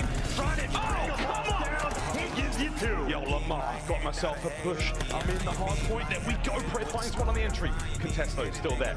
Trying to set this one up for the long run. That's what you want to do. Oh my god, Mac, what the hell? Kills are there as we climb closer and closer to the end of this tournament for Seattle Surge. Everyone's so far away. Here's Glide, #1 coming down, and well, the kills come too quick. You're forced back in Seattle. 10 seconds away. They are champions. Ladies and gentlemen, mesdames and messieurs, welcome back to Breaking Point. Next, we've got ourselves, what, Game 3, mate? Game 3, rolling straight back into this one. Chance is going to be a banger. You're looking very relaxed there, doing your best Celium impersonation. He plays with 1 leg up. You cast with 1 leg up? Is that what's going on here? Is this a new thing, 2023, coming out here already? Look, there's a lot of different positions. You know, you go crisscross applesauce at times. You can stand up at times. You really get a whole range. I think it's just because the mic is here. I have to be like slightly leaned back a little bit. I don't know. We mix things up. I'm sure volume-wise, I'm all over the place when I'm casting, which is incredibly annoying for the viewer. But You're right. That's what it's going to be. I'm so sorry. Map number 3 here in our series. Of course, this is our winners matchup, Al Bagra Fortress. A hard point we will go back to. Al Bagra is what? It's kind of it's a variant of Bocage, it feels like. Spicy interior, a little bit of outside, crazy close hard point rotations. Dumb lit, if you ask me. The first hard point did not go very well though for our pals of Wobob. They also they dropped out there 250, 194. Massive outslays there from Elevate. They certainly had the pace around the map. They had the gunny. We'll see what happens here on map number 3. We are about to load in, ladies and gentlemen, after that spectacular round 11 search and destroy on what was Acilio. But here we go into Al Bagra Fortress. And I would just say the major theme of this map in my mind, I'm not super on point with callouts yet, but like the tower/fountain, like garden area in the back where your only options of like escape are through the arches, through the big gate, or like through going up top. If you ever end up in a situation where you're spawning back there and you don't have someone push past for the clearance, you're screwed. I mean, you're just never going to be able to get out. The spawn traps that can get set up are filthy. And for the team that is on what in my mind is generally the favored side of the map, and that would be Awowa Bobs at the moment, if you can get that set up and not let these players out and watch the crosses, you're going to have a great time. Yep. Opening salvo of fire. Doesn't see anyone making to the hard point. It was Denza, SLB trying to get in there. The Dolphin dive right onto it, but gets cut down in the air. Linz is going to be the man on point. Good shots out of Linz once again. Brezzy Cobra joining the feed. That's going to be 3 down now. Eyes on the mini-map looking for those spawns. Far right-hand side. That's where Elevator going to be coming from. And Linz, this is the right spot to be in. Yeah, and again, it's just any of these players. You have number 5, Harry, that's gotten past, but outside of that, you are just put in such a difficult spot. But hey, Vortex pops the big 2 towards the middle of the map, and maybe the gunfights ranging over towards P2 don't last too long. Good news for Elevate, you at least get out. Bad news, still got a decent ways to go, and you're down by about 20 points. Yeah, so despite the fact the kills were good there from Elevate, not able to make it happen. This is a totally different look from the Wobobs on Hotel. Let's see if they can hold this one. Host now as well, for what it's worth. Oh, god damn, that's going to help a lot. Here we go. 30 points and climbing now. Wobob's hard point time. Cobra, the man of the gallows. He is the hangman. On the man being hung for now, but you never know. He might be hung. Giggity. Cobra still holding it down. Finding that time. Shots are there. No one's getting through. Abuser Cobra in the feed. Lovely work from Cobra. It's a 4 spree, and the hard point's still theirs. Yeah, M4 reigns supreme. That is a nice little 4-man feed, and now unfortunately nowhere to go. You chuck nades over top, the trophy's already out. You walk into this area, I mean, it's head glitches, it's like corners that you have to check, and I mean, quite frankly, there's no way to go. So near full 60 ends up coming through on this hill. Obviously a little bit of contest time, and look at those spawns. Oh dear, baby. Number 7, Gizmo's trying to lock it down for his team. Meanwhile, everyone is spawning everywhere on the map, and Gizmo, the pressure's on. If he chooses wrong, he dies. He dies. There it is. Brezzy's going to be the man to get it. Cobra's going to make his way across map, still continuing this 6 spree. And a 6 spree it is indeed. There's another... Whoa! Loaded! 7 and 8 right there. Woohoo! Nearly got it. Good God. I do believe that streaks. We'll see how that one goes, though. And again, on Fortress, it's going to be a stinger. Abuser brought down there now. Cobra back over the point, right back in the spawn. Vortex checks every bloody possible corner. Sadly, Cobra appears out of nowhere and slows the push. 2 players now through Archway. All of them coming through the blacksmith side of the map. Abuser only gets 1 before being brought down. And there you go. You're in. The break is good. The break is on. The spawns are like 5 feet away. Yeah, massive plays from Denz right there, though. Denz, excuse me, just to be able to pick up 2 to make the break. I was going to say, you don't want to get spawn trapped on this side, but you also don't want to give up a full 60, because you can hold this side of the map for either direction. But now the problem for Elevate, it's a good break. Now you're stuck in the spawn trap. Like, just good luck. This is the rough part. Yeah, you are truly stuck. And we'll see what happens here. Gizmo brought down. Here comes the pressure. Marching their way forward. Let's see how we go. For now, new hard points up. First time we're going inside now for one of our hard points here on Fortress. I don't know if we're going in for a listening or not. I will say number 6 actually managed to... There's no way Denza... He had to have spawned out to get out of this trap, but it doesn't matter. He got killed. Now everyone's spawning up towards the middle of the map. It's just... It's so bad to be on that side of the map. That really all it is for Hardpoint in my mind. All right, well, we do have a listening. We are ready to rock and roll. It's not the boys in the hill, it's Elevate. Let's go for a quick listen in. Might look through the windows, Joey. Cannon and cut. Above you. Jumped out. At the back of me, I thought. There's two. Yeah, child, at the back, weak. At the back, really weak on me. In time, got me on the cannon. I'm dead. Back door, one more on the back, Cobra. Back door. He didn't push me, Oh, we're bringing his back, come on. I don't see him. Front, dead. Back right.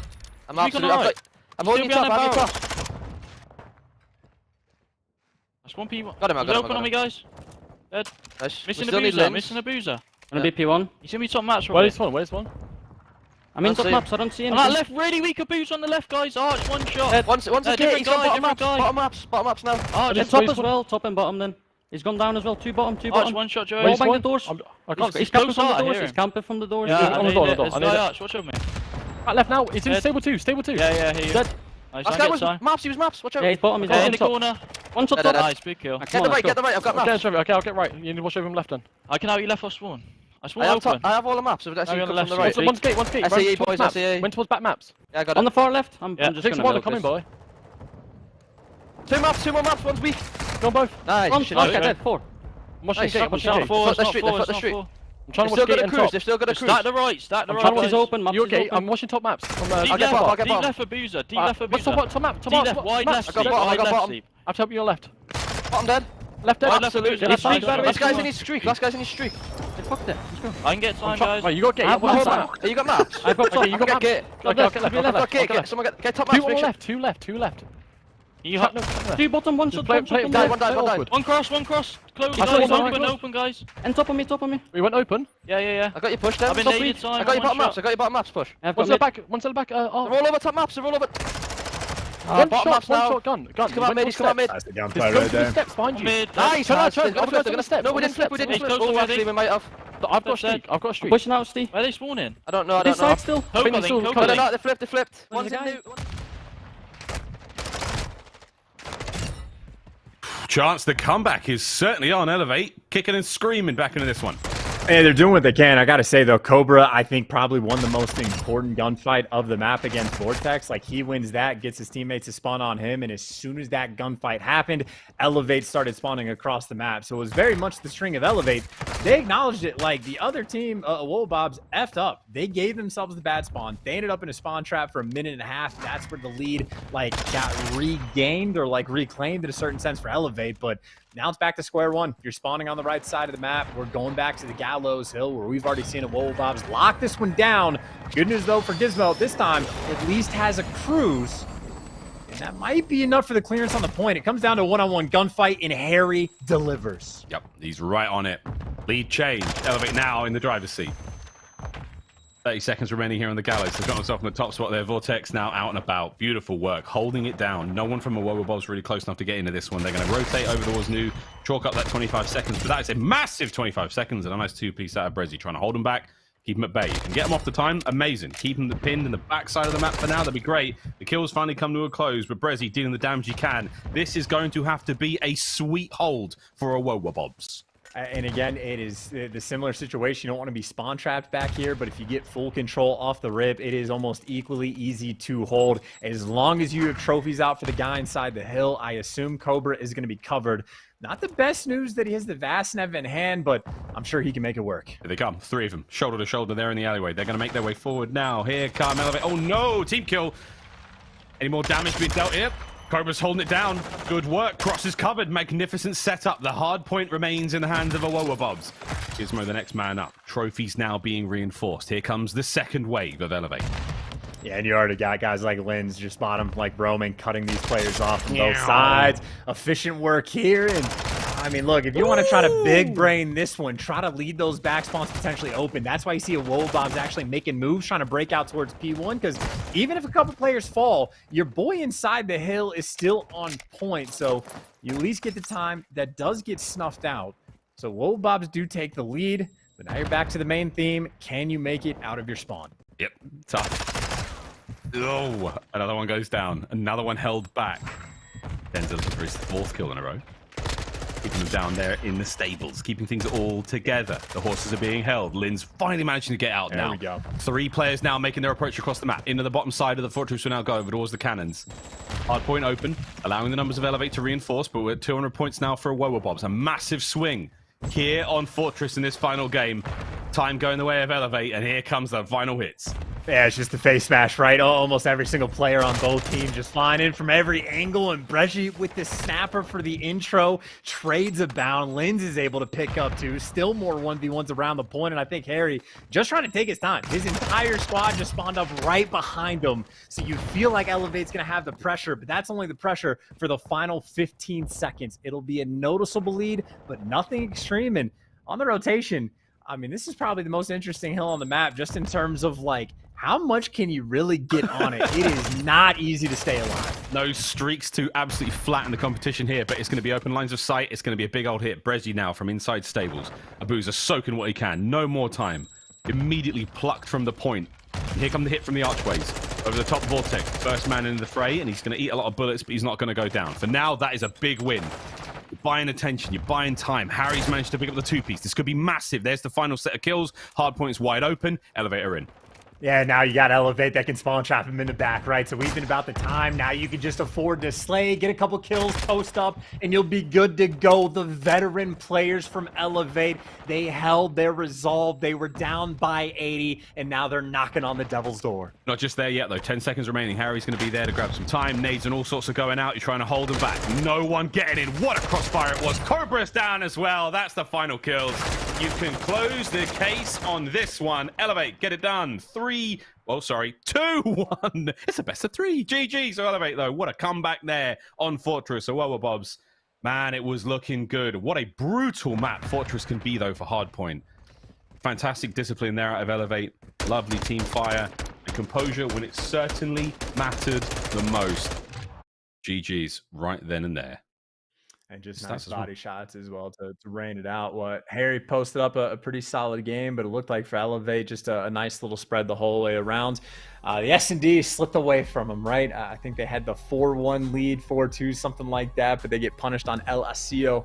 In spite of the fact that Denza was double streaked out, they blow the final 2 rounds, but in Hardpoint, they reign supreme. And again, Nubsy predicted the opposite. So obviously we know what was going to happen. The French, at least in that series, had no chance. Unbelievable. Joey Nubsy. Well, we'll be on the desk in a moment. We'll be sharing thoughts about, of course, how that all went down. But still in this one, of course, we do see Elevate move on to the grand finals. And still there's an opportunity for Awoa Bobs to keep going in the competition. Certainly not out of this one yet. An area dangerous team. A little bit of work needed there on the respawns, though. But we'll see how that goes. Now, though, over to the desk. Lads, what do we think of that one? An absolute banger. Cheers, Miles. Wow, what a series we just had there. That was topsy-turvy all the way along. The Search and Destroy looked like it was going to go one way, swung the way of the Awoa Bobs, but then the final map, man, Nubsy, tough to see from your boys, you know. You had them coming through, taking the dub. They go up pretty heavy on Fortress. The full collapse comes through. Tough map, in fairness, to kind of hold on to because you can't get, but it's a pretty nasty traps. But yeah, they go down to losers bracket. They were looking so strong. Abuza had another crazy map 1 performance, but you know, it just wasn't quite enough in the end. Yeah, definitely unfortunate. I mean, we're going to see them again very soon, and I anticipate them to win this one. I think that's going to be our grand final. Honestly, that's just a really fun team to watch. Even when they're choking, it's entertaining, and there's just a lot of talent for each of the players in that team, and I think we can see each of them pop off individually. So, good group of guys. Unfortunately, they couldn't close it out right there, but I'm really excited for their next series. Yeah, Joey was on pure hopium that last predictions we made. I said the Elevate team was going to win this series, although I didn't think it was going to be this close. I'm actually pretty impressed with the Awoba Bobs. They managed to clutch up in the S&D, having a couple key rounds that ended up swinging that in their favor. But at this last Hardpoint, honestly, they choked. I think they had a good opportunity on the second rotation to trap Elevate on the P3 side of the map, and they ended up failing to do so, which allowed Elevate to actually break out and string a couple hills together. That ended up putting them in the favor to win, and then they ended up towards the end also getting stuck on that P3 side, which ultimately was their downfall.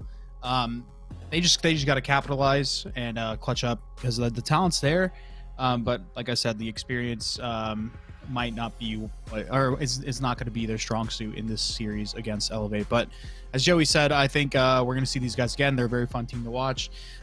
Big props to Elevate, specifically Denza. I think Denza, like I said, was criminally underrated, but he was making a lot of really impactful plays that series, and he had a really good S&D. So I'm excited to see how Bobs performs against the next team.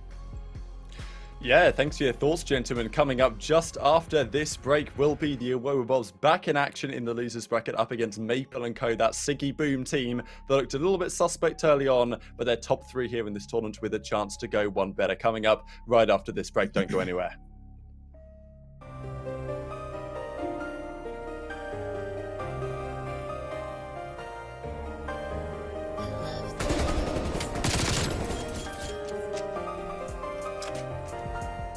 Make it rain, make it rain, hey. Make it rain, make it rain. Oh my god! Yo! Donnie fucking Kemp! That's Big Mark in the cut! Yo! Whoa! Wait a minute. Mo for the 1, 2. Mo for the 1. Run the game. This one's sniping that guy. God range, feel like Dame. Big dog on the way. Don Dada, all my talent insane. Shooting fantastic. Sniper, back guy. Oh yeah, let's fucking go, Dennis. Man, I'm feeling fantastic. I'm winning dice games. I'm a real legend, I'm in the Hall of Fame. These words so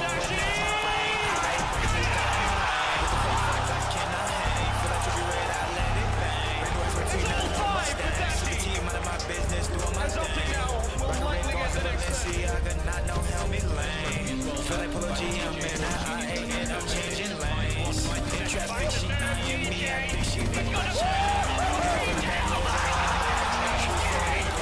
These hoes in the streets, I'm sick to the models that don't know my name. Pop the bottles, I'm a beast that can't be tamed. These niggas figure right there in the streets is so fucking lame. These niggas get on my nerves when they say my best song is Rain. But I feel the rain, yeah, doesn't even care. You can see him through walls, but you can't stop the fry man cleaning them up. And he's got the grab. Someone's in the back, but he can feel it. Able to get the clean up kill. Singularity. Now inside the hard point because Kleenex is killing everything inside. Now it's a 1-4. Havoc has to close up. AP on my wrist, bro. Stop the game here on the main team. Havoc gets one. And right behind him. Havoc gets two. Just two players remain. Karma with the bomb in hand, and Karma looking to bait him out. Havoc in a 1-on-2. The bomb still has to be planted. 35 seconds remaining. The last time isolation clutched up in round 11. He's beginning to move towards the A site. Spots Formal, not able to connect with the shots. He's weak. He gets away alive. 5-5. Both players of Optic Gaming deciding to stay together. The bomb was planted. I already packed your clothes. We going punching for the meeting, but there's no right now. It's full on position. And Karma protecting him. He's not going to get the bomb without Karma is a 1v1. Havoc versus Formal. Both players, the last remaining. Who's going to get the ace for their team? Havoc beginning to check the police building. He rotates around. Spot! Oh my God! Havoc, you absolute savage! He's got to get the fuse. He's on the bomb. He's going to get it. Havoc, just what Havoc? I'm going to pass out. The weapon against Optic Gaming. It was either 1v4 ace. Havoc, you absolute beast! Watch yourself again. Tackle's coming in, trying to shut it down. They have managed to hold him first. Plays out now. He's going to do this. Tackle gets another as well. One more. He's completely shut Optic down. Outnumbered, but not outgunned. Now left for the 1 versus 2. Can they do it? It's going to be down. They put him now 1 versus 1. He's right next to Mr. Demand. Oh my God. How has he reacted that quick? That is insane from Aqua. Oh my gosh. He was able to miss that punch and still get that hip fire off. Nice 1v2 from him. I don't know who that was right there. And if Momo has a foul, he just really doesn't have a chance at such close. 6 of their last 7 series. So many of them first blood for Abizi. Is he gonna find 2? He is. Could almost find 3, somehow still alive. No idea how he's done that, and his teammates can now give him a little bit of support. Abizi, what an opening to this round. Still Dallas can't find him, and still Abizi alive. Finally, no, he's not even shut down. Abizi doesn't even need to go vents. 4 kills that round. He was untouchable. How no one traded that, I will never know. Abizi, a man on a mission that round for FaZe. Let's get back to mid-map. We'll go up with Octane. Just one gunfight. That's behind us, but you'll find that. He disappears. And there is 3. It's Octane dismantles Optic Gaming. The force comes through the form of an assist, but now the pressure is coming in. Classic, he's looking for the Hardpoint. Kind of getting a feel for how this one's going to go. Make it rain. No, really on any map. But so far, Classic is infusing pain. Right now, yeah, Classic getting a big 2-piece replays of Lancer as well. Here again. All this money I make it rain. Alright guys, and welcome back to Breaking Point Next. We are here ahead of the losers finals. We've only got 2 more matches in this tournament. It's been a great tournament so far. Shout out Papa Gino's Pizzeria supporting the show so far. You guys want some free cheese pizza this afternoon? Get Breach in full caps texted to 4018 and you get a free cheese pizza with any purchase of a beverage. Gentlemen, what a couple of series we've had. We find ourselves now in the losers finals. The Awobabobs, again, a very exciting team to watch, are going to be up against Siggy Maple's team. And here we go. Here are the teams. I mean, look, I think you've made your thoughts clear, obviously, on the favorites for this one, but I mean, still, it's going to be a cracker.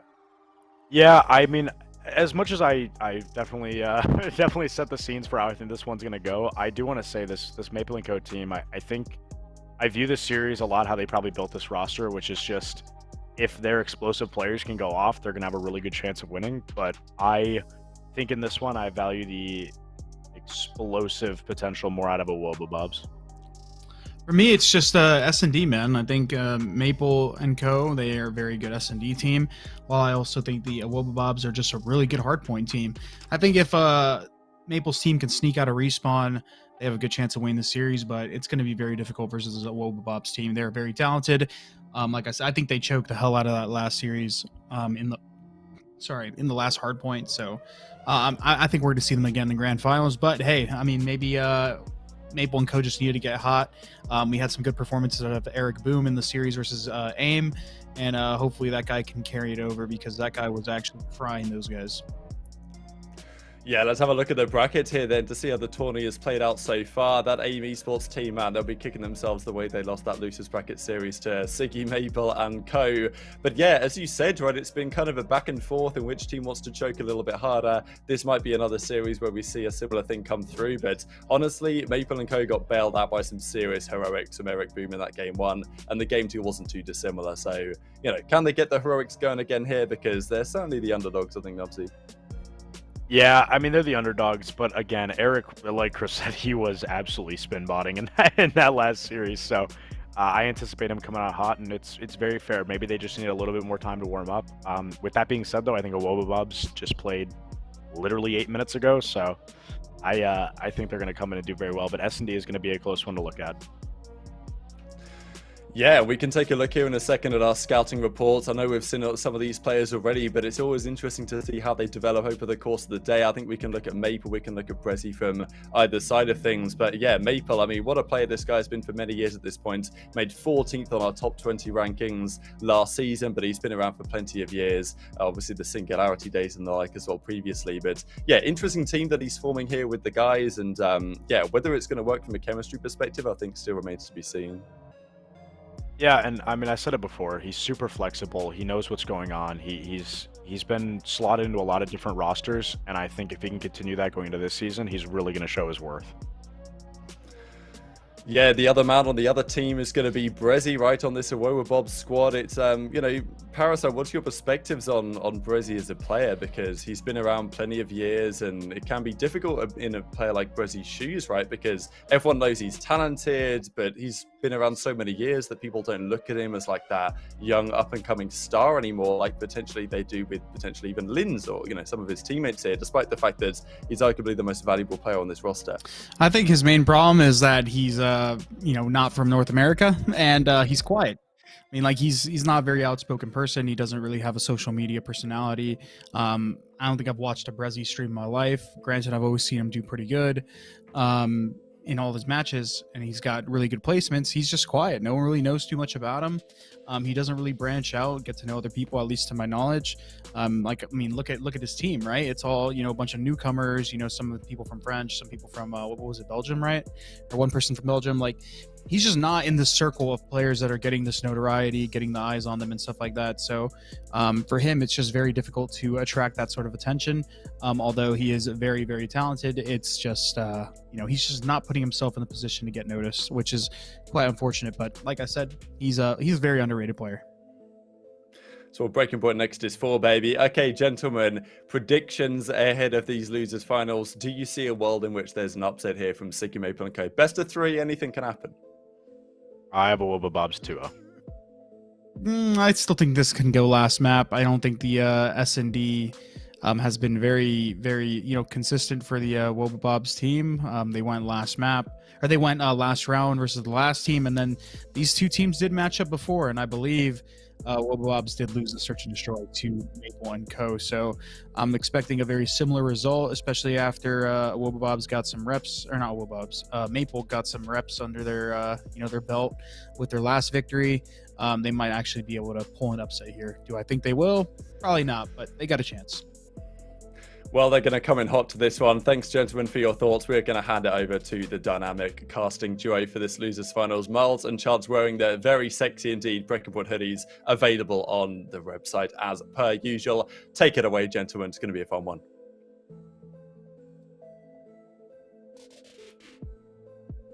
Toe in Breaking Point next gear. Check it out, ladies and gents. You can grab one of those as well. But we do have ourselves a lower bracket final matchup. Last chance saloon for these two teams, brother. Awoa Bobs, mate, and Siggy Boom, another outstanding Call of Duty team name, Siggy Boom. Boom, Siggy Boom, Siggy Boom. We got songs for days, by the way, with all these teams. It's great fun. But yeah, excited to see how this one goes down again. Lovely to get the insight from the desk there. I do think, yeah, Awoa Bobs, a little bit of work needs there in the respawns. Siggy Boom, we've already had their way with them prior. Who knows, mate? Who knows how we go here? But this is going to be. This is going to be that. What are you talking about, Charles? What are you talking about? Here's you got that backwards. Woa Bobs beat Maple & Co. earlier. Also, Siggy Boom is so much better than Maple & Co. I will grant you that. I was going to come into the series biased of just rooting for Woa Bobs because it's been so much fun to say their name that the more times we could do it, the better. But Siggy Boom ain't that. So, like, I suppose I'm back to 50-50. We'll just let the gameplay speak for itself. To Mercado Las Almas we go now, amigos. This is I'm going to just say it. Some of these hard points are atrocious. But we're going in feet first, kicking, screaming through this one. It's the barbershop hard point. I'll tell you that much, friends. Here we go. Awoa Bobs, Maple & Co. Let's get into this one. Right off the rip, middle of the map. We're looking to flip spawns already. Look at them yellow arrows. Awoa Bobs, they're flying, son. 2 kills already. Yeah, they are flying, but it is the other team that just gets the hard point first for free. So that's just a classic of, hey, you spawn here, congrats. You get the first 10 seconds. And then after that, we'll let the chips fall where they may. But you see the idea from Awoa Bobs. I think that is going to be pretty consistent from what I've seen in scrims of just most people hitting like that left side of the alley, trying to get that like center lane control, and then you can start worrying about the spawns after the fact. But it is not necessarily a fun spot to deal with off the rip, but Bobs have done a great job. Well, hardpoint number 1 coming to a close. Hardpoint number 2 up and about there on the minimap bottom side. Big wins all around the place. We go now, trying to break our way into the second story of that cafe, and slowly but surely, forward you go. That's a nice big bit of work there from Sigs. He's doing the work, baby. 5 spree. Looking for number 6 with a pistol. Oh my God, he nearly missed every shot there. But hey, Lordy, one more bullet would have got the job done. He's got 2 left in the mag, but that's it. A fresh one. Get it in there, son. Get that hard point time and get your SAE. I mean, hey, that's just the strat. You wrote it down. Just send Sigs in, give him all 4 kills along the way, have a nice little streak for him, and all of that effort from Awoa Bob to try to set themselves up on rotation just get shut down. Whoa, there it is. And he thinks he's Celium. And hey, with a snake like that, I suppose you never know. Holding it down low in the 9 spree from Mr. Maple. Not a bad way to start this one off. Take it. All of it. Next hard point, over we go. Top side of the map. We go from south to north. Reggie's going to be the man with the nades there as we try to make our entry onto the factory. Not an easy place to get into, obviously. 3 ways in. None of them are fun. Let's see what happens. Though. Maple & Co with a sweet lead now. And over towards the Awoa Bobs, we have the hub. Oh, gee, God, yeah, shots like that at Eric Boom. That is not a bad way to intro this because now Linz, I mean, he's got a couple teammates behind him, but also you got Furious that's going to be on the pinch. So I think right now the play's sort of on Furious, and he's just a little bit too slow. He gets red. Everyone loses the gunfights on the front side, and now it's, man, a little bit in a bad spot. Has to wait for his teammates. I did not see that one coming at all. 35 left in this one. Cobra holding it down. 2 spree. Check a door. Any doors? Probably a player behind it. Yes, there are. Maple makes his way in. 2 from 6. He's absolutely frying this game already. Mercado Las Almas is certainly his home. His casa. 11 and 2. Brezzy there. Mother of God. Flying around that corner. Lynn's there backing him up. Nice teamwork there. Coming out of Awoa Bobs. 15 seconds to be had here. Take every single second you possibly can. As we start to get towards some of the more... I don't know what to call it. It's the worst hard point I can think of. Look at the size of this thing. It's tiny. Ow. Get in there, mate. Trophies. Here comes the hit through back alley. Everyone on Maple & Co. They are holding hands. You've got your hard point, buddy. You're looking to make the break. You're stacked shoulder to shoulder on the inside of the hard point. Strap in, kids. This is going to be ridiculous. Yeah, meanwhile, Lynn's just taking a tour of the map while his teammates are like fighting for their lives. Christ. But his teammates are doing an okay job. Bredge is able to pick up 2 inside the hill, and by the time Lynn's gets there, by the way, I think this is a barbershop, is it not? Yep, the it's smallest barbershop of all time. Yeah, 1 cut at a time, but there are more trophies in there than Atlanta FaZe's trophy cabinet. Bloody hell, it's madness. Brezzy, 5 spree. Yeah, that's, well, not last year. Second place. Not that Anyway, sorry, net carry. Regain. This has actually been a great hard point for Awoa Bobs. The subs came to play. Trophies were there. They won the trade battle in that tiny little space. I'll never get over that. We have to change that. Someone's got to help. Cobra, though. Clay Pigeon shooting Eric. Boom out the sky. much more open hard point now for the less claustrophobic folks among us. You'll be happy to know. No cover though here, really. This is going to be all about those choke points. Well, it's also going to be about, can anyone actually help Maple out, right? He like starts off the game on a 9 spree. That's when Maple and Co had a very big lead. But since then, they've been getting bodied. So much so that, I mean, you can almost feel the stress of the comms leaking through just how impactful this game has been. Awoba Bobs trying to make the break. Maple and Co maybe trailing for now, but let's go for a quick listening with Awoba Bobs and see how they make the break and keep the lead. Go next, vas-y, go next, hein. Bon, barre En de deux. droite. Nice, nice, Spawn parfait. next, spawn next. Je monte au top, Cobra. J'ai peur qu'il y ait un mec au top déjà. Ça, il est mort. Je vais essayer de clear le top. Top clear, top clear. Je regarde derrière nous. Mort là, ça, mort là, ça. Dis-moi si t'as besoin d'aide, Cobra. Attends, J'arrive. Check ça. Encore 2. Encore un HP au fond. Marmine. Je peux pas, je peux plus piquer ma nade. Au pire, on joue notre vie. Il est mort. J'ai le fond de droite. J'ai pas le bac à les fronts. Ok. J'ai que le cause droite. J'ai spawn derrière Zig, y'en a. Ok, j'ai derrière toi. Ah, fond, bac à les, je peux plus pique, je suis low. Encore un HP front. Je suis baccalé, je le tue pas. J'ai tombé à Paul. J'ai le bas, Paul. Va top avec moi, non? J'ai spawn derrière Zig encore, derrière Zig. Double ligne ensemble. Derrière toi, Cobra, derrière toi, mort. T'es en bas, je regarde le bac, Paul. Vas-y. Dès qu'il te tire dessus, De côté Zig. check toi. Un qui monte à sur moi. Check un encore. encore un. On est dans le corner. Faut pusher. Ouais. Allongez, il t'attend Zig, Je peux chasser. 2 anciens, tranquille, ça pas frérot. Y'en a un qui est en bas, il va peut-être le pique. Tu les tiens. Ouais, tranquille, baisse lui. Y'en a un sur gauche. Ancien, ancien sur moi. J'arrive avec ça. Il est où, il est à gauche? Ok, bien joué. Une machine. On a le temps d'envoyer à gauche. Viens, on envoie de mid. Ouais, go split. Ah, 2 à gauche, encore le close droite, Paul. Cobra. Match, je peux pas. Je fais droite, on peut tempo. Ah, droite, gauche,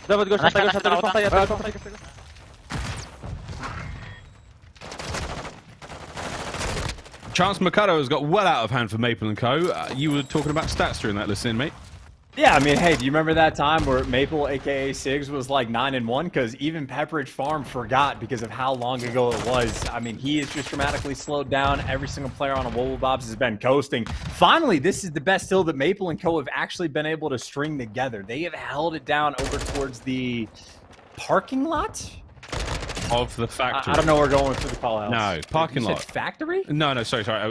Where we were there, but yeah, parking lot here, wide open. I would call this parking lot for sure. Okay, well, they've been on point. They're parked up and ready to go inside of this hill. It's been everything else that has been the struggle, including just the slaying category, where they're down by maybe 7 or 8. Maybe the slaying isn't super bad, but it was better at the start. Yeah, parking brake applied. Absolutely sitting in that one. No one's going nowhere.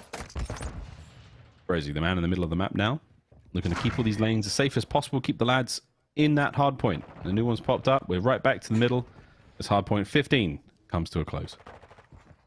I think now, again, you're also seeing all the players square up and get ready for the fight over towards P2 of just like trying to keep control of the bottom side of the map. But if I'm Maple and Co, I'm happy just to milk this hill for all she's worth. I mean, that's 3 kills in the feed, and Cobra's the last one alive on the rotation, but there is so much time on this P1.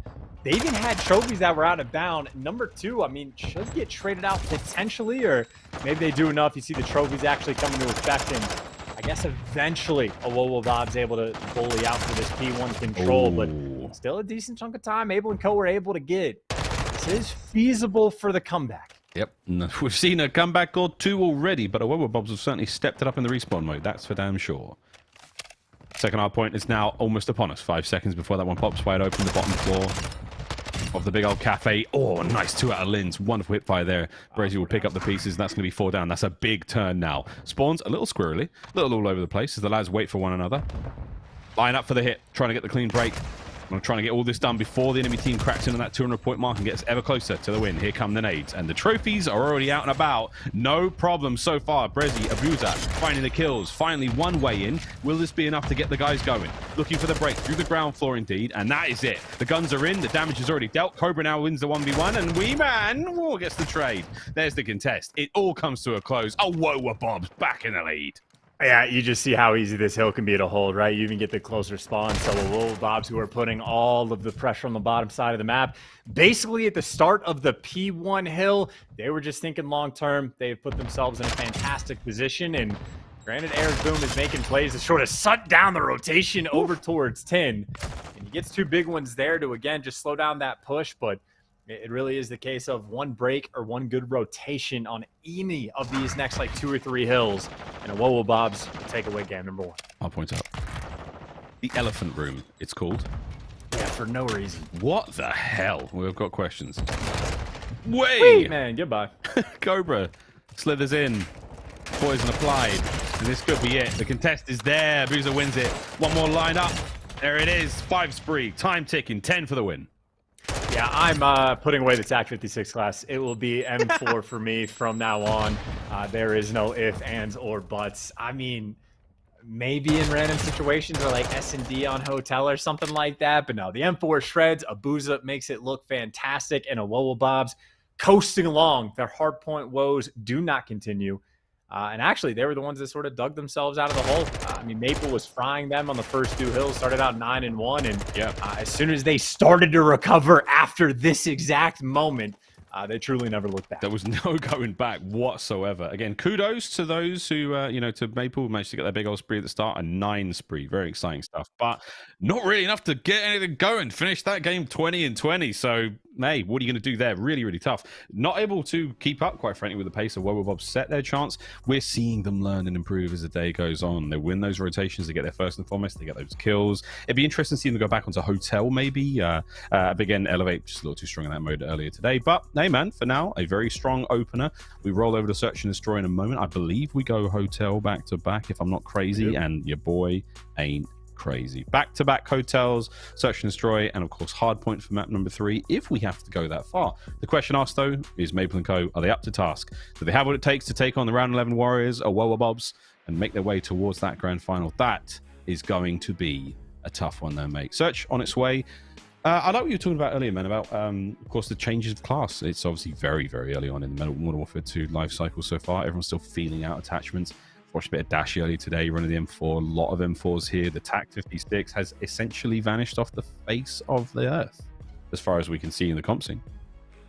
I mean, yeah, again, I think like situationally, I know we've talked about this, Miles, and I'm probably slightly or radically off with this, the idea of the TAC 56 of just like maybe slightly better at range for your like max distance gunfights. And if you're not going to be sniping, maybe situationally you want the TAC 56 out over the M4, because the M4 has like a bit of kick to it as far as like recoil goes in this game. But that'll certainly be, I mean, GAs are coming out day after day, so who knows what the weapon meta is even going to be in a week's time, so to speak. But at least to touch on the task at hand, I know the analysis from the desk, especially Parasite, incredibly intelligent guy. Basically, his setup was a Whoa Bobs who are just going to be stronger in the hard point. Even the hard points they had against Elevate, they sort of like let slip through their grasp. So I think his expectation coming in this was certainly map 1 towards Whoa Bobs. That was clear-cut the case. And S&D would be the opportunity for Maple & Co. to at least try to force that map 3, where S&D has been somewhat of their bread and butter. But by no means do I think that that's going to be by a convincing margin. Obviously, a Whoa Bobs pop-off potential. Abuza's already dropped like double-digit games in S&D earlier today. So they're certainly a threat, maybe just more in the pop-off capacity in the S&D. Can't be relying on the pop-off, though. You can't. You need a solid game plan. You don't be relying on magic. You want to find a sort of more stable and secure way. Plan B, if you will, to getting towards those victories. But we will see as the sun slowly but surely encroaches across my co-commentator's face there. It's coming at you, mate. It's coming for you. Hope you're wearing sunscreen. Good God. Is that your light? That's the light, like, or is that, what is that? Nah, that's the sunlight. I can turn the sun off if you want, but that's what it looks like without the powers. What powers are you blessed with? Turn the sun off. It's not a problem. Almost ready to get into our hotel search and destroy there. But yeah, expecting to see some snipes in this one. We've got some decent long, big old lines of sites, of course, going through the central atrium of the map. Of course, both bomb sites. Spicy as hell. Spicy as hell. Whether you're in the kitchen, whether you're out there in the sort of larger atrium, near the sort of one of many lobbies going into this map. Yeah, look at that. A fragrance store. Look at that lovely couch and all this, mate. It's a nice hotel. It's you can visit, you can stay here in real life. You can actually go there. Crazy. That's not going to cause any problems for anyone. No, it's perfectly fine. Crazy. Look, there's a statue of like Roman something or other there. Look at that. All nice chairs. Ooh, nice bit of artwork on the walls. Ooh, lots of marble. Lots of open space for standing around and loitering in this gorgeous large hotel. Round 1. Here we go.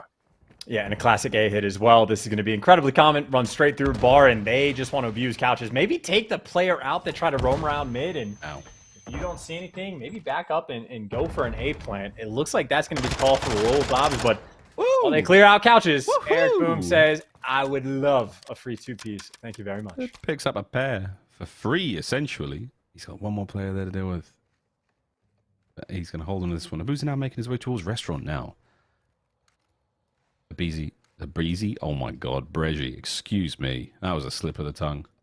He's looking good today. There's your tack, by the way. Meow. Smoked. And that's why it's not going to be absolutely smoked. Put it away, Klaus. Put it away. Breji absolutely guns him to bed. Wow. That's a bold call, by the way. He was 13 and 24 map 1. I think had 6 seconds in the hill, and now he's pushing up the middle of the map for close quarters engagements with a TAC 56. So, not a fan of that play, gotta say. Well, Bob's taking their sweet time getting towards this bomb site, making sure that absolutely every single possible nook and cranny is covered. In that time, though, here come 2 members of Maple & Co. Bullet's already tagging out. Abu's just going to get the first. Ooh. Maple come through mid. Eric's popped Eddie, making a fly round. Abu's going to bring the fight directly to the bomb site now, rechanging the angles, mixing something up, and here comes the Deddy hit. Might go for towards bedroom side. He's about to get pinched in a minute. This is going to be real ugly. Have they seen him? I do believe they've seen him. Here comes the bomb check. Guns are up. Damage there. There's the kill. There's the defuse. A little bit too much time spent there from Bobs and a wonderful rotation from Maple & Co. Yeah, great work there. I mean, Eric Boom obviously putting in the work early on, just gets the free 2-piece in the middle of the map at the start of the round. And it is sort of like an interesting opening break call, right? A lot of players love to play in couches, sort of look through that like middle lane for the lines of sight. So I like the idea of a Bobs making the move, trying to like double hit that player and get the free first blood. But then as soon as nobody's home, they get hit by a stun, forced to just run backwards, and then just caught in an incredibly difficult spot. So overall, just good tack usage coming out of Maple & Co. Great reads out of Eric Boom, and a solid 2v1 towards the end. Easy to mess up a 2v1 in this game already. We've seen a few of those. Easy to mess up a 4v1. Word selling. We're going towards there with a bomb. Numbers are there. Breji with the first blood. It keeps the archer safe. Weeman's got the backline covered now. No, covers nothing. Damn. Absolutely smoked. Smoked him again. Klaus, you better not have attack 56 out, mate. There you go. This should be fine. It's a 1v2. He does have dead silence as well. Hasn't elected to pop up just yet. Maybe wants to get a little bit of intel first, but I think he might just be walking into death. Well, we saw ahead. He saw Linz. Great shots. Linz is still going to be stunned somewhat. Klaus took some damage. Oh, in and out we go. Around the pillars. The guessing game. Snaking. Over the top. This is an awkward 1v1. Plenty of time to get this one done. Linz! Not to be fooled. By the shedding of the skin there. Slither's done. Equalizer had.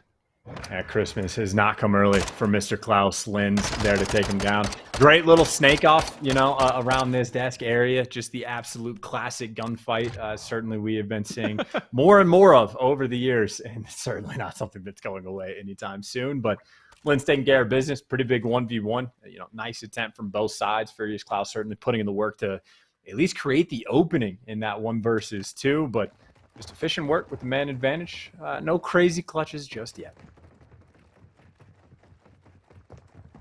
Round 3. Plenty of time for these clutches. Covering out with a snipe. The man with the golden gun. Dead. Toasted. That snipe's going to be out of the equation for a brief moment. Gotta GO those, dude. Way too powerful. I mean, it's just crazy how easy that is to use. Oh my god. Clean that one up. 3v3 now. Booz is going to pick it up, trying to make something happen here. And again, this seems to be a good sort of call over towards A. You want to pick these players off where they can really get pressure on your bomb carriers, but now Brezi's hit behind the desk. He's managed to get himself forward and cover the smoke. Wonderful shots on the wee man. Damn. Trades there from Klaus, though. 2v2. Yeah, just playing off the pixels in that moment. 40 seconds to work with is a little bit of time. You see the idea from Mr. Klaus. He's got the A bomb site on lock. Probably just going to try to listen for if they go nearby. And if you don't want to be heard, pop the Deddy, make a play. Lins and crew.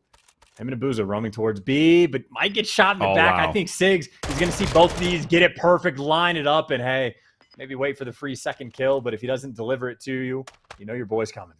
Yep. Gets the kill, resets Deddy as well. This is massive. Allows him to reposition Lins. It's no more dead silence. So now this is a quiet and uncomfortable crawl across the map. Big win. Enough time to get the plant? Yep. Not enough time to get the kill, though, because here comes the second member of Maple & Co., Klaus. Furious. Oh! No! Whoa, my God. It was so close. It was so close. Oh, that's awkward. I think he had to have heard him behind him, or like one of his teammates heard him, I guess, and tried to call it out. And when he got the call out of like, yo, he's behind you, just not knowing what direction to look or like being confused by that. That would be my guess as to what just happened. Yes. Either that or he heard him himself and then just somehow like it was just awkward. But that was almost a thing. That was almost a thing. The buzzer beater of all buzzer beaters now in MW2. That'd have been a first. Lordy. Another round we go. Smokes cover the cross. Over towards bedroom side of the map, we now find Klaus. Oh, this is a great spot. Beautiful work. Abuza out of the equation early on. Man advantage, Maple & Co. What do you think he's so furious about? Like the elves are on strike? What's going on? Could be anything, man. In this economy. Global warming, just like the North Pole. It's not what it used to be. Anything. Reggie trying to make the play, though. That is a great shoulder thrown just to get the intel. So not able to work up the middle of the map. And by the way, Mr. Klaus, I was going to say, he's been waiting in the wings around bedroom that entire time. Next kill gets hand delivered to him. And for Brezzy, I mean, shooting at everything, but nowhere he can go. Should be an effective A plant down, and the roamer up top still just doing his thing. I think roamer up top is going to be the play. Whoa, good job, Klaus. Brezzy taken care of. One player left alive now. And it's Lins. A force spree, though. Stay alive if you can. Ah, you're in trouble now. Woo! Gets away. 30 seconds. Trying to keep the spree safe, let alone the round. But there is time to clutch this. Oh, he's about to feed this kill to it. Yeah, I was going to say, Mr. Klaus, that's going to be number 5. So, you know, cruise missile potential streaks maybe on the line for the angry Santa Claus. 8-2, having a great time, and nice little ace he was able to string together in this round. Slowly but surely, clean bit of work. Was it an ace? Yeah, it was an ace, right? Yeah. Pressure down low, the last guy up top, 2 in bedroom. So yeah, not bad. Yeah. Furious I think versus the world. that is a great break off to catch the guy going towards the bottom side of bed. That little connector. Really, really handy spot. As long as you're not too noisy, I suppose under the cover of smoke, maybe it's easier to do. But here we go. Another round. Maple & Co. Wonderful work thus far in the search and destroy. Here's the old classic smoke right through the mid. This time we're going to go, though. Lins. The Wobber Bobs, they're in.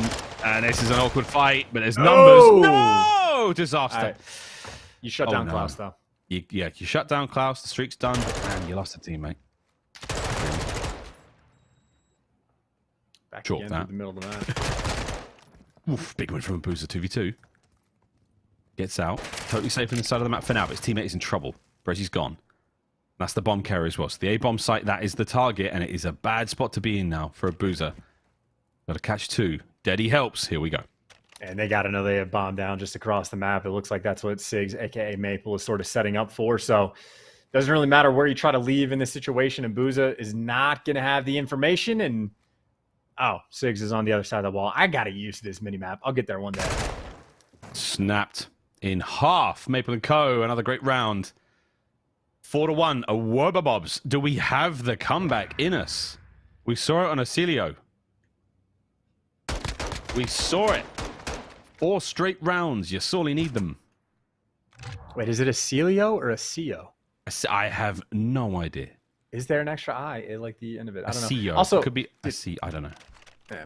On the minimap, I thought Maple was like laying down at bar, not like bottom bedroom. I gotta lean closer to my monitor. Yeah. It's a big map. That's a tight minimap. Restaurant is the very top center bit. The bottom side is the kind of like open lobby bedroom area. It's still difficult to see. We'll get the there. lines I'll are get clean. The lines are clean, but we're dealing with what is it? The hard part is the elevation. Yeah, Lins versus the world, by the way.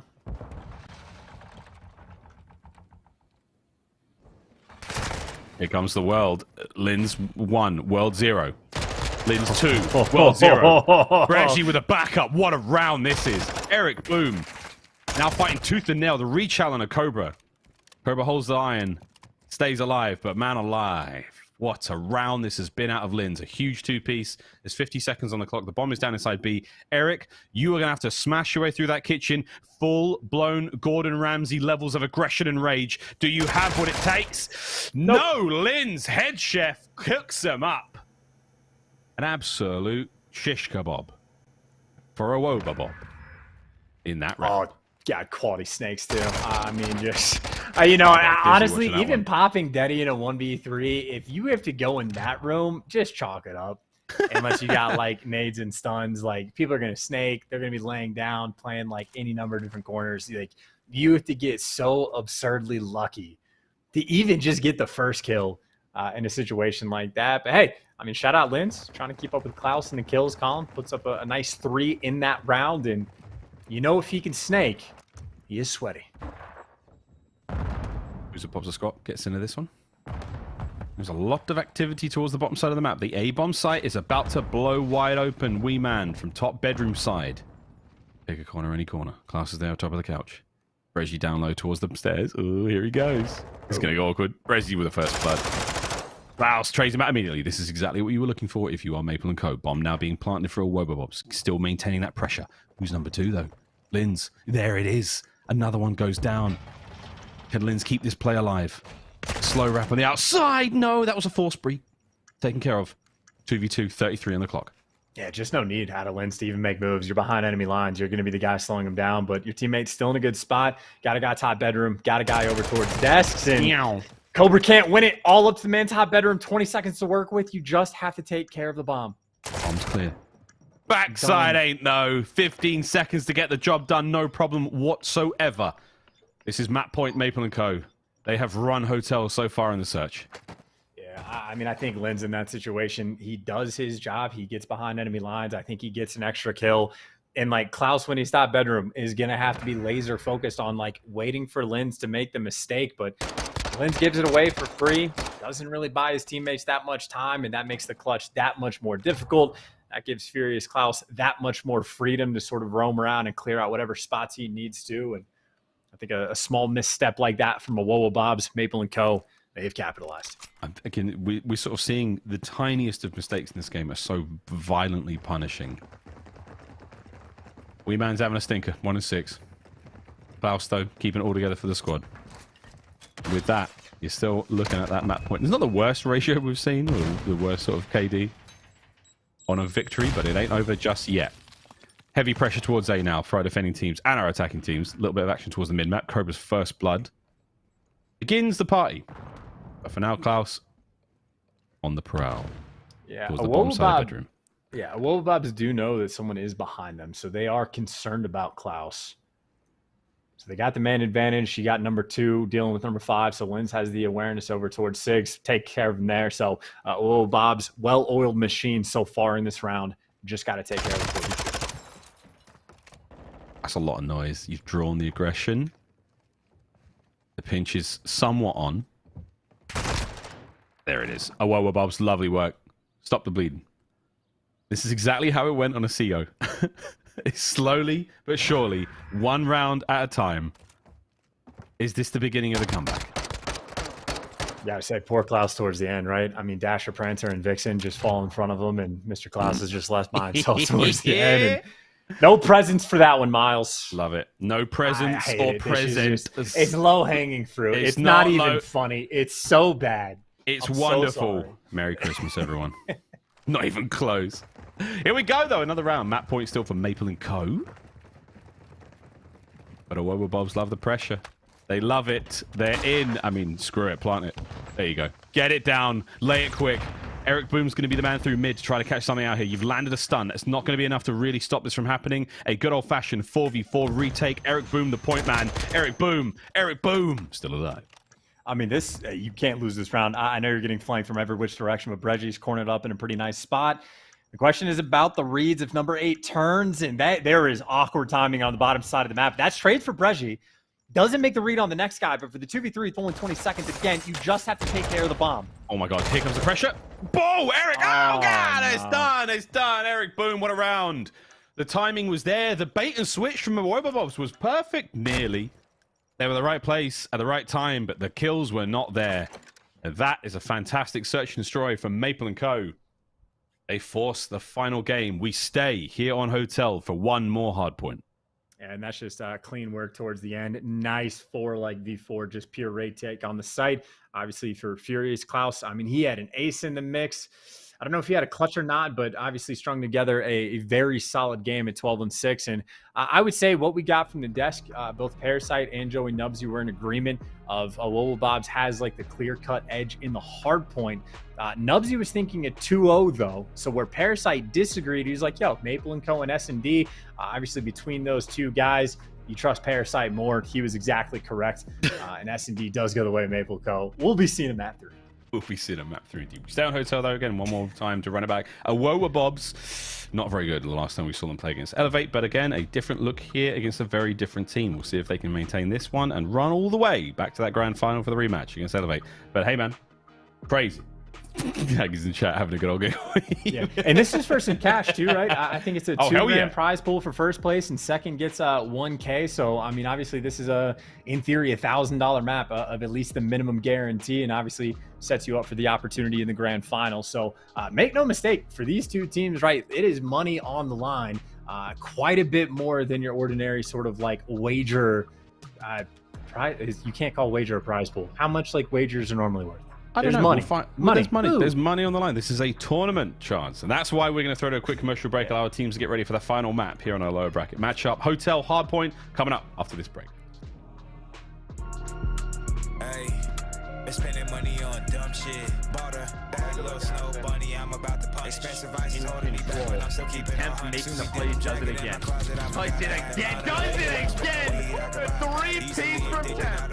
The timing good here. Finds one. Another player on top. Gets it done with the right hand. That's going to be huge. Now it's 30 seconds remaining in the round. That's a big win. Ooh, that was multiple points that optic using it played. They have outplayed their opponents by 19 kills. That is far from the case here. And look at the score because of it.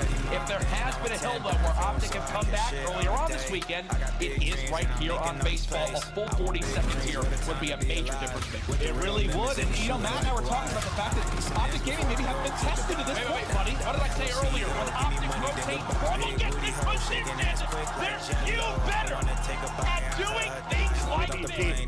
Now we got a couple down for optic right now. We'll see if they can pull this as they did have to do. And that's exactly what you need when you have 2 down. Scump can do. Oh my God! And Scump's going to go for this door. They are going to get a respawn in time, but he's going to get another one. Scump is still going. Sweet God, he gets the other one. He gets it. The crowd are on their feet off the Scump. Oh dear God, the 7 streak out of Scump. There's not much to do inside the hill. clecix just somehow whittles his way out of an awkward spot, stays alive as well. Teammates winning the gunfights, finds the pick on the Temp. clecix doing it all for Toronto. He really has been the man. That's going to be a 7 spree for him right now. And he was the lone man in and around construction while Cammy was hanging out inside the hill. If he didn't pick up the first 3-piece, they would have gotten broken. Instead, now they got a 30-point lead. They can't stop clecix, who's on a 9. Give him the 10. He's going to get it. Stays alive. Then they're not even shooting at him. It's going to be furious as clecix continues cleaning up all of the New York subliners. Toronto Ultra, they find their form here. Attach will fall. clecix an 11 streak right now, 22-17. Talk about a turnaround of his individual stat line. So it only takes one massive moment, and you can turn anything around here, as clecix isn't done just yet. Number 12 and 13 could be served on a platter. There is 12. To get to the window, and Shotzi just lying in wait. He's waiting for the call from his teammates. Moment of time of trying to bait these guys out. And the bait indeed. You got the 2 players on flank coming through. They've got the spawn. Now the pressure's on Cammy. Oh, looking for the second, looking for the third. He takes him down. Oh, Cammy! Nobody does it better. What a full piece that was. Can land, but he did get the position. Picks one. Looking for Ricky inside the hard point. Can he get him? Ricky doing a fantastic job staying alive. Finally cleaned up. And your score is with 15 now. 189 to 176 and counting. And Scump is getting cross-map kills kills with the Scorpion. Yeah, so close to even more scorching. Cecot drops back, tries to fight for position at the next one. Oh, with that kill, he gets him anyway. Taken out, nameless that one. He's not done just yet, trying to earn something warp speed, and he gets it. Oh my Stumpy! Holy streaked out the crowd here. Over. Looney in a 1v5 spot. He's able to pick up 2. Finesse with his life. Oh my god, that's now 3 in a row. Can Looney pull this off? He's able to get back to full health. They line up in front of him. He's able to dip, dodge, finesse. And now it's a 1 versus 1. What is this from Looney? He still gets away. 30 seconds now on the clock. Phantoms versus Looney. Looney waiting. Looney the angle! Looney the 1v5! What is that? Oh, that's a toss. So that's a reposition. They held up there for a second. Fans come sliding out. Celian, he is adding on to his numbers. Cammy, those gotten 3. Cammy with all 4. What did he just do? Show me his POV now. Cammy with the ace. It's a 4-on-4 inside a ring. It just snap. Round leaves Temp. There's Lonesome for the 1v4. The big problem. Minnesota Rocker know exactly where he is, but Temp will find the first pick. No bomb planted just yet. Things may be a little interesting. 1 versus 3. Smoke out top window. Another freebie for Temp. If you keep trying to plant, Temp keeps gonna kill you. You've got to make sure that you have that top window covered. You rarely see 1v4s, but Temp could be about to produce something special. As long as he doesn't get baited here. It's going straight through the door. Both players covering. Temp shut down for that. I can't believe it. 1v4 on the cards. All down to assault. I think Temp may have just got the audio cue. He so definitely needs the double punch Temp for the 1 versus 4. I cannot believe Minnesota Rocker. We go, friends. Game 3 here in our lower bracket matchup. This is for a spot in the grand finals between our 2 teams. We've got ourselves a little bit of love for a Bobs, and of course, we've got a Maple & Co. It's not Siggy Boom. Siggy Boom Boom's a great name as well. But we're going to Hotel Hardpoint for the final one. One last start between these 2 teams. Here we go, ladies and gentlemen. This is how the series has looked thus far. Again, shout out to Boston Breach, baby. Currently screaming Optic right now, and I've got no idea how it's going. But for the Mercado Las Almas, 250 to 174. Your Hardpoint was absolutely run, top to bottom, by a Bobs. And when it comes to the search and destroy, though, on the Hotel, a very different look. And again, mate, what to expect here? Of course, the expert analysis on the desk from our players. It does seem to be that Bobs might have the edge, I think, chance here in the Hardpoint. But what do you say, mate? Before that sun gets you in the eyes and blinds you entirely. It's not going to get here. It's getting closer. It is getting closer. It is setting, but I'll be fine. Not too worried about that. Okay. Also, not a vampire. Even if it does hit me, we survive these things and get used to that vitamin D. But as far as the map goes, obviously the conversation has been Bob's a little bit stronger. The Hardpoint, we have seen them on Hotel or against Elevate rather, and they did get overpowered towards the end. Azuba, I already getting mixed up on that. There's a Bob's in the mix.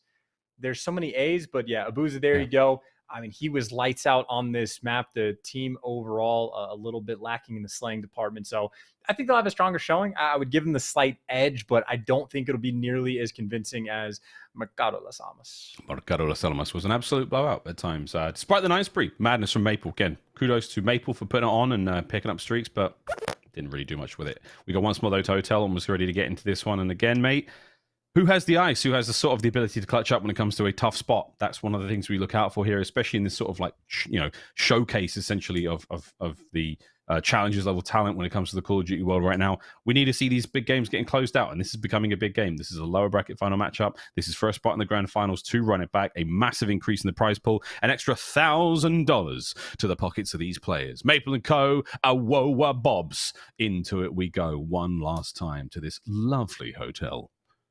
And I would say for me, probably Furious Klaus is going to be the player that I'm trying to pay the most attention to, at least on the side of Maple & Co. I know map 1 went 13 and 24, not a lot of hill time at his disposal. And obviously the team was feeling the pain overall, so someone's going to have to suffer. But if there's an individual to step it up for Maple in the Hardpoint, that's the guy I'm trying to pay attention to, but right into the hill and right back inside of Bob's go. Breji, he has made this his home. Bang, bang, bang. Nades, nades, nades. No trophies yet, so everyone explodes. But Lynn and Abuser finding the kills with their guns. Lovely work from Abuser atop the catwalk. A very open position, but if you got the in and out, you got them silky hips and the smooth moves, you can make the most of that very precocious tower position. 30 seconds remaining here on first, and Awoba Bob's man alive. They have smoked it so far. Great stuff from them, but don't forget, we have to be looking towards that P2 rotation as well. Yeah, maybe I was going to say he's taking a long time to back up and actually try to worry about Lens because they should know someone's behind enemy line. So inside the actual hill, Awoba Bob's on cruise control. As far as the rotation goes, Maple and Co are here early on, and they have all 4 players alive, but these would be sort of the crucial gunfights. If Maple and Co can get a nice little wipe, then they can get right back into the game. But if they get broken here, I don't know, man.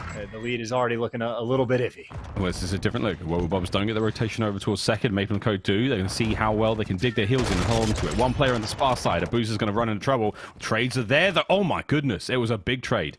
Again, those long angles, long lines of sight here on this wide open hard point. Big, broad arches. As long as the team fire is there, as long as you are watching your mates, you should all be good. Wee Man now coming in from behind. A big 2 nearly. Over to Maple now through the front. No matter what happens, it's got to be Trade City. This is where teamwork will prevail. 30 seconds remaining here. The smoke has cleared. Maple and Co still in control. Yeah, and that's a very big flank coming through for Eric Boom as well, because he shuts down Abuza, who was really taking his time to try to potentially set himself up for a few of those kill streaks. So that does not come through, but towards the kitchen we go. Furious Klaus was quiet. Doesn't make a difference. You know, just look at the minimap. They're all in corners. It's not hard to lock this one down. They're in all the corners of the kitchen. However, we do have Abuser trying to make something happen here through mid. This is going to just slow down those players with the red arrows and the minimap. Watch them respawn. Okay, right next to each other. It didn't slow nothing down. It might have made it worse because now it's a 2-man hit. Oh, well, Abuser's still getting kills. Middle of the map. Oh, wow, Lordy. Abuser's flying his way forward. Lens gets brought down. Abuser looking to find the 5th. Good work, though, still trying to slow things down. Meanwhile, Sigs has managed to make it all the way to the hard point. Meow. The break might be on. Wee Man's here. I was going to say, we were watching over COV, and not the finest snakes I've ever seen. Like, they were certainly, like, getting the job. More snapping with stupid snakes and make it efficient, because he loses that intro gunfight, and obviously that is a clean break on the restaurant hill, and Awoba Bob's on Hotel, that has been the name of the game. Their rotations are pretty on point. The holds, not so much. And the massive lead that they built themselves literally right from the jump is all but faded before their eyes. We'll see what happens on the next hard point. Klaus. If we can find any sort of space to work with here. Nades up. Surely trophy. Yes, there we go. Brezzi would be the man on time. Good holds from Awoba Bob. Brezzi, once again, a big win. Once you let those enemy team get close, though, this hard point becomes very, very difficult to deal with. For now, excellent work, Awoba Bobs. They have still locking this down. It's just a great power position for Abuza to be in. Gets the information, gets tags in, and hey, gets a couple kills along the way. And you see the setup, all those players' attention on him allows Brezzi to get the free 2-piece. And that is just a deadly setup, but they're not reading the back spawns. They're at least partially. I guess Cobra actually does make the read. Brezzi, the turn and burn to get ready for it. Eventually, because of the spawns, the break does come through, but feels like Awoba Bob's not too upset about the matter because, hey, they'll be coasting right along towards them. Or they catch a few players on transition as well. So towards the next we go, towards restaurant. And they have their table reserved. So far, so good. They are fighting for it, though. Obviously, an exclusive spot here in this lovely 5-star restaurant. But ladies and gentlemen, now with the hard point in the hands of Awoba Bobs, let's go for a quick listen in with Maple and Co. Close right. One bullet arches. Weak on their side, and weak on their side. He went back to connect. He ran back to the kitchen. Connect. I'm going for a book. Oh shit. Yeah, I'm coming books. On his connector, Lynn. Same connector. Flashing. Then couches. Still. I need one close. Couches? Yeah, couches dead. I'm one. In the middle of the desk and point. Might want to go for a bed. Close in the double door. Deep right, he's on Zeke, man. He's on Zeke, one Zeke. He pushed me out, Tom. Come left. Get you if you can. Gun here. Gonna be the back kitchen, just holding across. Yeah, one's in the back car. I'm sure I cut mid. He's on the back van. Top bed. Oh, there. Top bed, one shot. Where's the guy? Top one shot, top bed. I thought I hit him up there for sudden. He's gonna be weak for a nade as well. No, dead. With a nade. I'm going back right. Yeah. Let's go, class 3 and 13. Still top bed of me. Pardon me. What? One T back on me. Top bed, we. All the way backstairs, we. Beyond the block, backstairs. I'm playing him. Back steps. Bed on time. Backstairs, Brazy. Time again. We. Brazy's backstairs. Use backside. He's closer. We can time. Yeah, time. There's two. Isn't it? Cloud, what are you doing? He's here, court, and one's bomb garage as well. So short. I'm dead. One more top bed. I caught you. Cat. The bed. Oh, there's bricks on me. It's just Try flip for P1. He's caught. Show me left, third. Oh, top cat as well. Fuck it hell. Do set up top cat. How do you this? It's going to be right. They're going to be hitting right. They're going to top kitchen. Backing up. I'm bed right now. Going to be archers or something. Get the fire. And it is not a gracious finish for Maple & Co. as they are being picked apart piece by piece. You can hear it in the comms. They're not having a good time here on Hotel Fans. Hey, you want a gunfight? I was prepared for it. Not ideal in the hard points for Furious Klaus. Definitely felt a little bit pain in this matchup, but agreed. That was just depressing comms, and it'll just be a victory lap for Awobo Bobas. Sorry? Awobo Bobas. Can I get that one more time? Take two. Awobo Bobas. Smacking him. Absolute smacking him. I mean, dude, Linz has, now 7 whole kills. 7 entire kills. Destroying them. This is a real run around of the hotel. Full streaks, Cobra. 9 spree. Any more?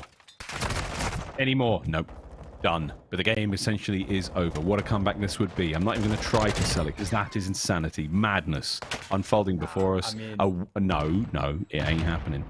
No, I agree. I was just going to say 5 and 18 with 9 seconds in the hill. That looks exactly like all of my Hardpoint teammates. Wow. Get ready for the CDO mosh pit. It's about to get even worse. Nothing on the line. 2 seconds left. And Awoba Bobs are walking into the grand final for a rematch against Elevate. And there we go. Streaks and everything. It's all coming down. One final break, my friends. Here we go. Bon chance, mon amis, into the hard point. Cobra, the man first and foremost. The tip of the spear. Abuza with the kills. Now the contest. Behind the desk. Anyone there? Pray tell. No! Hard point. Get in there. May pull off spawn. Absolutely ripped. Get to the point! There you go. GG's! Awoba Bobs. They seal it in game 3. Wow. What an absolute slaughter. I think they took the foot off the gas a little bit towards the end there. They actually could have closed that out stronger, but they were definitely having a very good time there on Hotel. Lots of fun indeed. They ran that one. Start to finish. Less stomp. Oh dear. I'd leave the game too. That was not pretty. Abuza's kind of nasty. Not gonna lie, like Breji obviously putting in the work as well. Breji was the damage leader of the lobby, but yeah, I think Abuza. I don't know if we've seen him have a particularly bad game yet, so maybe one of the front-running candidates for MVP. Admittedly, Breji could be right there with them, but Bobo bought themselves a spot in the grand finals. Nice little rematch against Elevate, who obviously earlier, I mean, they had advantages in the hard points and, let it slip through their fingertips, so to speak. So the opportunity for revenge is there. Well, there you go. Finals almost upon us. We will see what happens next, though. I will be rolling to the desk in a brief moment, Chance, but there we are, mate. That was a lot of fun catching a very brutal hotel. Hotel seems something. What? I was just going to say, by the looks of it, the grand finals, there's like a 1-map advantage from the team in winners, and we might have 4 maps, like if needed, sort of thing. So it's not quite a normal best of 3. Because of the map advantage for the team out of winners, if this makes sense. We'll deal with that in a moment. Of course, our Paradox MVP, you brought that one up a bit earlier. We were thinking about who best to bless with a wonderful gift. I think it's a 390. Is it RTX 390, is it? Oh, it's a 380, I believe. 3080. Sorry, I'm not a computer guy. 3080, though. That's a wonderful thing. Shout out to the guys at Paradox, of course, Paradox Customs. BR Paradox on Twitter.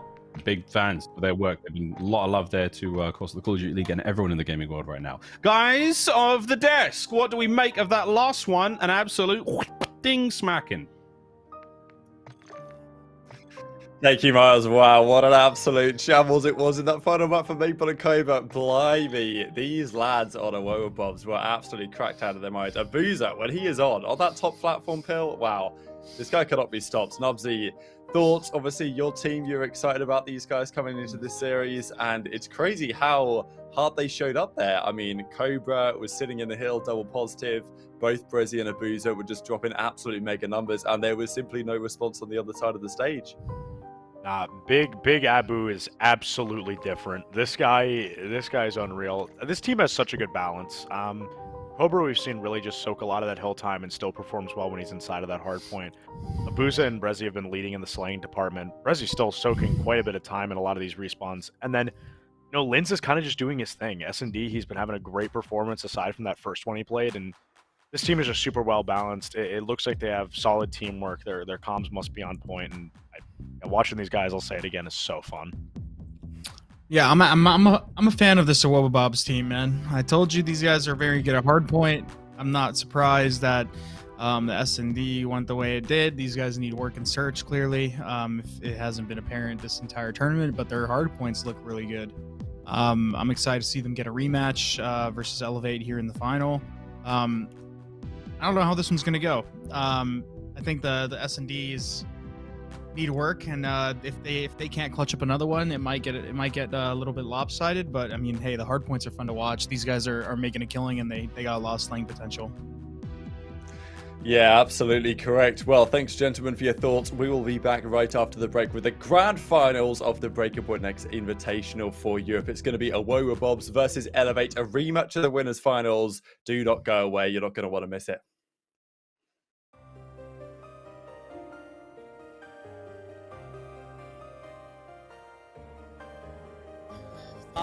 Insights living inside the hill, and he's 22-9. You need to clean up kills. Vance has got him. That's a 5 spree for him. His final go by. The victory lap is in, and we saw the Money Hill last go around. Ultra, they look like they're going to Oh my God. Right here, right now. And this is the most sublime Vanguard we've seen yet. 231-71 advance. What in the name of all things sacred? They are walking through them. Seattle Surge, I mean, they've got 10 seconds, a chance to... It's all come to a close. The bubble has burst. The fairy tale has ended. Welcome back to reality. What a devastating performance. Toronto Ultra. They are your kickoff classic champions. This is where Atlanta FaZe proved to us why they're one of the greatest teams in the world to bounce back from this situation, try to force that round 11 here on Berlin. A bomb site will be this choice for FaZe. Chelsea clearing the windows. They know something's up. You're going to have nades over towards A, looking for some intel. You got Shotzi spotting a BZ down low. But keep in mind, Illy, the brain, on the long flank. For the moment, Selim was watching it. The time it to be on point. You can have Scump creeping up. So far, bomb not going down. Spots him. Massive kill from Selim. That is an unbelievable first blood. Now the 3 remaining members of Optic have to now contend with the full might of FaZe. But Shotzi! What was that angle? The bomb doesn't get planted. Scumpy flies in. Shotzi on the outside. A BC the lock one up. And it's Dashy.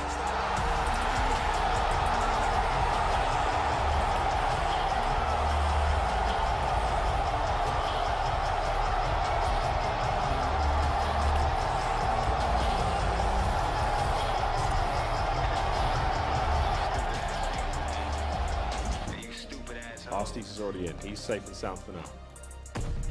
The shattered glass now as the pressure mounting. LAG can taste it. Forward they go. A scene with the first blood once again. Arstes desperately trying now to get involved. Here comes Shu once again with the kills. 2v4. Asim, he's done it. It is now all down to Selim. It's history in the making. One way or another.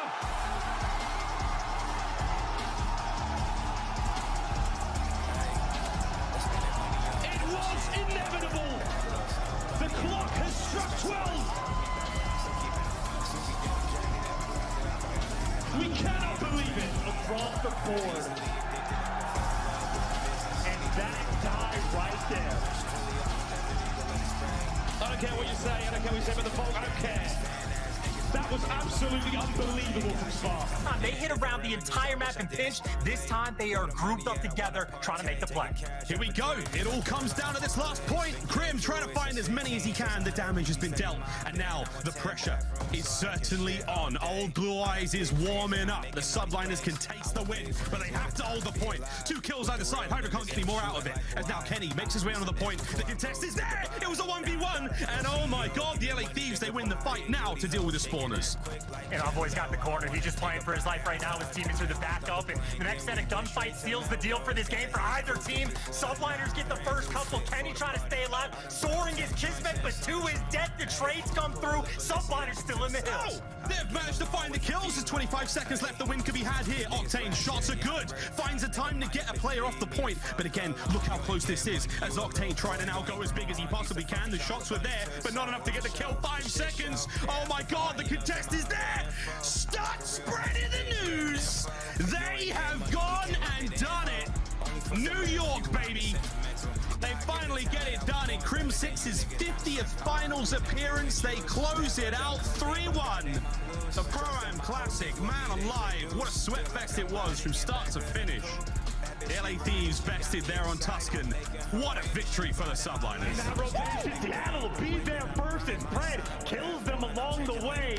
Next rookie in line, well, he's gonna fall. Accuracy for the team. Trying to come on down. He gives you 2. Yo, Lamar, got myself a push. I'm in the hard point. There we go. Pred finds one on the entry. Contest though, still there. Trying to set this one up for the long run. That's what you want to do. Oh my God, Mac, what the hell? Kills are there as we climb closer and closer to the end of this tournament for Seattle Surge. Everyone's so far away. Here's Glide, #1 coming down, and well, the kills come too quick. You're forced. All right, guys, and welcome back to the Breaking Point Next Invitational for Europe. We are finally here. This is the grand final series coming right up between the Awoba Sky and Team Elevate. A crazy rematch. We've seen both of these teams hit some seriously peak performance levels over these past few hours. And thanks also to Paradox Customs for supporting the show today. The MVP of this tournament is going to get themselves an RTX 3080, courtesy of Mr. BR Paradox Customs himself. So check them out for all your PC building needs. And the MVP is going to be very happy with their takeaway from this one, regardless of who it is. But it's going to depend on the grand finals performances, gentlemen. We're back in business. I mean, look, we expected this to be the grand finals. These two teams look the strongest, and it's just an exciting matchup of teams, right? I mean, these are Wobobobs guys, the French-speaking lads, up against Team Elevate with some veterans from Europe. It's the perfect combination of a grand finals game. Yep, and you know, I'll start it off. I maybe was leaning a bit hard on the Hopium there in that last time they matched up. I'm not gonna lean into that this time, and I kind of want to start the start the tabling off with saying Elevate's gonna take this one. See, I'm on the opposite end. You know, the Wobobs now, they got some more reps under their under their belt. They're feeling hot, right? Elevate might be feeling a little cocky after putting the smackdown on them the last series and in that last map. I think Wobobs are going to come out and put on a show. I'm expecting big performances from Brezzy and Abuza to propel them forward in this series. So I'm on the opposite spectrum this time. We'll see. We'll see, Joey. Maybe I'm the one riding on a little bit of Hopium this time. But hey, man, it's all in good fun. I'm just hoping for a good game, in all honesty. We actually just got an update from production in terms of what teams banned, if you guys want to go over the maps. So map 1 is going to be a Hotel Hardpoint. Map 2 is going to be Mercado Search and Destroy. Map 3 is Embassy Hardpoint, which I don't think we've seen yet in this tournament. And then the 4th map will be Asilo S&D. The reason there's no 5th map is because I think there was the team that came from Winners Finals has a 1-0 map record already in the series. So in terms of who banned what, Elevate bans Fortress, which I think is a good play because that was the map I think that Wobobobs choked. And they've been looking really, really strong in that series.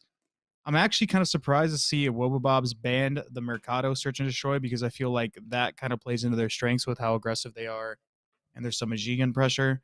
Are you guys surprised at all by the Hardpoint vetoes? What do you think, Analyst Nubsy? You know, I am definitely a little surprised, echoing your point on the S&D veto a little bit. I think the hardpoints are pretty reasonable. I think this initial Hotel hardpoint is going to be a huge point of leverage in this series here. So as for surprise, no, I think the hardpoints are relatively standard for them from what I've seen so far, but I put a lot of stock into this first hardpoint.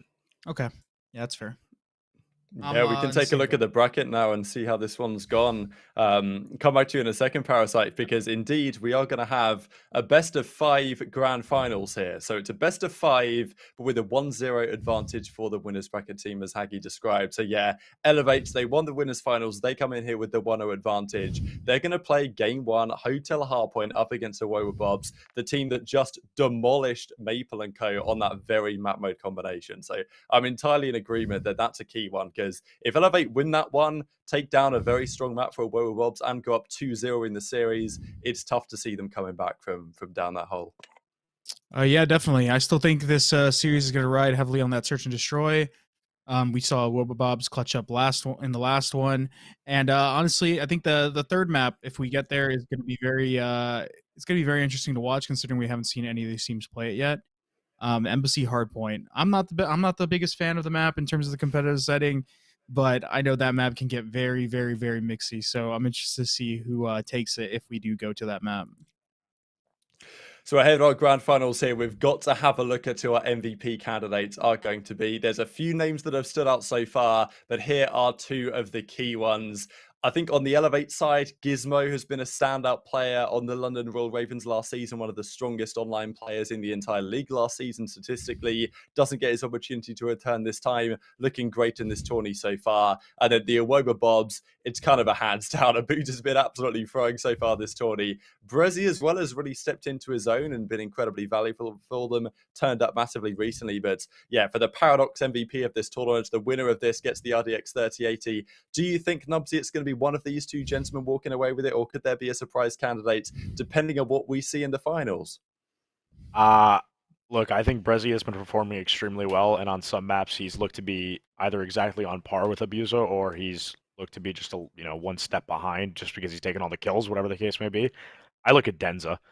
I think Denza is a strong leader for this team. I think he's the voice that's probably controlling a lot of the plays in the middle of the map, and he's also performing very, very well.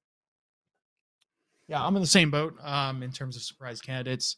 I think Denza could be one for the Elevate side. And on the other side, big fan of Brezzy. I think he could be the other one being looked at for the Awoba Bobs team. Yes, this is Denza's kind of scouting report, of course. We've also got a scouting report from Vortex on the other side of things as well, or also on that same team, just because Vortex, yeah, he's not going to get the limelight. He's not going to be the MVP in these type of situations, but he's certainly a player that knows how to get the job done, knows how to win tournaments just like this. And that experience plays out, it's a best of 5. They've got the 1-0 advantage. They are the favorites. They won the Hardpoints first time around. Awoba Bobs haven't shown the most search and destroy prowess so far. And there are also 2 searches in this series, right? There's 2 Hardpoints, 2 searches. We haven't seen that so far. So the better search team is going to have the advantage here, Parasite. Yeah, I'm excited to see. Sorry, I'm actually tweeting out the grand finals right now, but the grand finals are going to be an amazing time. I think we're going to see throughout the rest of the Challengers year, not only here at Breaking Point Next, we're going to see a lot of this Elevate team. These guys are just very storied. They got a couple of Pro League players in there and a couple of people that are just falling short of making it into that. And I think this Awoba Bobs team, these guys are going to come out and put on a show this year too, man. I think that, them being in this tournament was a really good eye-opener, at least for me. Like I said, never seen this Abusa guy before. Guy's definitely gross. And yeah, it's going to be a good time. Well, these are the big questions. I know you guys already kind of hinted towards your picks for this tournament victory, but I've got to ask, what do we think in terms of map count? Nubsy, I know you're changing your mind to go to Elevate. Parasite's thinking the other way. Your team's up 1-0, Nubsy. I'm going to say Elevate 3-2. I think this is an absolute toss-up series, mostly because of what Chris mentioned about them coming off pretty hot right now. I'm going to give it Elevate 3-2. I wanted to hope for the Awoba Bobs S&D, but they did not come in clutch for me the last time they played them, so I'll take it Elevate 3-2. See, I'm going to go on the opposite end. Actually, yeah, we're going to go 3-2. I think they're going to come out and, perform the same on that Hardpoint that they did versus the last team they played. They're going to take a surprise victory in the Mercado S&D and an Embassy, which we have yet to see anybody play. I'm telling you right now, these Awoba Bobs, they got that Abusa guy on their team, and that guy's a disgusting AR, and that map has a lot of AR gunfights. So, I'm taking 3-2 Awoba Bobs. That's good logic. We absolutely cannot split the desk over here. Well, it is time to send it over the casters for one final time today. For the European side, it's Miles and Chance on standby to get going for what's going to be a fantastic series. Best of 5, best players in the European region. Who is going to prove to be the next up superstar for the CDL? Miles and Chance, over to you, gents. Thank you very, very much, Rab. Cheers, mate. Grand finals time. It's been flowing by, mate. Today is absolutely rocketed. Good times, though. Has to be said here at the Breaking Point next tournament, of course, brought to you by the lovely folks at Boston Breach. Cheers to Papa Gino's. Cheers to, BR Paradox. Wonderful stuff. You're starving now, I bet, but we know what we're really hungry for, mate. Grand finals, bit of Call of Duty. Here we go. I mean, or the pizza, we could just take the pizza. I'm down for the pizza. I mean, if we have learned anything from the day, Miles, it's that all of Parasite's predictions on point. All of Nubsy's predictions, completely incorrect. So last time this series occurred, Nubsy was rocking with Awobabobs. I'll never get there. And Parasite picked the opposite. Now they've made that switch, but Nubsy's wrong every time. So I don't even know if we necessarily need to play the grand finals, because the Awobabobs are clearly going to win this. But obviously, just in case some craziness happens, it's online Call of Duty, who really knows? We can get it done, or we could eat Papa Gino's pizza. You didn't skip a beat there, mate. You really didn't. And Jerry Nubsy did wonder why you were taking all these shots earlier in the green room, and now he knows you were just saving them up. No. Let me be clear on this. I joined the Discord call, and Nubsy started taking shots. He opened this can of worms. And now he's gotten every prediction wrong. So what do you want me to do?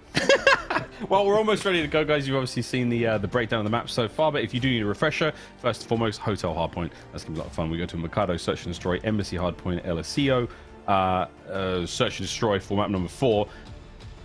Break it down again, Chance. Should we get there? Break it down. So if you are Team Elevate, you only need to win 2 maps this final, right? Right, yeah. So coming in with a point. People keep saying best of 5 with map advantage. That confuses me because I'm not that smart. For me, Awoba has to win 3. Elevate has to win 2. We'll go with that. 3. We'll go with that. 2.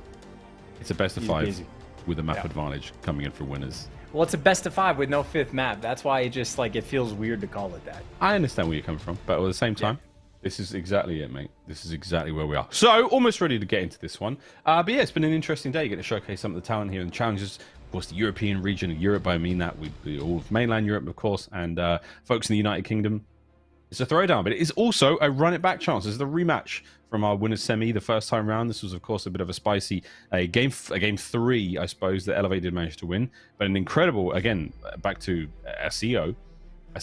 How did we do it? Alan sent me a shit DM. It's Asilo. I'm never going to get this right this year. This is the one that's going to catch me. I'm normally so good at this. El Asilo. That is the one map we did see, of course, the game 5, the round 11 in the game 2. Total turnaround. A 4-round in a row victory, I suppose, from the guys of Awoba Bobo. I'm already doing it now, mate. You've completely ruined me, Ashworth. It's so good. Awoba Bobo. What have you done to me? Awoba. All right. However you say their name, I do not know. I will say, probably the most important actual analysis for it is just the idea that it is a grand finals. You have a map advantage for the team that is basically vets across the board. I know vet in Call of Duty is a weird thing. When I first joined the scene, if you've been playing for more than 3 years, you were a vet. So by far, all of these guys on Elevate. Yeah. So the guys on Elevate, they've been around the block. The guys on Awoba, there we go. Yeah, Awoba Bobs, plural. Not a single Awoba Bob, multiple Awoba Bobs. That's the plural. Yes. Yep. All 4 of the Awoba Bobs that are in the mix. God bless But again, them. A couple fresher faces. The older guys on the team are 22. The younger ones are the fresh off the block, just turned 18, getting ready to be on the scene. And again, I think even Nubsy, the one thing Nubsy did correct was at the very top of the show. I think when he was talking about Azuba, he was like, I think this is one of the players I'm most interested to watch for the tournament because I just don't know anything about him. It's my first time ever getting to watch this guy play. But he's been the fry man pretty much every single map. And if you're teaming with someone, the guys on his squad are high caliber players. Guys like Breggy have been around the block, have had success in the pro league before, and he's keeping up with, if not outperforming at times. So the young guns looking good. You got the old vets on the side of Elevate, and a couple of the maps are run it back as well. It was a Woba Bobs that had the advantage, at least on the first set of rotations against Elevate on Hotel earlier. and Elevate just slowly orchestrated that comeback. So a second opportunity to make amends for prior mistakes. Not everyone gets a second shot, but these lads will. Here we go, though, into the first hard point. Bob's first in. Will that amount to anything? Because, again, the slaves from Elevate. We talk about this a lot, though, in competitive Call of Duty. It's very, very difficult to beat a team on the same map mode the second time round, where everybody learns. And this time, it's kind of looking the same way. No, trade's going down. The opening exchange is coming to a close. Cobra, last man up and alive for a moment there for a Bobs, but now Gizmo on the 2. Hard point in the hands of Elevate. We will see if history repeats itself.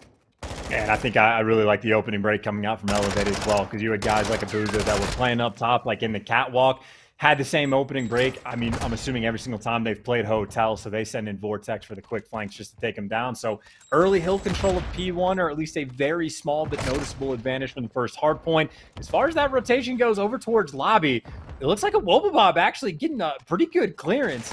And the Elevate players, yeah, they're spawning back kitchen and back restaurant. So this is a perfect rotation over towards P2. Nice little opportunity for a guy like Cobra to get in the mix and clear the point out. This is the hardest thing to do, though, is to clean the point out. And there it is. 1 kill down. A naked point for now. Up for anyone's grabs. Lynn's getting in there. Guns up in the right direction. There we go. This actually could be the turnaround. Bobs early on. Looking to find the advantage. Trying to squeeze it back. Good timing there from Cobra. Nice 2-piece. Clean up for now. Should be the lead change any second now. To the middle of the map now. Come Elevate. This is just going to be, I think, what looks to be like an easy hold. I mean, they got clearance, everything pushed out, pretty much keeping him contained in spawn. So outside of, well, I was going to say outside of like some craziness happening, they should be good for the final 20 seconds. And then Harry just spawns in the back. But maybe this is something about Bob's actually won. The fight for the scrap time is only taking place with 10 seconds left, so Elevate are going to get that. But on the rotation, you have a guy like Cobra all the way in the back. Guys like number 5, Reggie, setting up for the pinch inside of kitchen. So this is the opportunity for Bobs to try to blow the game open. Yep, got to make the break, though. Abuza was on a nice spree there. Sadly brought down. No action off this spawn. Desk was all over it. Parasite calling him a very dangerous assault rifle player, exactly that, but the hard point still remains in the hands of Elevate. 5 seconds away from taking the lead back, but it's an outside push from Bobs. They're trying to make their way into the backside of kitchen now, but at the moment it is a brick wall. No one is getting in. There's a sterile kitchen, extremely clean. They almost line up. That's 4 down. See ya! Hard point, Bobs. I mean, I get it took them a long time to get that setup to make it happen, but those back spawns end up coming in clutch, at least for the final 30. But, good Lord. You can hear everybody in this game. That's not a problem. And if Bruce's got the next one in front of him, that one is a problem. Gizmo shuts him down. So, funnily enough, I'd say for Elevate, that's actually making the best of a pretty bad situation to have that much success over towards Restaurant, because they were in a bit of a spooky situation. But the haunting might continue, because over towards Desk, once again, it's a Bobs there first. Yeah, all right, Tim Burton. Halloween's over. It's now time to welcome in Christmas. And the new hard point. Sorry. Yeah. I loved what you were doing. It's just the wrong season, that's all, brother. You're only a few weeks late. Lynn's, no 2. Only 1. Trades out. From the spa we now come. Their souls cleansed, their bodies smelling fresh. A scented candle or 2 has regained the mind. Now, all of a sudden, Elevate. Oh, it's the lead back in their hands. They're not having any of that wishy-washy wellness nonsense. They've taken that spar and they've held onto it. They're sweaty as hell. Harry holding it down. 3 spree for him. Any more from this back bench spot? I'd be amazed. There we go. Abuza gets it. Oh, 2 beats. Good God. Matter of seconds now going their way, but this is enough to keep a Bobs well in this. Yeah, Abuza really is snappy. I mean, I think Bobs will be giving their thanks to Abuza just for bringing the gunny on the day, always on point. And not just him, Cobra leading the charge with 13 kills to his name. You got the pinch coming in over towards this new hill. So number 6, Linz, is going to be the guy making the play. Free 2-piece, shoots a couple players in the back, and Cobra just gets to join the crew, destroy some trophies, and start soaking up some of this sweet, sweet restaurant time. Sweet time in the restaurant. Whoa, this is a much tighter, far more interesting hard point than the first time these two teams went at it. 35 remaining here on Restaurant, and so far, mainland Europe running the show. French cuisine deeply superior to that of the English. I can say that. Lovely shots there. 5 spree closed out. But Breji, he's back in there straight away. He filled the gap immediately. Wonderful work. The turn and burn. He's on top. He's got no idea. Hello. That's it. Benz is there to get the kill, and chance the lead still remains in the hands of Bobs. Yeah, and we're also, if we were just pointing out obvious things, I mean, every cuisine is better than English cuisine. I mean, of course, the French beat them out. I will die on this hill, Miles. I'll die on it. Okay. Speaking of dying in the hills, all 4 players, except for now Benza, have been negative in this game. And in spite of the fact that the slang has absolutely not been there, they're taking the lead. Ooh, okay, they almost took the lead. They got within 1 second.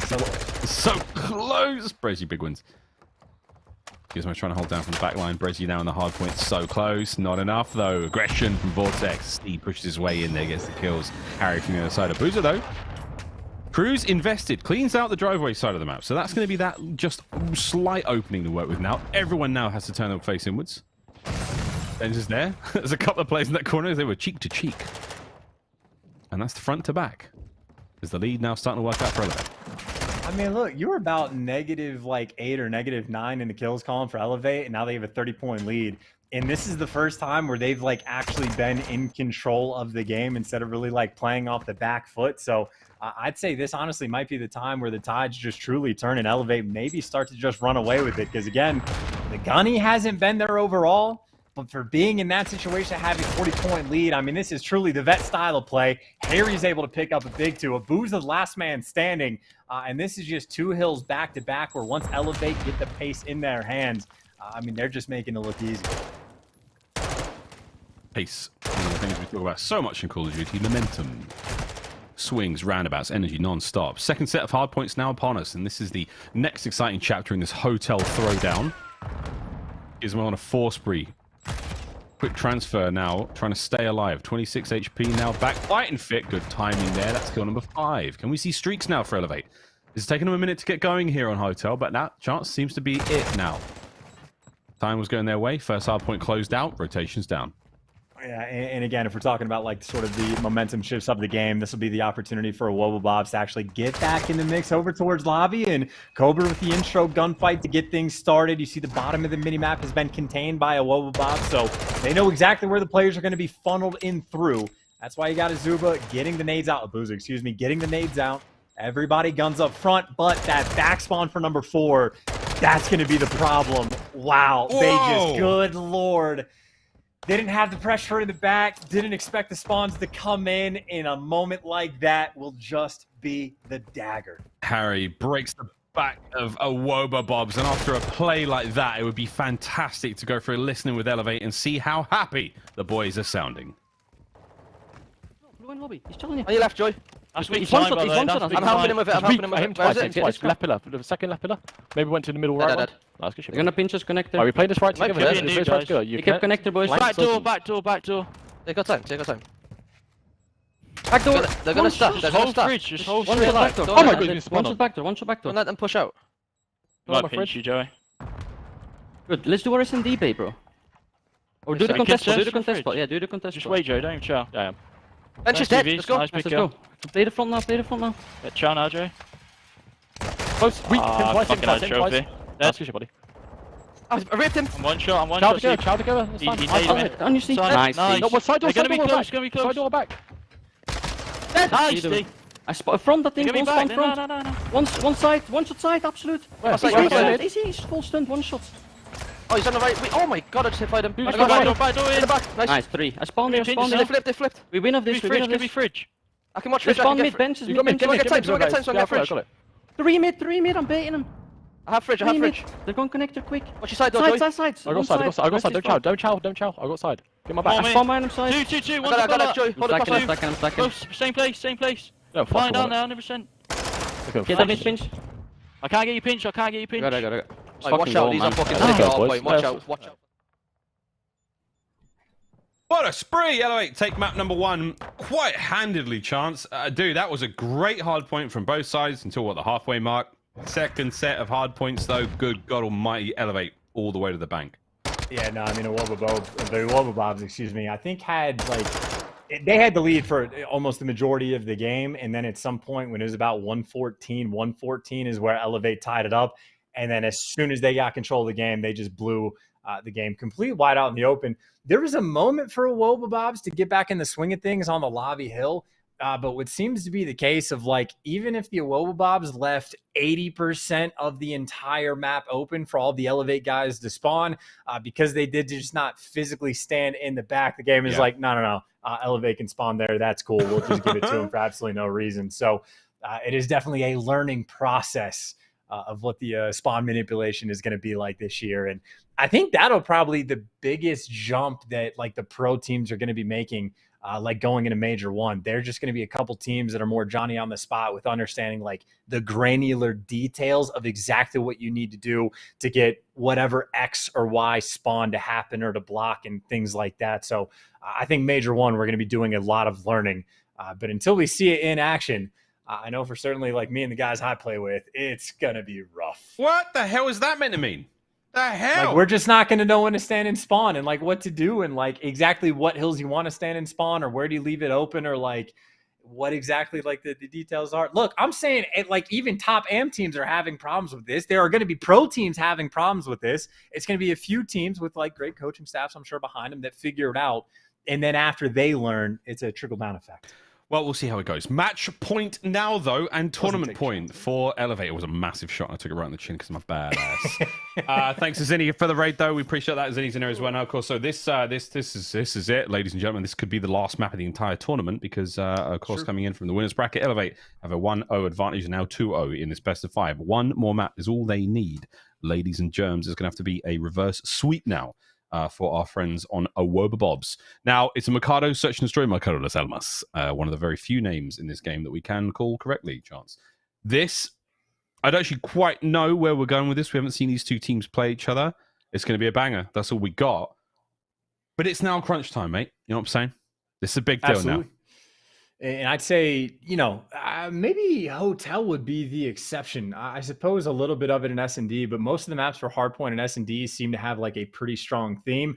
For Mercado Las Almas, I think the name of the game is very much snipes down the middle lane, just to sort of open up that like avenue of attack of whatever pinch you want to make or fly through or go through tunnel, whatever. And more importantly, just the nades on both sides straight off the rip just for the opening breaks over towards the A site. I mean, I think most teams are going to be doubling, if not tripling, if not quadrupling up on either the Semtexes or frags to get the intro damage out there to hope for like an early pick, because especially for the team that's on the attack, if your nades are on point, it makes bullying out and getting control of the house. Is it a restaurant? What I think it's a restaurant. It has a bar downstairs. There's tables upstairs. It's probably a good somewhere. It's maybe a bar. Maybe it's, I don't know. Okay, well, on offense, if your nades are on point, you get restaurant control instantly of the 2-story, and then you're good to go. Well, here we go. Pack your bags, friends. We're going to Mercado Las Almas for a little bit of search and destroy. This one, again, this is tournament point for Elevate here in this grand final. Awobabobs now have to make the full-blown reverse sweep. It's a cantina. Does that say cantina? La Plaza. I think it says cantina. I don't speak that language. I don't know what cantina means, unfortunately. Okay, well, cantina is just like a canteen, you know? It's like a place where you get your grub from, mate, here in Mercado Las Almas. I don't know what a canteen. A canteen is something you drink water out of. That's, like a water canteen. Yeah, that's not wrong, but we'll go with... all right, whatever. Nades are up. We're going to A. That's where we're going. That's where the bomb is already. But yeah, you do have to watch for those nades in a big way, because over the top of the roof it can roll, and if it's a frag, if you don't cook it, it will probably hit those guys down by the awnings, down by the bomb site. That could be a big one. But already over towards A we now go. Elevate have got themselves in. They've got both stories covered. Let's see what happens. Lynn's eyes up. And Elevate have just left the middle of the map wide out in the open, so they're playing this almost like it's a P2 hard point, so everybody's stacked up around the cantina. And effectively just waiting for picks. So no dead silence through just yet. We got another, 20, 25 seconds before that could be an impact. But the sniper could strike at any moment. Ooh, but that middle tunnel is no longer safe. Bomb's been planted now. Big opportunity for Cobra to make his way forward. That takes care of the bomb planter now. No bomb down. A 2-piece for Brezzy. And this is getting tense. 2v3. Awobabobs with the numbers.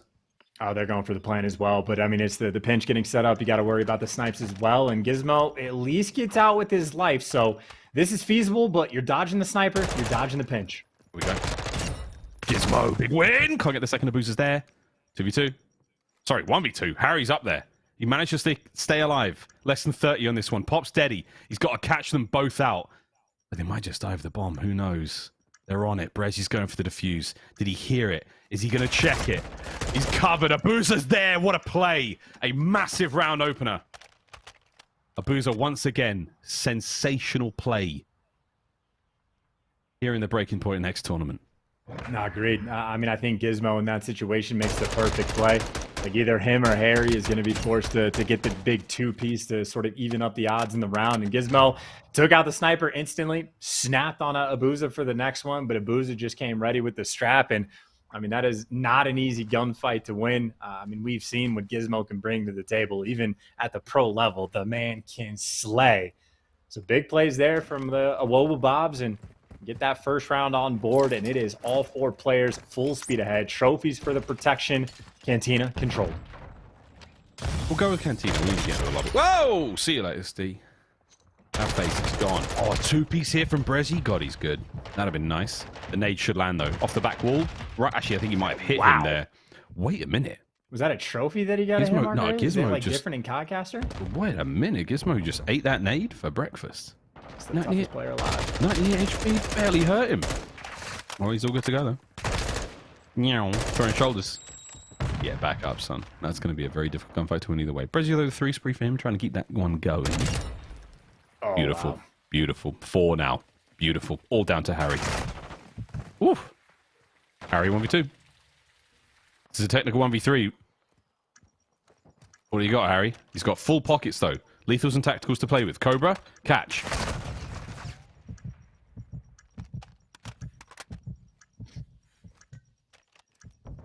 I can't believe Cobra hasn't moved yet. Yeah, finally. There you go, dude. Oh my. Harry, 1v1 now. Cobra.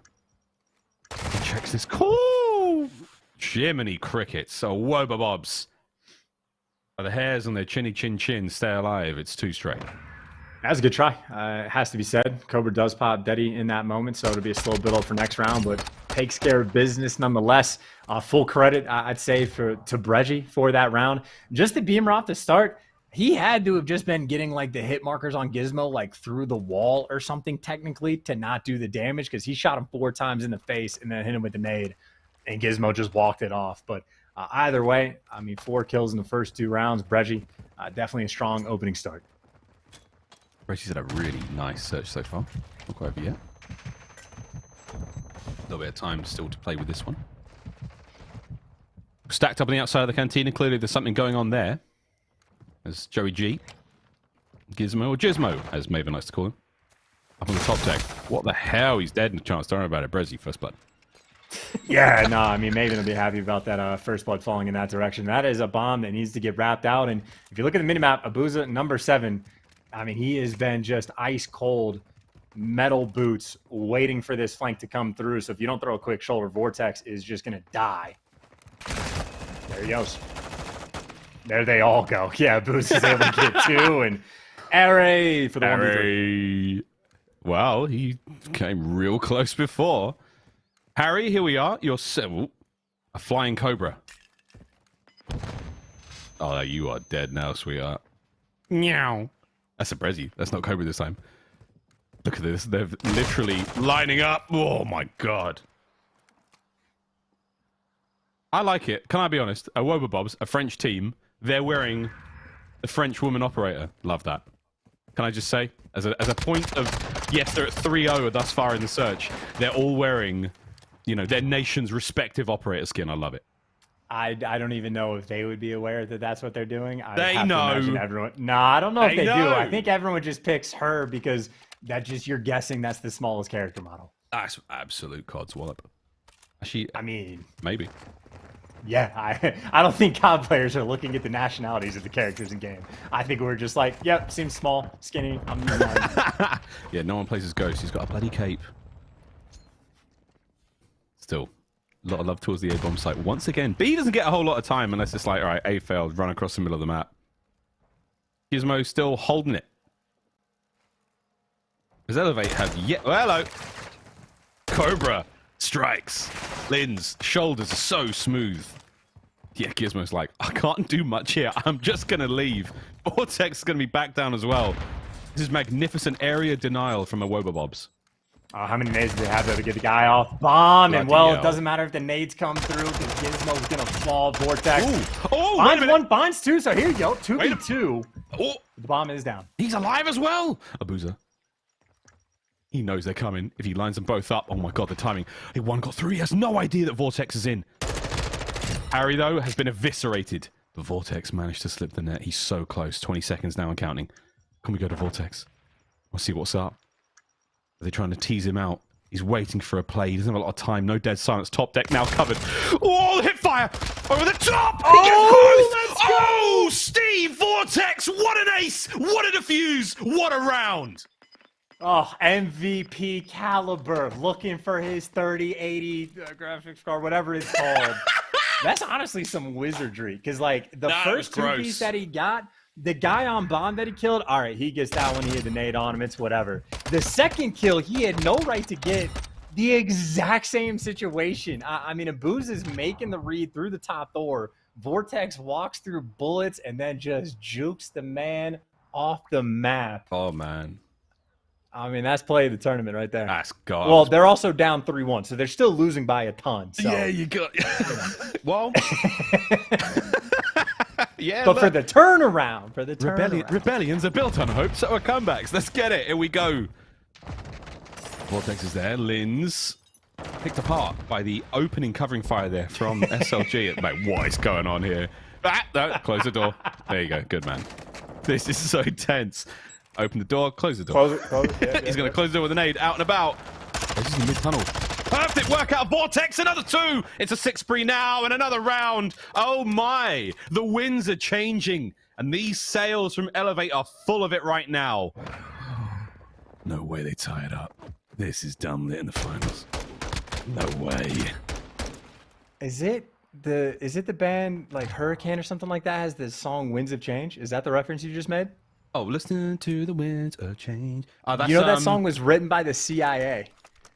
What the? I'm not even kidding. Yeah. No, it is a wild story. Scorpions. The Scorpions. Yeah. There you go. I'm not even kidding. That song was actually written by the CIA. It's like propaganda, literally to like, and it's one of the most massive songs I think in Russia. Is it not? It's Cold War propaganda. What the hell? Yeah, I'm being dead serious. What a nade, Vortex 7. Get a grip. Oh my God! That wasn't him. That was Gizmo. But beautiful work. Elevate have just turned it around. They're caught up in the vortex.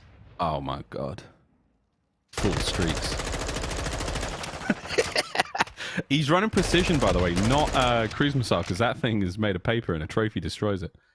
But this is to, honest to God, man, this is to equalize here in the search. And Vortex is playing with a absurd amount of confidence. Gizmo once again on the round, 2. Actually, might be 3 this round. Lin's last one up. Stay in that corner. And stay in that corner. We got a Linz. Linz is so surrounded. We have you surrounded. Oh no, Linz is out. No, gunned. Oh my God. Elevate, equalize. 3 straight rounds. 2 of them off the back of absurd plays from Vortex. Chance.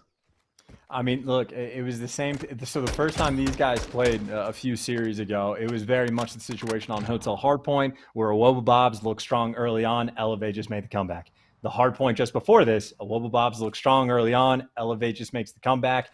They go up 3-0 on the S&D, and Vortex is like, no. This is my tournament. I mean, Vortex is one of the guys that's, like, in effect been running challengers for the past, like, 3 years, right? Yeah. His name always towards the top. I mean, even for the past 3 years, at least at the tippy top, it seemed to me that the EU Challengers has actually been stronger than the NA, at least at the very top. Obviously, NA has a much wider like depth, so to speak. But I mean, Vortex, he's been so strong for such a long time. Here comes the streaks. Ooh, this actually could be very dangerous. This is the SAE. I think he went for the ping. Yeah, here comes the second shot. So the ping's out. Great guess. Yeah, why not? Double dip over towards the B-bomb site. That one player in the middle, that's number 8. Cobra's in trouble. Here it comes. It should be safe. I don't think anyone's going to get hit, but that's going to force the play inside. Here we go. Cracks the door. In we fly. Oh, the spree comes to a close. A massive 2-piece from Cobra. Right place, right time. That could be the change after the streaks invested as well. Oh, my God. Cobra. Oh, wow. Cobra's on for the ace. Fantastic turnaround. Awoba Bobs. They survive the aerial bombardment. It's a 3 out of Cobra. Yeah.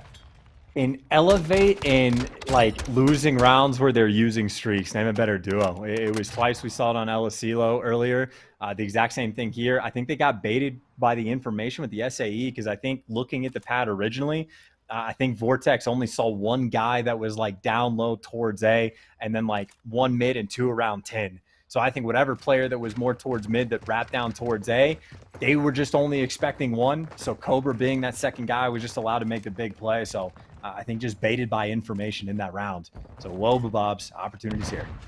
Oh my word. But my life still on the line here in this map. We're hitting B. Harry has got his work cut out for him. And that spot he's in on the dumpster, if you open the door to your left, you can see the cross through the flank, but he doesn't do that. Clayster is the one that showed like me how to make that work, but he doesn't. Wow. So he gets blooded. You do get a 3v3, but it's a little trickier. This is a slow retake through the back alley side here of Mercado Las Almas. 50 seconds on the clock now. Gizmo managed to get one and done. In and out he goes. Cruise missile. Oh no, that's the precision airstrike. It's just laid waste to the building, cracked the doors and windows, but it's not going to amount to a whole lot. Breji stays alive inside the fortress. 2v2. 3v2. Sorry. Bomb's going down. It's going to be a pinch, but once again, either Denz or Vortex. I mean, I guess probably Vortex. But they got to make the big play. Here's the plant, and that's it. They are absolutely shoulder to shoulder in there. The pinch is on. Denz is going to go over the other. Oh, he's going to take the other way around. Vortex, though, where are we going? This off is the cheeky. map. Oh, here we go. Right here he goes. Checks the corner. Sweet, he's in. Massive win. Damn. Vortex makes the play. Now he's going to buy him some time. Denza better get a move on. Oh, no, it's a team kill. It's a 1v1, and Denza's there. Denza's there in the nick of time. Oh, my God. What an unfortunate team kill from Breji. The numbers were there for a Woba, boss. It's always Vortex, man. Vortex is inevitable, and I'm telling you, he's going to make the big play. He should have, well, first of all, shouldn't have won the gunfight. I mean, Abuza with the M4 in that situation should have gunned him. Vortex brought the strap. Then he should have gotten traded out by Lynx early, but I think they were so committed to trying to double chow, they didn't just trade the guy instantly. That's one shot, buys the time for the Semtex, creates the awkwardness, and Vortex, again, the man on the mission. And again, for the Harry, the guy that's playing on the dumpster, roughly to where Booz is going right now on the minimap, you just open the door and sit on the dumpster, and you can see the cross. Whoa, hello. And it's better. Oh, what an unbelievable first button. Cobra cracks the door from that angle. Vortex there to train him back out. Gizmo top control. Your numbers are starting to run out from a Weber Bobs, but you've still got space. Now, Harry is the lone man in spawn, just chilling. He's watching the middle of the map. He's watching the flank. He will not be involved in this fight for quite some time, but you have time. A minute still to go. And if Harry's wrapping back, that might be an opportunity for Abuza to actually find the opening on the flank. So awkward timing that direction. But with 50 seconds left, I mean, you see how close Vortex is getting into the dead silence.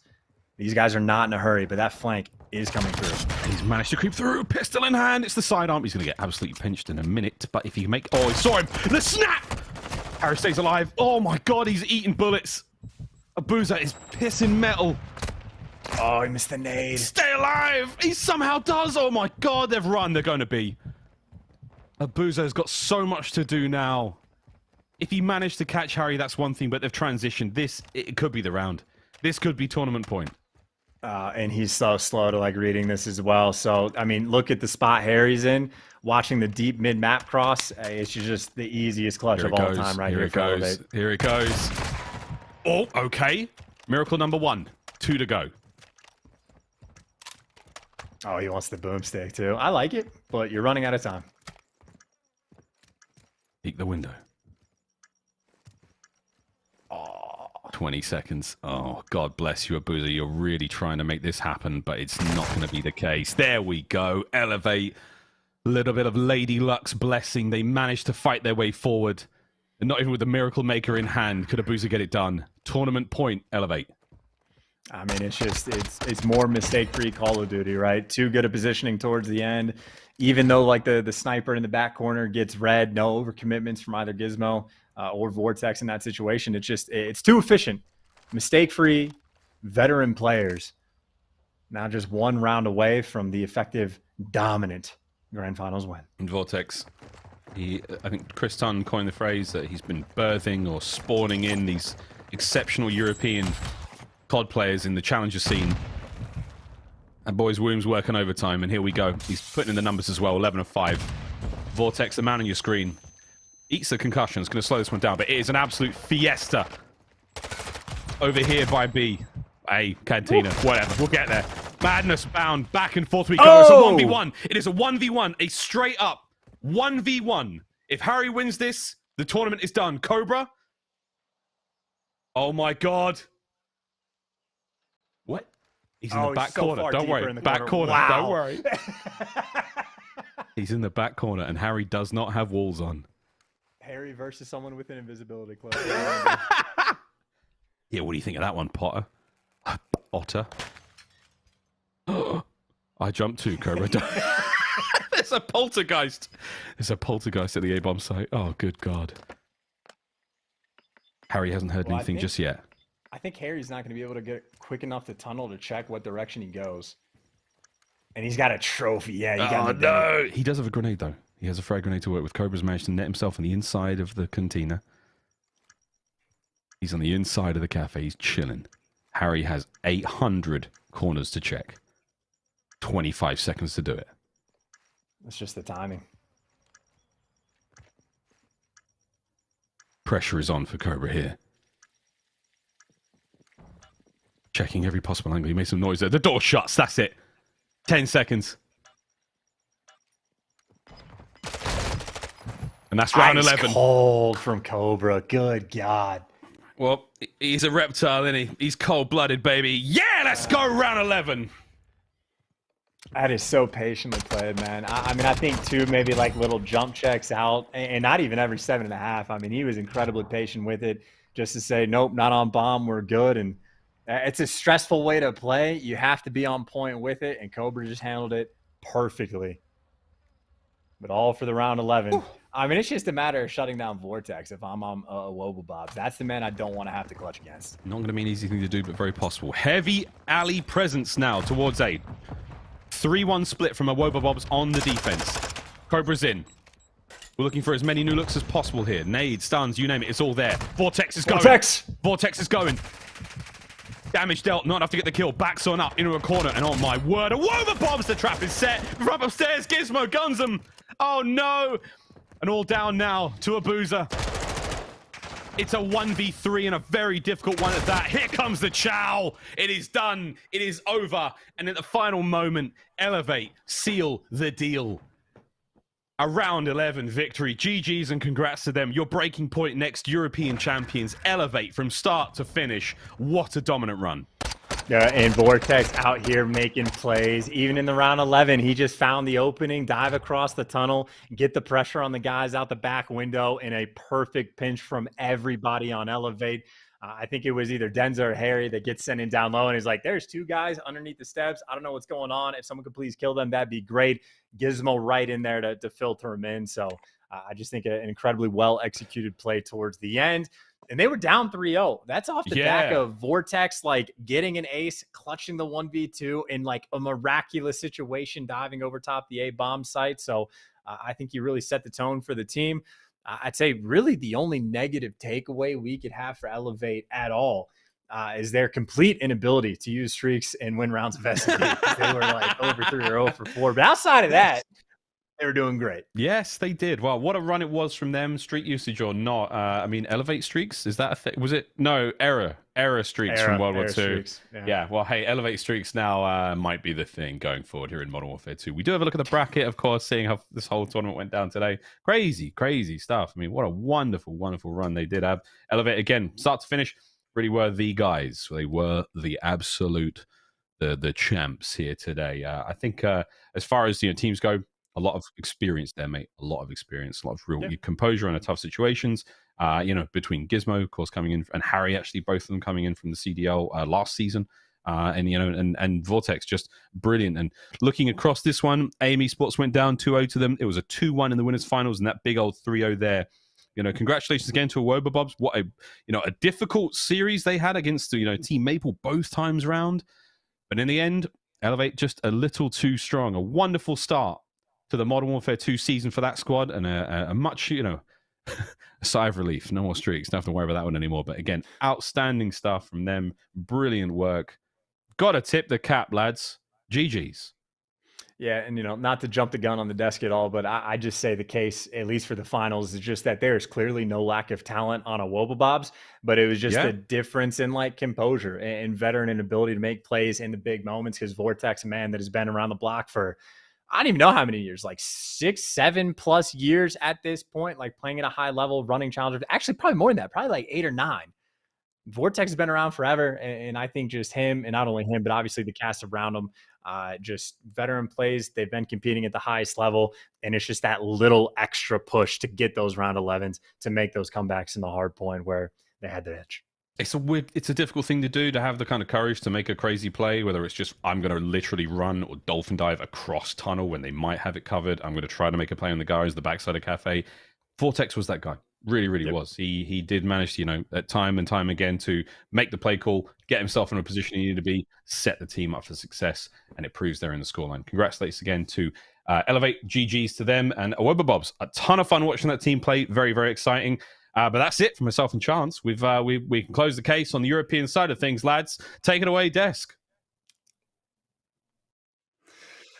Thank you, Miles. Wow, what a series we had there to finish things off. Miles and Chance doing a killer job as always, and they'll be back tomorrow along with our other stunning cast to finish out the rest of this tournament. Lads, what a crazy tournament we had in the European side. Elevate come out on top. Awobabobs, man, they put up a fight, but when it came down to clutch factor, it just wasn't quite to be. But look, they showed an awful lot of potential, there's no doubt. But Elevate are still the kings of the European region, and Vortex especially. That was wild. Let me start off by saying, yes, Awobabobs, they played some amazing COD today. They really showed me an aspect of this game that I was looking for, and it's only been out for, a week or so, whatever it's been. They showed me just gameplay that I'm excited to watch for the rest of the season, especially out of those guys and out of future European teams as well. Shout out to Elevate, though. When we think of those guys, when we think of those players, you think of winners, and just starting off the year on a big dub, it makes complete sense to me. I'm not surprised. Like I said, these guys have the talent. They got the experience. These guys overall are just the better team in the tournament compared to everybody else. But honestly, it was just a treat to see the Wobabobs team. Like I said, you got Brezzy on there, and then you got 3 relatively unknown players, at least to me. So it was a nice eye-opener for me to see these guys. And then, you got the other teams, right? You got the Spanish roster of AIM, and you got the other, the other team with Maple with some other veterans on there. That's kind of a mix and matched. Overall, it was an amazing tournament. Not surprised by the results, though, at all. Yeah, congratulations to the Elevate guys. And look, we've got to decide who our MVP of the tournament is going to be. Paradox Customs have put up an RTX 3090 for the winner of this one, or 3080, I think, for the winner of this one. But I mean, yeah, we thought about it, and the Elevate guys are phenomenal players. Vortex, I think, was the finals MVP for sure. But the intention here with Breaking Point next is to find the next Call of Duty superstar. And as you said very eloquently there, Parasites, some of these guys in the Wobabobs we hadn't seen much action from before the day. And we discussed it internally. And well, whenever the MVP graphic is ready, we can go for that one. If we don't have it quite ready yet, we can talk about whatever else is ready, say in my ear if the KDs are ready or anything. Okay. All good. We'll just keep cracking on before we talk about the MVP, because I don't want to jump the gun on that one. And we've got some music to discuss as well. But here we go. The prize pool, baby. Elevate $2,000. Awobabobs get $1,000 in the bank between them as well. Of course, another $3K up for grabs tomorrow, Parasite. Yeah, honestly, I can't wait to see the NA side. The NA side is gonna be fun. I'm a lot more familiar with a lot of the players. I got some friends on the other teams, so I can't wait. But congratulations to Elevate. Like I said, they wholeheartedly deserve this, and I expect to see more of them throughout the Challenger season. Topping the boards. This team is going to be at the top of the leaderboards for a long time, especially as we start cracking in on some of the cups and just, the season really starts kicking off for the challengers. I expect Elevate to be up there, and Awobabobs look like they might be joining alongside them in the top 2, top 3 scrum in a lot of these tournaments. So also shout out to just Maple and Co. and then also AIM for, putting up their fights today. There were some flashes of brilliance from some of the players there, and they're going to get back into the lab, and I expect nothing but a successful and competitive season for European challengers. Yeah, because last season as well, it was a story of the fact that, yeah, the European side might not quite have the same depth that the North American scene has, but the talent is most certainly there. And here we go with the top KDs. This is quite remarkable to look at, isn't it, Parasite? Because we've got a Boozer topping the lot with a 1.29, Super with a 1.24, Harry with a 1.2, same with Cobra and Brizzy. How did Awoba Bobs not win this tournament looking at these numbers, Parasite? Dude, honestly, I think their hardpoint was just on another level compared to the other teams. They had a lot closer maps versus Elevate. But when it came to the other teams, it seemed like they were just bullying in the HPs, especially Abuza. That guy was going crazy. Absolutely superb stuff. What do you think, Nubsy? Yeah, the slaying potential on this team is absurd. I think we saw that pretty much all day, even when Linz wasn't, popping off and he didn't break into the top 5 or whatever it was right there for, top KDs. I don't anticipate him slowing down or not putting up a good performance for the rest of the year on this team. Very excited to see him progress as a player as well. Didn't get to watch his gameplay literally at all going into this, and there were some times, especially in those S&Ds, where the team didn't perform very well, but he still had some moments of greatness. So very happy about that. Abuza, though, I mean, come on. Even though his KD might not be like monumentally different compared to the other guys, it's some of the plays that I was watching him make were just absurd. Yeah, in terms of impact and delivery and all that, I'm sure we'll see in a second. But yeah, the Linz question to me is quite interesting because came in here kind of pretty hyped up young French player. It's good that they have a player like that that's able to compete now because they can complete their French-speaking roster. And yeah, his numbers didn't look crazy today. He had a good couple of performances in Search and Destroy. He had a couple of difficult maps, but it's kind of a development thing, right? I mean, look, he's fresh on the scene, young guy joining these other incredibly talented players. So I think that's a team that, especially we're only, a week here into Call of Duty Modern Warfare 2, that as time progresses, I think he could be a key piece of their development. Absolutely. And I'd be interested, Chris, in talking to you because you've been someone that's, fostered a lot of the young talent and helped bring people up in the NA side of things. When you look at an 18-year-old player just coming in, someone that's not really heard of, what do you look for, kind of the specifics about that player when you get to watch him for the first time? For one, I think at least whenever I'm actually playing and I get to experience more of them in the actual game rather than just kind of watching. For me, it's the talent obviously has got to be there, but like for me, confidence matters a lot. I think personality matters. I think I come from an age where you want to have a strong personality because you're playing against tough competition that is going to talk shit to you. All right. So if you want to succeed, you got to have a tough mental. I think a lot of players that have this almost like this confidence, this almost like arrogance, right? A lot of people think it's a bad thing, but like having that, a little, even just a tinge of that is a very necessity in a competitive environment. So I look for that as well as the talent, in my opinion. Okay, I think the time has finally come to unveil the winner of the MVP. We're going to chuck the graphic up. We're going to play the music. Sport, if you're good to go on that one as well, because Donny Temp was kind enough to help support the show today with the following masterpiece. Make it rain, make it rain. There he is. There he is, baby. Abuza with the W. I don't know if I could actually hear that music for me, so I wasn't sure what was going on there. But yeah, we're going to give it to Abuza from the Awoba Bobs. Yes, they fell short in the tournament in the end and didn't quite get the W. But I think to me, and I think we discussed it here on the desk, that in terms of what this tournament was designed to do, showcasing the next best players in Call of Duty, Abuza was the standout today. Congratulations to that young man from Belgium. I mean, yeah, the guys in Elevate were next level, but I think a lot of those we've seen the last few years, we know what they're capable of. Abuza was the guy who's going to come out of this tournament, and now people are going to know his name. People are going to, next time he plays, people are going to be like, damn, this guy's a force to be reckoned with.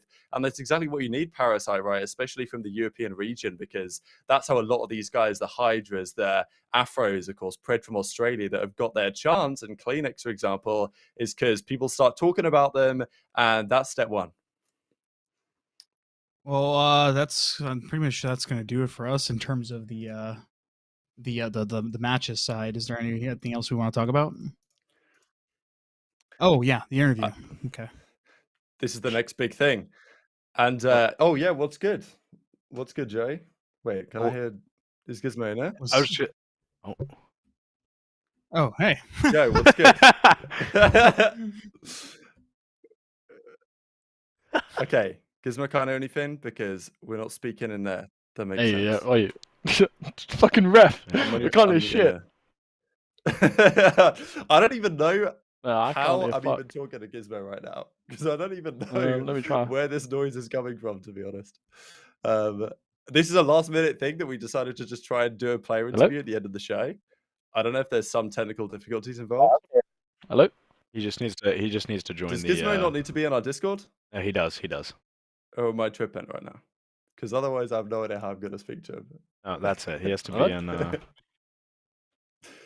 he can't hear us if we're not in his Discord. Hello? Okay. We'll get him. I'll understand. Yeah, you need to move him into our channel, no? Am I faded? There Okay, he is. Hello, Hello. hello. Hello. There Hello? he goes. Okay, we figured it out. Yeah, fucking. Why can I hear twice now? Oh fuck. Oh, you're good. You just gotta right click the Chrome at the top and mute the site. And listen, I've done it. I've done it. Big is. Let's Oh, go. darlings. Congratulations, anyway. Thanks for joining us. Yeah, what a cracking performance from you and the boys in the grand finals there. Yeah, Walking no. away with the first dub of the year. Come on. Yeah, now we won the first S&D tourney in Europe. Now we've won the first like respawn, I guess. Yeah, but I mean, it's to be expected. Like we've won everything for years when we teamed me, Harry, and Steve. So I mean, it's just the same old, same old. But I mean, yeah. I mean, Steve. I mean, I'm gonna be honest. Who the fuck's put Abu's MVP? Because that is banned. Steve is 40 years old with absolute granny hands, and he's just pulled off a 1v4 ace, a 1v2. We won round 11. Bro, that guy needs to be MVP, bro. If we had finals MVP, we'd have done it for sure. He carried you guys. Yeah, nah, he was fucking unreal, man. Yo, you put up a great performance there. You and the whole team did. What are? I mean, I was gonna ask you what expectations are for the year, but I think you summed it up right there. You want to win everything. You don't want anybody to contest you. Yeah. You know, playing in something like this, where you get to see kind of the early teams, and this kind of takes away from just all the normal scrimming. Was this a good look, you think, of what we're going to see for top teams in Europe this year? Yeah, I mean, European teams have always been, in my opinion, the top teams in Europe have always been the best teams. It's just a fact. I mean, last year the best team was Toronto NA, 2 Europeans, 2 NA. You cut up, and then I think if you go below that, it's on average, I think Europe plays better. Just on average, I'm pretty sure. And even previous years, before even I was 18, Europe was always the best in challenges. It's just a fact. So, I mean, the talent is in Europe, and there is talent in NA. I'm not saying there's not. But we've got to bully ourselves back into the league, or into the league, whereas NA players can just pick it up because they're 18 and no visa. So we've got to bully ourselves into the league. So that's the plan. We were planning on winning everything to make it no excuse. You're picking us up for next year. It's as simple as that. That's our plan. It's bully ourselves back into the league. Good man. Good plan. Parasite.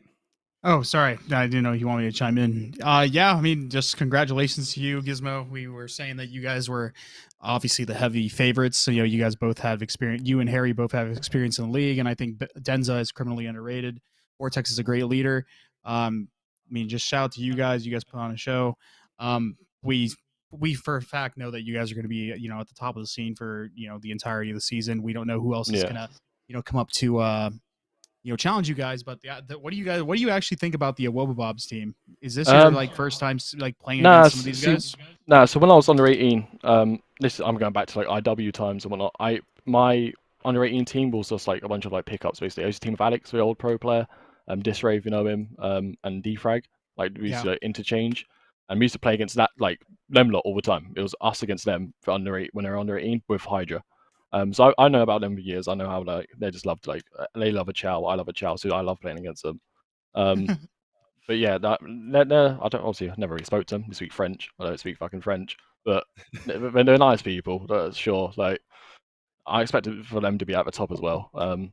Same with the Spanish and obviously the other Siggy team with Maple and whatnot. But yeah, no, they're sound guys. Just speak French. Cool. It's good to see the respect in the scene. Yeah, well, honestly, thanks for joining us and congratulations on the winners. Any final words you got for the stream, the guys watching, cheering you on to get back in the league, come on. Yeah, I mean, mate, fucking hell. Just know I fucked up in the off season, right? Just know that. Other than that, I plan on being back in the league as soon as possible. And the same with the boys. Harry deserves a league spot 1,000,000,000%. He should be in. He didn't even get a chance last year, so I don't know why he's even in. Yeah, we'll be back in the league, and you can expect us to win quite a lot this year as well. Good to see. I like the fiery words. So yeah, those are your champions, ladies and gentlemen. Elevate and Gizmo. And yeah, we look forward to seeing what's next for not just that team, but also, of course, in the North American region, which is coming up this time tomorrow. Exciting prospects. So yeah, gents, final thoughts on the tournament. Of course, we'll be back here tomorrow yet again with the boys. Obviously, thanks very much to all the sponsors that have supported us today. The Boston Breach with all their beautiful new merchandise, this stuff as well on the Breaker Point next side. Absolutely fantastic. Miles and Shots was showing it off very nicely indeed. Papagino's Pizza, of course, and Paradox Customs supporting the show to deliver the fantastic MVP award over to Abuza. Gents, we'll be back tomorrow. Final thoughts on how it's been today, Nubsy, because you got some predictions, right? I got to give it to you. You know, I always go for, you know, the predictions from my heart, you know, not even based on what I'm actually seeing in front of me. But today was awesome. I'm honestly just glad that I got to sit down with you guys and just watch some COD all day, especially watching amateur talent. It's something I've always been passionate about. So just appreciate the opportunity to do it with like-minded individuals. And congratulations to Elevate. Congrats to all the teams that made it here. And we'll tackle North America tomorrow. Yep, bring on NA. That's all I got to say. Can't wait to watch those guys. Got a lot of friends in there. Got a lot of people I'm interested in watching perform, and the first NA competition is going to be dope. So can't wait for that. Absolutely, even bigger, even better tomorrow, as they tend to do it in America. Thanks all for watching, guys. Be back this time tomorrow for another rendition of the Breaker Boy Next Invitational. Thanks to everyone who supported and helped to produce the stream, because we've had a great day overall, and we'll be back tomorrow with more of the same. Enjoy your afternoon and evening, and you know where to find us tomorrow.